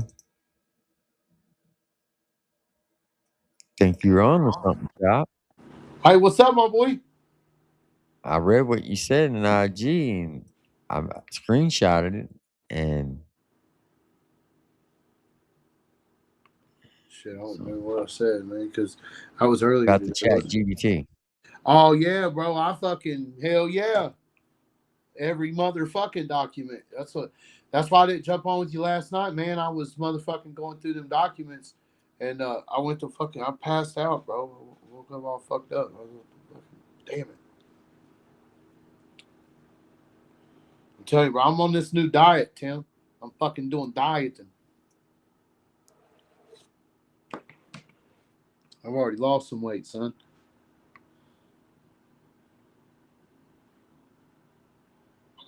I passed out, bro. Woke up all fucked up. Oh, hold on, I'll turn that down. My bad. What up, Ty? What up, chat? I've been trying to motherfucker. Hey, Tim, I got this new series, son. This new short form content series. I'm about to it's up, dude. I decided today. It's over with. What the fuck is going on? Why aren't you up on the screen? You got me down there in the goddamn corner looking like fucking. There we are. Hell yeah, come on. I got a bone to pick with you, Chop. I watched you chopping the streets today on the Redneck Rave. You interviewed everybody but me. Man, that's because you were fucking busy. You were working. You were working too. That's it. I want, trust me, dog. When I went back through the footage, I was all like, son of a bitch. I never got nothing with Triple T. We took pictures every day, but we just were fucking busy, man. That's know, how I'm you just know. fucking with you. I'm just fucking with you. I know, but still though, I said the same shit to myself. I was like, damn. Didn't get no. But hey, Top on the Streets is becoming a fucking thing, dog. Where's all these fucking warriors at? It's been awful quiet. I ain't seen no videos today. I ain't seen no, well, you were wrong videos. All I've seen is silence in these bitches. Well, he said he's gonna have a lawyer and a police officer come up on the panel Sunday. I'm laying odds that don't happen. I wouldn't think. I think you'd have to. I mean, I don't know, man. I'm really surprised at some of the people that's said the things they've said about this situation, man. Like, I'm damn. I just don't even know, bro. Yeah, Spivey's fucking standing on that hill with him. Man, Spivey be giving me shit. Yeah, have you looked at Spivey's bio on his fucking channel, bro? What a fucking... He's a fucking Chop Easy wannabe motherfucker. Well, you know Spivey's an artist, right? Well, I mean, I know what people... I know what people are saying. He's claiming he's me. He calls himself my name, my real government fucking name in his bio. And I'm all like, man, it makes me think, well, I don't give a fuck who it is for real. Because at the end of the day, that dude, if the whole thing is it doesn't fit the narrative, they ain't talking about it anyways. You know, why are they still here's my question, Tim. If Buddy's innocent, right? Why are all these dudes in the comment sections every time I make a community post talking about Larry this, Larry that? Well, according to you fucks, it's not even an issue now, is it? But y'all it's just a narrative. It's just let's push this so this can be more hate in the lane, because that's what the fuck this lane needs, right? Yeah, I know. More fucking hate. So, and I'm all like, bro, this shit's got to go, bro. This whole situation's lame as fuck. And it is. It's just got, what up, Mike Chance? It's just got to fucking go, bro. What up, Loose Logic? Like, there's too many good, talented artists not getting talked about over, I mean, for the last like 7 to 8 days now. And it's like, bro, fuck this shit. Like, Tim, I'm starting this new thing Monday. I'm not rebranding, but just doing new shit. And I can't fucking wait, bro. You want to give us an idea what it's about? Yeah, there's segments. Don't let this go over your head. It goes, you ain't gonna like this, but, and then I go into like a 10-second, 8 to 10 second fucking, I say something like, for instance, right here, you ain't gonna like this, but I don't like some of y'all's music, and it's really not that good, and that's why you've been in the same spot you have been for years, stuff like that. But I'm gonna make it funny. You know what I mean? I'm gonna put a spin on it. Gotcha. Yeah. Here's a good one. You ain't gonna like this, but Justin Tom made wearing gloves a whole thing, and some of y'all can't stand it because you secretly have a pair stashed away and you wear them when you're alone. I've met some of y'all in real life. Play with them folks, not this one. You know what I mean? Like, funny stuff. Yeah. So it's gonna be good for short form content. Because I learned today, Tim, that 10-second reels go a lot further in the algorithm than 15 to 20-second reels. And I'm sure there's somebody in the chat that's like, oh, you're a fucking idiot. I could have fucking told you that. But analytics, I'm learning analytics. You know what I mean? And I think it's Hey, that's actually really funny though, Loose Logic. I fuck with that. But I just think, and it's time to be controversial and speak on motherfucking 10, son. Hey, I fuck with you, Zesty Mountain Dew. You funny. You funny as hell. Yeah. That sounds pretty dope. Yeah, man. Just trying to mix some stuff up. It's like, should be stupid out here. All the people that went to war, bro. I'm just sitting here thinking, man, damn. I want to do a segment. Where are they now? Motherfuckers.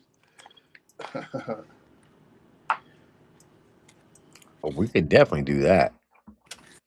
And I stand by the principle of, riding for somebody if they're,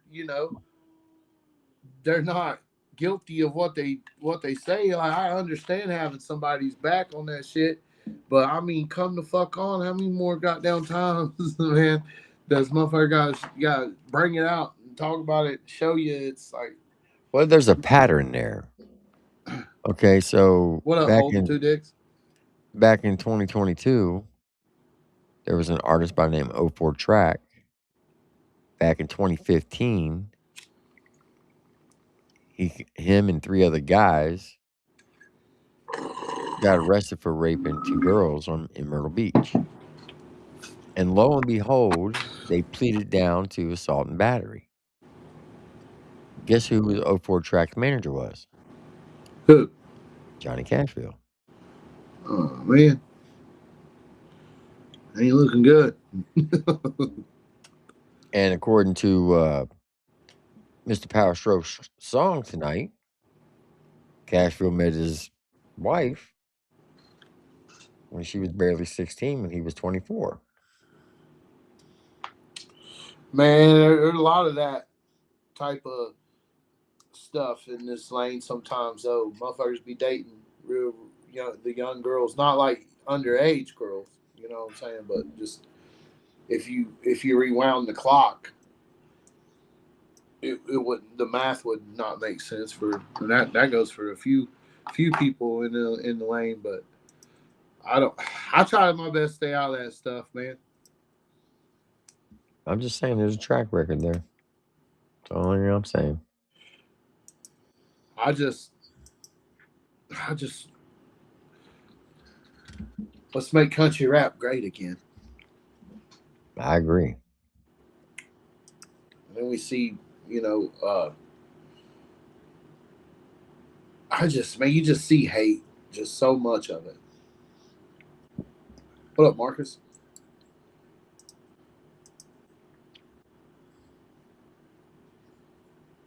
Check your IG, Mike Chance. I had a dude tell me today he couldn't share my motherfucking shit because his reach was down. His reach was down? Yeah, his reach on his page. Who was that?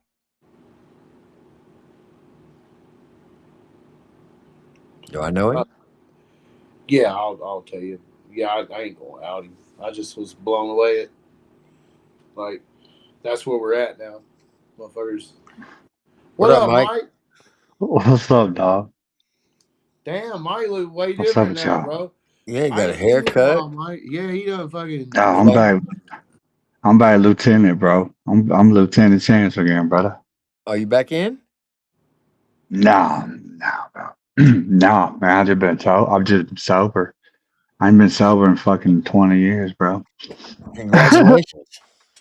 Yeah. Mike. I Look wonder like what you lost happened some weight too. 60 pounds, bro. Hell yeah. I'm happy. I'm big training for a motherfucking. I'm killing it, boy. I'm fucking kill it. That's Mike exclamation. I'm doing, dude. I'm faster than I ever been, bro. Like, I got with that core med, man. You heard about core med, right? See? Yeah.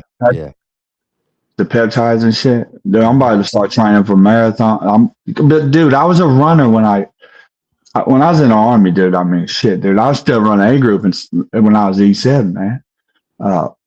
I mean, that's why I got promoted so quick because as a cook, I was like on the extended scale for PT. So like, I was in the old days when they didn't have like the FSC. So all the fucking headquarters guys were infantry and shit. So they were like, this motherfucker's the only cook in the whole goddamn battalion that can run a 12-minute 2 mile, you know. And it just carried me all the way through staff sergeant. And then, you know, the NCOERs is the staff sergeant gets you these really promoted first sergeant. But I was on the mint team, you know.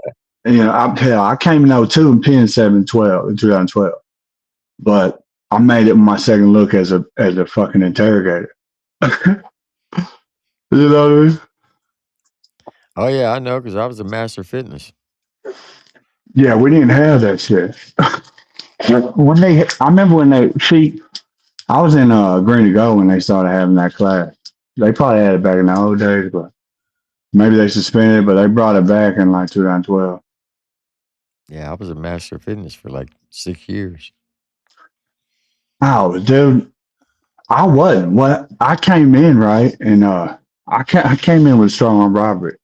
That's why I got I got fucking hit with a strong arm robbery, dude, messing around as a kid. I was 18, and fucked around, got a suspended sentence, took the plea, and then revoked like a dumbass, right? Obviously, what you know about Mike Chance, right? And this I mean, I just made it been a dumbass.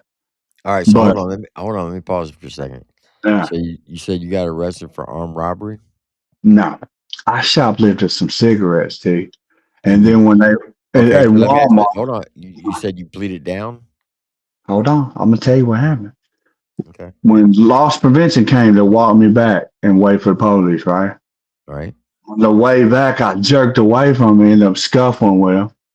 Then scuffled with the cops, and then when I got to jail, it was strong arm robbery. Okay. Strong arm robbery. It was a $50,000 bill, and I didn't know shit. I didn't have the bail, so I stayed in jail till court. So when I went to court, them motherfuckers hit me with 2 years sentence. All I heard was prison, right? I'm like 18, bro, in Pulaski County in Little Rock, dude, back in the day. Like fucking nuts with beds in the center of the goddamn pod, like because the cells are all full, like bunk bed, right?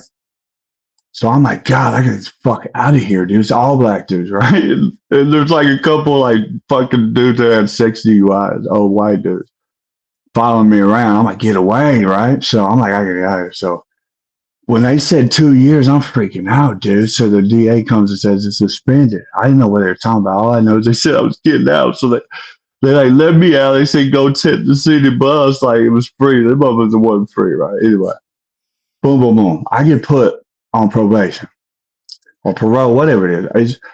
They want to monitor me until my fucking suspended sentence was supervised, right? My ass went like 4 months and then stopped going, dude. I had this old black lady that felt so bad for me. And I've been laying it all thick, right? I'm in the hood and shit. She's like, I'm just like, man, this shit's just crazy. She's like, oh yeah, I know, baby. But then there was like, actually, when I came back and turned myself in, like a white dude damn near looked like you, T, was outside like in the wall hearing me fucking talk to this old black lady. He came in and put his foot down. It was like, pissed me that day. I've never been pissed because it wasn't a fucking joke, friends. Or anything to fuck me up, they built a packet. But I had 2 homeboys that were literally like, I want to go in the army. And I was just following them along. They were candidates. They scored. One of them scored a 25. T. Had to get a waiver. I scored like an 83 on the ASVAB, right? But I didn't have a high school diploma. I was on fucking all this going on. Boom, September 11th happened. So listen, I do everything, dude. I get in, right? They say all the way to court, they're trying to play this freak me out, man. Right? We get to court, they let me go to RBT, right? The recruiter, Sean Collins, they lie the whole way. I get upstairs when they're running my fucking fingerprints and they come back. It's like, bitch, you got a fucking strong arm robbery charge, dog. What the fuck? And I was like, I didn't know, right? They knew. Them motherfuckers told me I could come in a land surveyor, T, or a cook, my dude. Let me tell you that. Actually, I tell you, bitch, I'm not going nowhere near. I knew we was going to war, right? It's 02.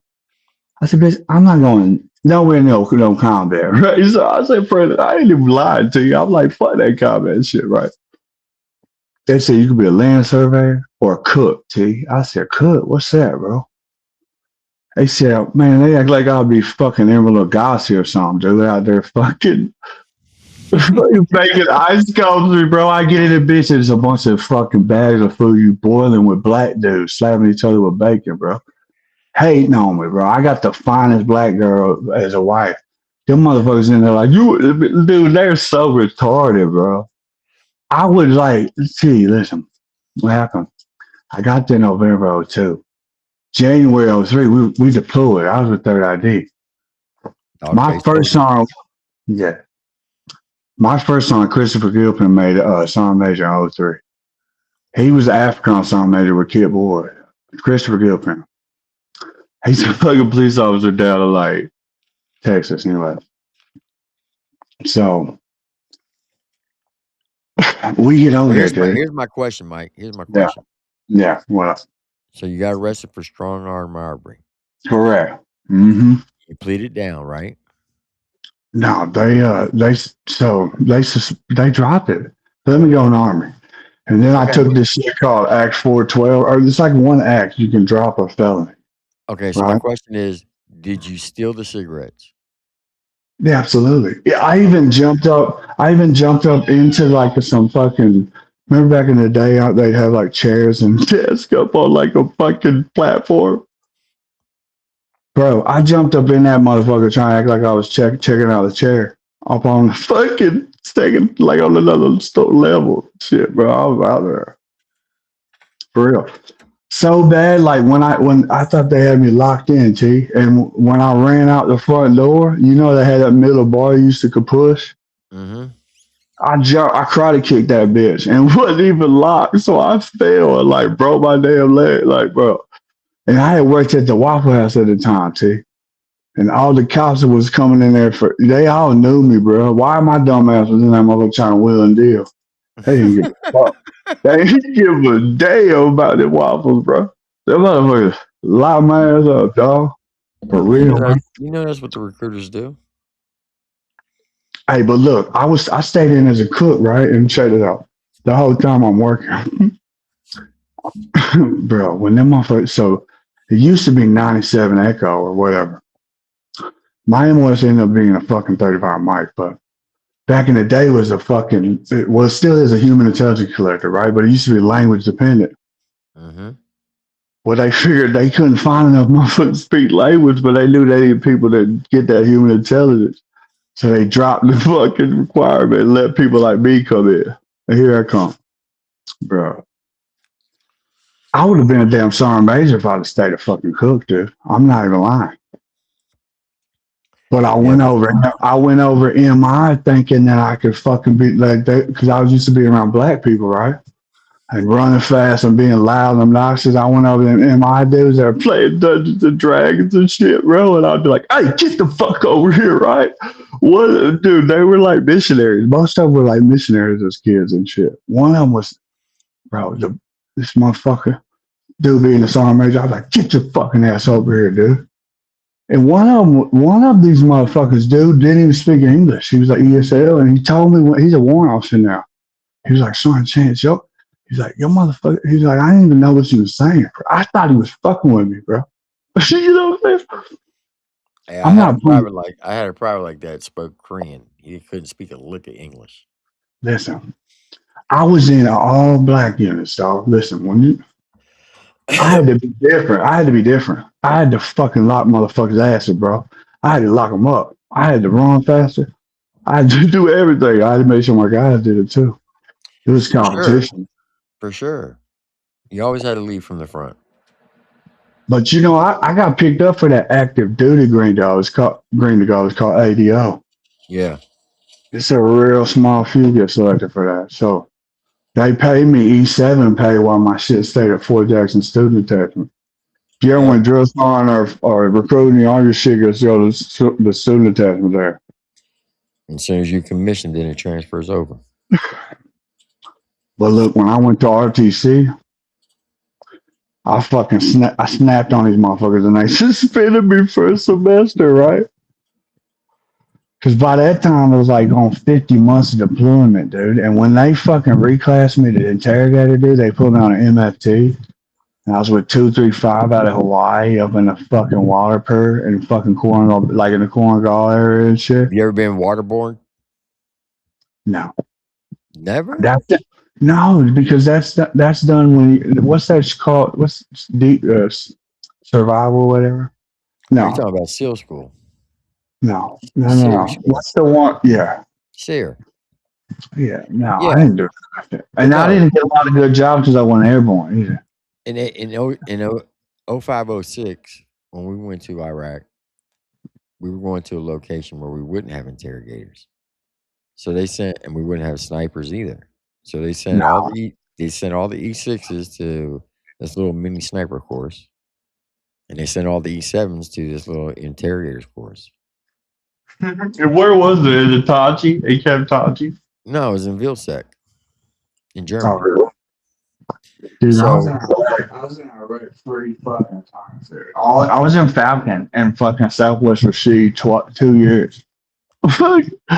So when we went to Vilsec, they said it's just like being a police officer. In order to use a taser, you got to be tased. In order to waterboard somebody, you had to get waterboard. Bro, I tell you this, I don't ever want to drown to death. I do not want to die that way. That shit is fucking painful and scary. So first, the unit that got prosecuted for those fucking war crimes, that was 525, and I ended up going there to brag. So by the time when I was going through fucking the interrogator course, dude, in Huachuca, they Obama had made the manual fucking open and shit. You know what I mean? Yeah. Yeah, it changed a lot of shit. So like they really found out. Like, I don't know. There's arguments, right? Some people say it's good to damn near kill a motherfucker to get info, especially when you do it real quick and like to save a life. But like, there's a lot of studies that say people will fucking actually lie to you to fucking stop you torturing them, right? Like, you know what I mean? Like, for sure. So, you know what I used to do? Yeah.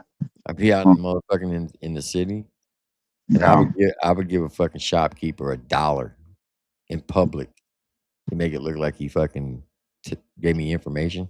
Oh God, you're a fucking dick, dude. What the fuck is wrong with you, dude? You just fucking changed my whole fucking look at dude. You're funny. This shit works. That is funny, dude. Damn right, you fucking asshole. They could die instantly. What do you mean? That's like a death sentence, dude. They would give me information. Dude, you know what I would do? You know the correct way to do it? How they teach you in school? How?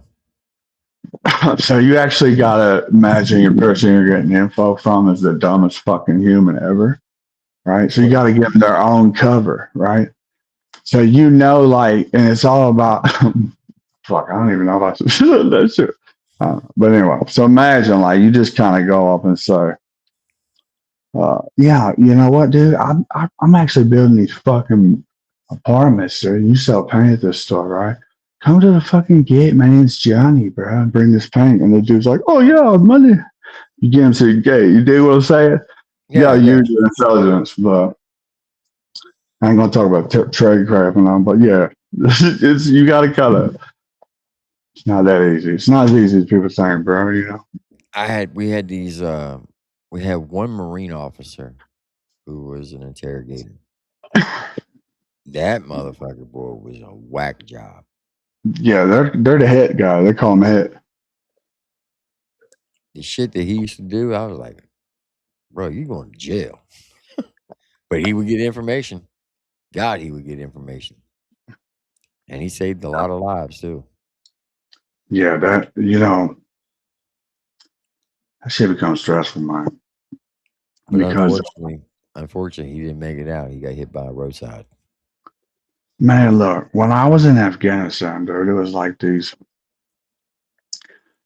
officers, dude. So for the first time ever, when they turned, so you were out, but eventually they made these big MI brigades, right? Mm-hmm. And I think a lot of the fucking brigade commanders were like engineers and shit, right? Mm-hmm. Oh, six. I don't know what the fuck, or fucking, I don't know. A lot of them I'm pretty sure they were like engineers. Anyway, it was the first time these motherfuckers or maybe some of them were even MI. Anyway, they had LURS and shit, you know what I mean? Like they had fucking combat capability. So they were able to have battle space, is what I'm saying. Like big ass fucking battle space. You feel what I'm saying? So Right.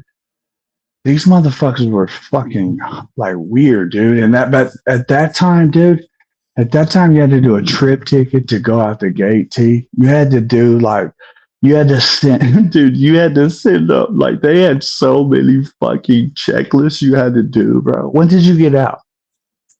09.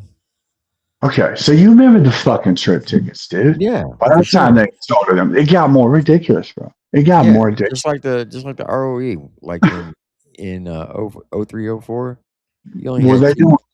you only had two ROEs in fucking 03, 04. 06, 07, we went from 2 to 5. Well, I mean, here's the deal, and you know this. You were there earlier. So I was there in Iraq when motherfuckers weren't getting fucked up. We would go 4 dudes and go to the fucking pools, go to the market, get fucking kebabs, all this shit. Walk around like fucking nuts. One time I got drunk and went walking to I walked down to use the DMT phone. One of the fucking phones to a chick base. The chicks had all the amenities. I walked down the drunk ass. The angels open her eyes. But back then we were getting whiskey from these little 5-year-old kids. And Let me ask you this, not what? to get off subject. Huh? Are you still doing music? I'm gonna get back into it, dude. It's gonna be way over. It's not gonna be that. So, dude, I got into music way back before all these youngsters. Okay, and dude, T, listen, let me send you Can you play AI music? Yeah. Dude, I want to sing you this fucking song, and it's really like, dude, you're about my age. You got to hear it. It's about hip hop, guys like me. So when hip hop came out, I was fucking like, damn, somebody finally gets me. I loved it, right? I'm like, damn, this motherfucker's it. You know what I mean? And then like fucking 100 years later, I'm still listening to it, right? Now, granted, there was periods when I was off, and I had a lot of great times, right? But I was sober, and it was just a different time. And then I lost all that due to foolishness. I lost the family. I just had this perpetual cycle of like fucking long time, 15 years. It's almost like I woke up from a fucking coma, right? But anyway, nonetheless, dude, I got this hip hop's a lot of negative bullshit, bro. Nobody's taking accountability, right? There's no accountability, right?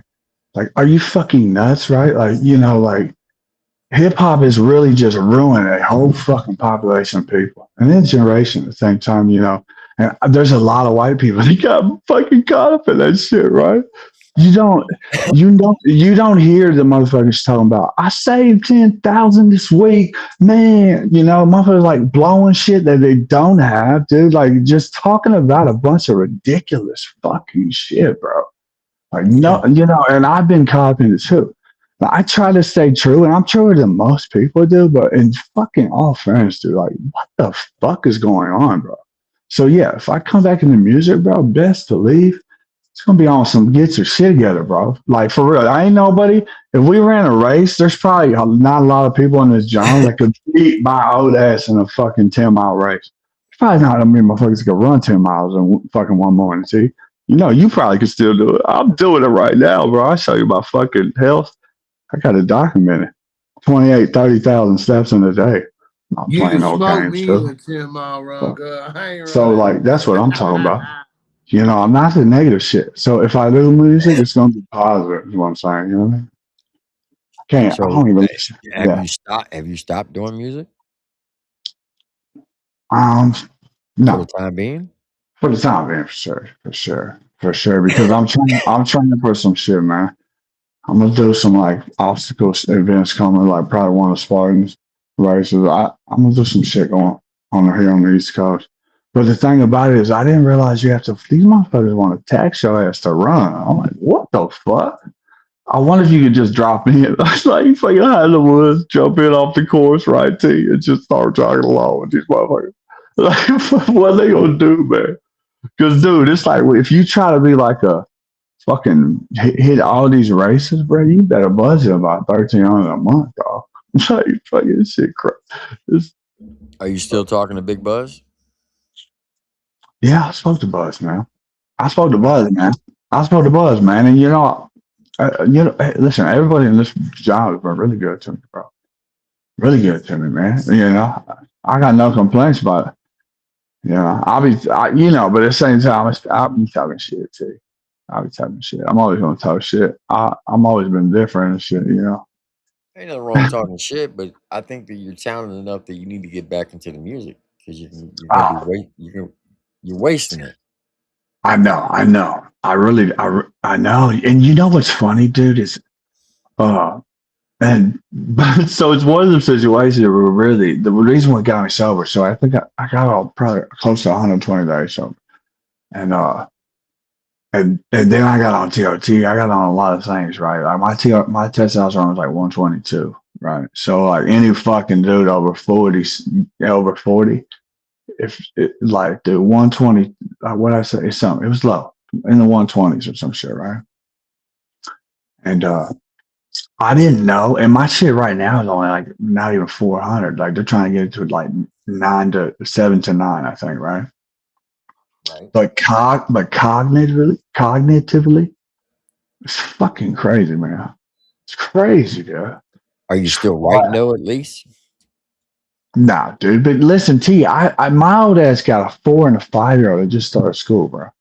So I get up and I fucking take these babies and I get them ready and I go because my wife's got a PhD, bro. She's moving like she leaves at 7:30, dude, and gets home at 6. So I got like, man, I really was just lacking, bro. Like I really, so we preach on argument like, well, motherfucker, we're a team. Like you let, like we gotta. I don't need no motherfucker just a little big piece of the pie, not pulling a piece of this work.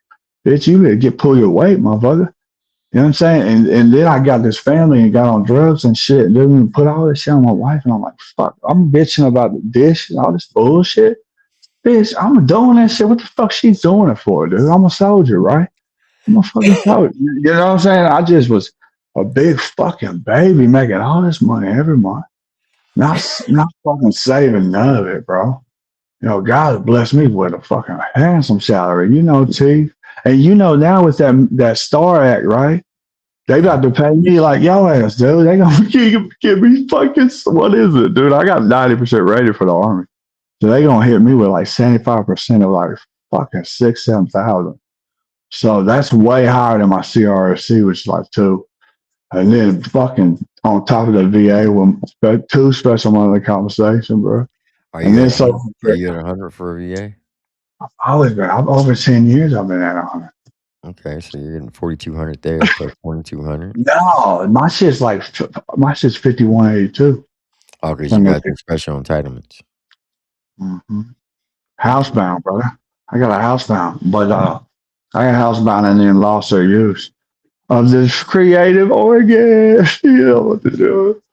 But yeah, I was blessed with that, dude. Like, man, I got like fucking 30. When they did my reeval in 5 years, I went in that motherfucker, dude, and they hit me a letter and they said, dude, something to the effect of, if they do another evaluation, it won't affect the outcome of my rating or something. Basically, you got so much shit out of way more.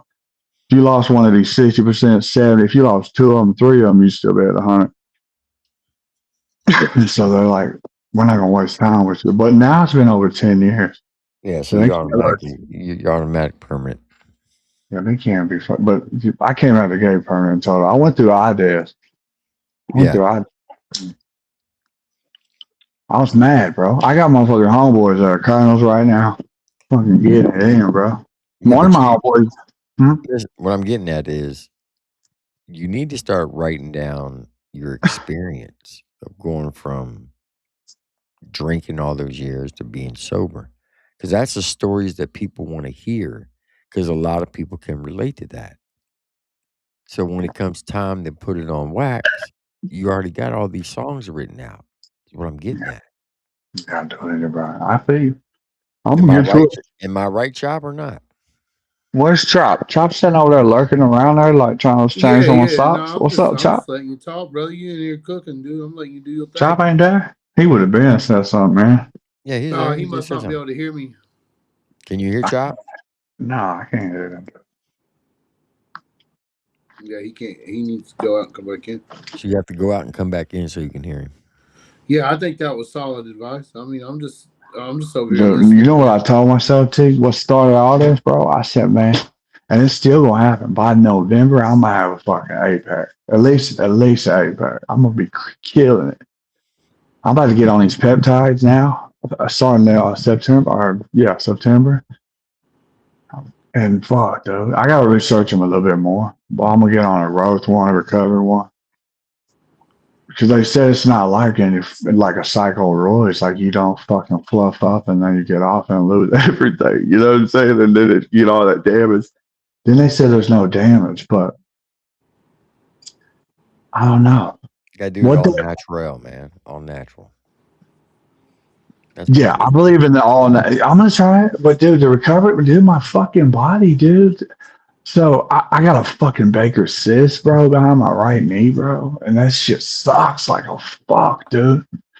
Like, but I ain't gonna lie to you, like for real. And I got the fucking health data on my fucking watch to prove it. The doctor hit me with that needle, shrunk that bitch, right? And I was like, hell yeah. I was like, yo, I'll run. He was like, when I was like, how long do I wait? He was like 3 days or some shit. Bro, when You know, you know, I Justin. listen, you know what I ran though to 18 fucking miles. I got it on my shit. I swear, bro. Like I ran, but not all at once, right? I ran like 7 that morning, came back, did like fucking 6, and then fucking came back and then did like fucking another 4 in the next morning, right? So in like 24 hours. But my knee went fucked, dude. So I don't know if I got a meniscus. What? Are you and your wife still together? Dude. So I don't know, man. A lot of things change. A lot of things change, bro, when you get your damn head on your shoulder. So and then a lot of things change when you sit there and condition a motherfucker to how they think you are. I've been like this for like a long, or not like this, but I've been fucked up on damn drugs and alcohol. See, I was one of them benzo babies, T. In 2012, them motherfuckers had me on 5 milligrams of Xanax, dog. Yeah, fuck 5. those Xanax. So, but here's the deal. I was in Leonardwood, and excuse me, what a fucking, yeah, Leonardwood right there with it, because I went to fucking Chemical Bowling. I was in my branch detail chemical. Then when I got there, the motherfuckers all pre-med, and I didn't even know the order of math, bro. I was that motherfucker holding up a class all day, like, yes, chance, yes. I'm like, what the fuck are you talking about? The plume, bitch. I don't know how to do it. Dude, they were all smart motherfuckers. One of them was a fucking like goddamn He was Mr. Ohio, a swimmer from Virginia Tech, but he was about to go to the Olympics, but he got a DUI. Yeah, that'll happen. But he was in bug with me. But Well, you know who else got sober, don't you? who? Justin Time and Big Buzz. Oh yeah, that's good. Man, that's wonderful. Yeah. That's wonderful, man. Well, I'm really happy to hear that for anybody, man, because dude, it's just crazy, man. Once you get sober, you realize how much stuff that you waste, like time and money, and Yeah. But I would highly recommend that you start writing.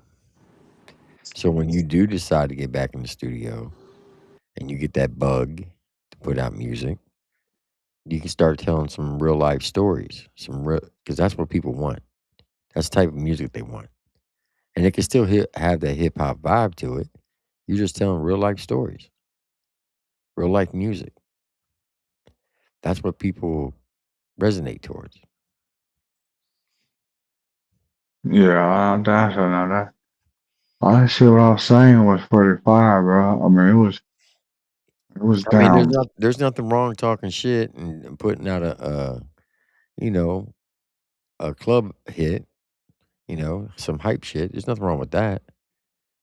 But if you start putting out real life music, your fan base is going to grow tremendously because people are going to resonate to it. They're going to gravitate towards it because they can, you know, you're basically telling their story as well. Yeah.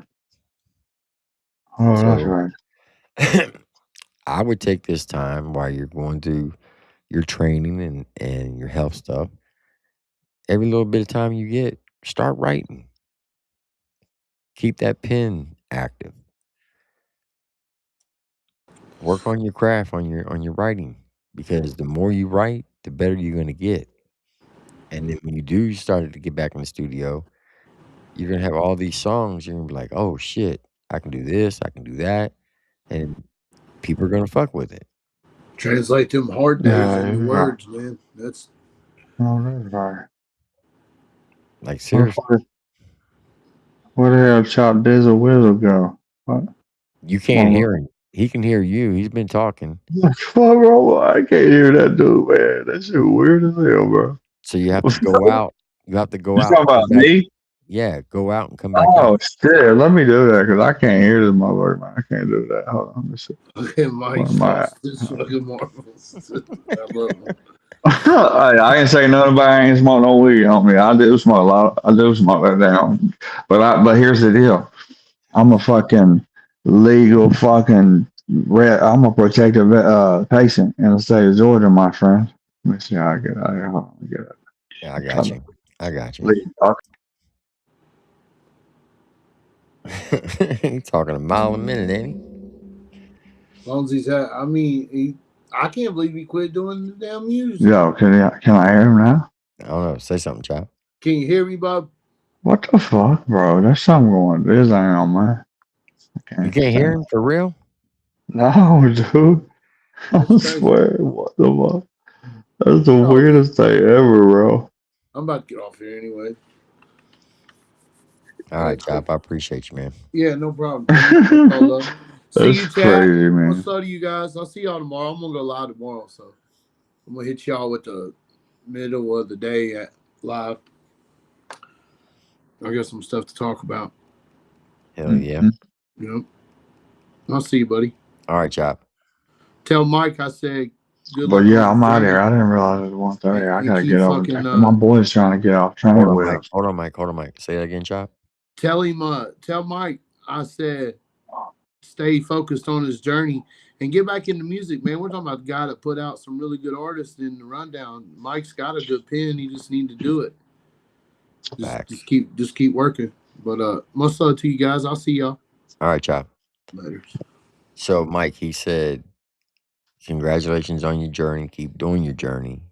But you need to start putting music out because you were putting out good music in the rundown and your pen game is good. So why let it go to waste? Oh yeah, well, dude, I didn't even get to put in the. Dude, I sent in the 20-year-old song, so I would have sent in my new shit. And like, I was in jail though the whole time. I got out for like 3 days, dude. And was able to send you like one, and then the rest of the time, all those songs that played over. I didn't even get to submit because I was in jail, bro. I'd have ended up probably winning the rundown. I had some fire, bro. I mean, hats off to Buddy that beat me because he ended up winning. But the rest of the guys, why would it beat fucking Buddy that won? Because he's the one that I played. I only beat him. He only beat me because I played the fucking same song twice, which was a banger. You know what I mean? But I had some way. I didn't even play Enemy, dude. That got these statements there, dude. I'll beat any of them with that song. That's the best song I got.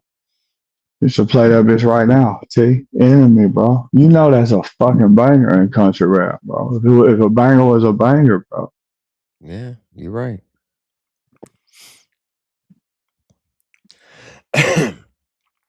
But I am getting off here because I've been on here for 5.5 hours or 5 hours. Yeah, I'm out of here, brother. Y'all be easy. All right, Mike.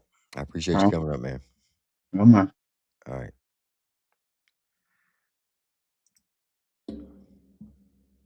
But before I go, I want to show this. And this is the last I'm going to talk on this.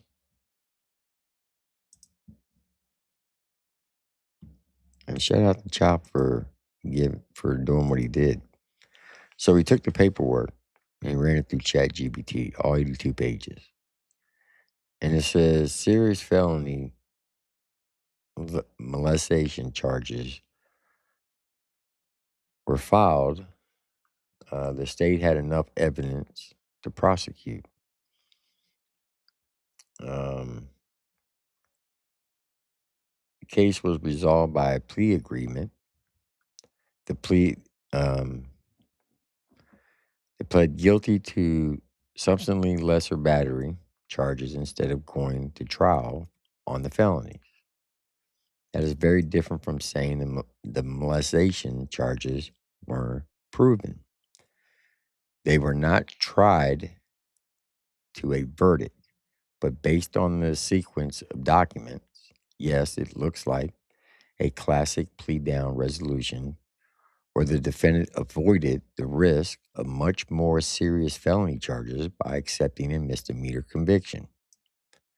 The one thing that also supports the interpretation is that the prosecuting sentencing recommendation, even though the plea was to battery, the proposed probation conditions included sex offender evaluation treatment and a child abuse prevention fee. That suggests the underlying allegations remain relevant to how the state viewed the case, even though the conviction itself was reduced. So, in plain English, yes, it looks like the original allegations were serious and credible enough to prosecute, but the final deal allowed him to plead to a lesser charges instead of risking convictions of the felonies. So, in layman's terms, ChatGPT saying, yes, he may have pled down, but he still did the crime. And that is the whole argument. So anybody who wants to stand on that hill and say, they wasn't convicted, you're right, he wasn't convicted because he pled down. But you're not asking the question. And the question is, did he still commit the crime? And according to the 82-page documents, he did, because he pled guilty to those crimes. And then took a plea deal to a lesser charge. But keep standing on that, because now you own it. Remember that. You will forever be known as owning what you stood on. And I'm going to leave it at that.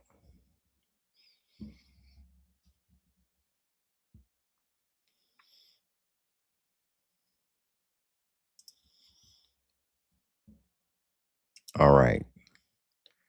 So with that being said,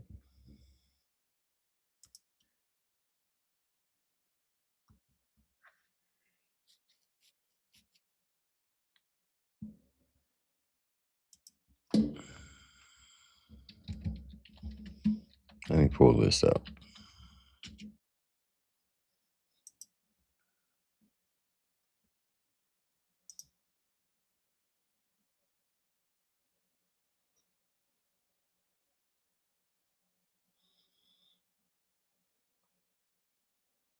Which one do I want to play?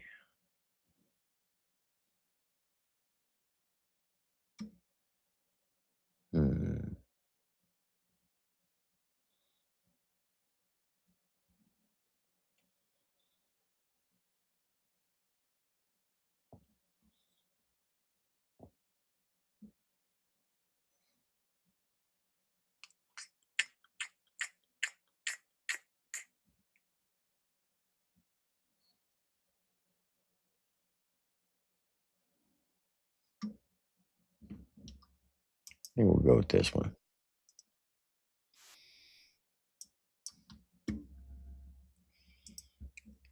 shout out to Rusty motherfucking Truck. I do appreciate everybody coming out tonight.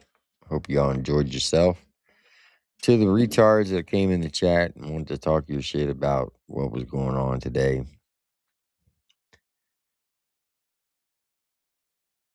You can fix dumb, but you can't fix stupid. Just know that. But, oh, Johnny, you got some questions to answer.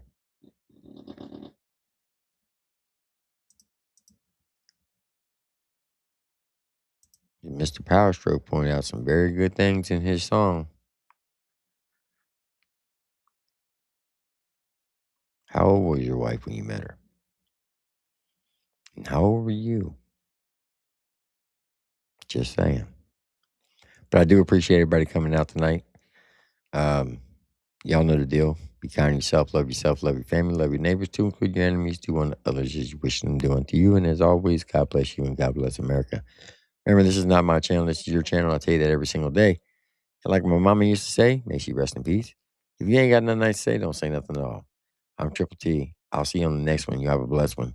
We're going to roll out with Rusty motherfucking Truck, Stand Your Ground. Once this song ends, the stream will end. I'm Triple T. I'll see you on the next one. Y'all have a blessed one. Have a good night, folks. DJ, spin that shit. Stand your ground. Yeah. Stand your ground. Stand your ground. Yeah. Much too late to try and walk it back. You know that the vault caught every last second of that. Hit a man's link and felt like you were free to talk shit and threaten. Told everyone you were getting your record expunged to get you a weapon. Talking reckless and threatening to end people's lives. Said go ahead and call them, the police will be on your side. Talking stupid shit about rapid fire and a muzzle loader, never even considering how this would go over. Said pull up in my town again and see what happens. Threatening to kill a man for saying he would give you the chance to slap him. Went live again with your big yellow face all in the camera. Pull up again, motherfucker, I dare you. You said you would blow his goddamn brains out. You would claim that you feared for your life and stand your ground. That's all you would need to beat a murder charge in your whole hometown. Stand your ground. Ain't what you think. Hard to claim fear for your life after you hit the man's link. You talk tough and brag for months about slapping him. Now you think you can say that your fear for your life is justification for capping him. Stand your ground. Ain't what you think. You can't go from the aggressor to the victim in a blink. It was all fun and games when you were calling him triple slap, but he is gonna have the last laugh while you get them cheeks clapped. Of course you tried to play it off with your troll shit, realizing terroristic threats weren't gonna fly as a skit. Take the video down and reach for that victim card, knowing your snitch ass wouldn't last 2 days behind bars. Get back up on alive and commence the crime. Today you were getting jumped, back then you did it for rhyme. Petitioning the courts to get your gun rights back while actively plotting to murder a man with a gag. Go ahead and take it down, cause the vault will always bring it back. Crying about 4 computers downloading all your shit. Yeah, turned it over to the DA with her own special copy. Just doing my part. Fuck you, John, this Johnny. Always lying to your chat, talking about you ain't worried, but you sure did drop that cash app in a hurry. He begging for help with these new legal fees. Last month you were acting rich, flexing the measly 12 G's, flaunting the used Jeep and $1,000 bike. Now you can't cash to check your mouth, road tough guy. Big mad in the videos, threatening to take a man's life. Them boys in county would take your ass, and that hep scene would take your wife. Stand your ground. Ain't what you think. No one forced you to hit that man's lane. All up in your feels with murder on your mind. Now the only thing getting killed is what's left of your behind. Stand your ground. Ain't what you think. Now you are facing some time up in the clink, getting punched and slapped in themselves while you were washing some dudes' drawers in the sink.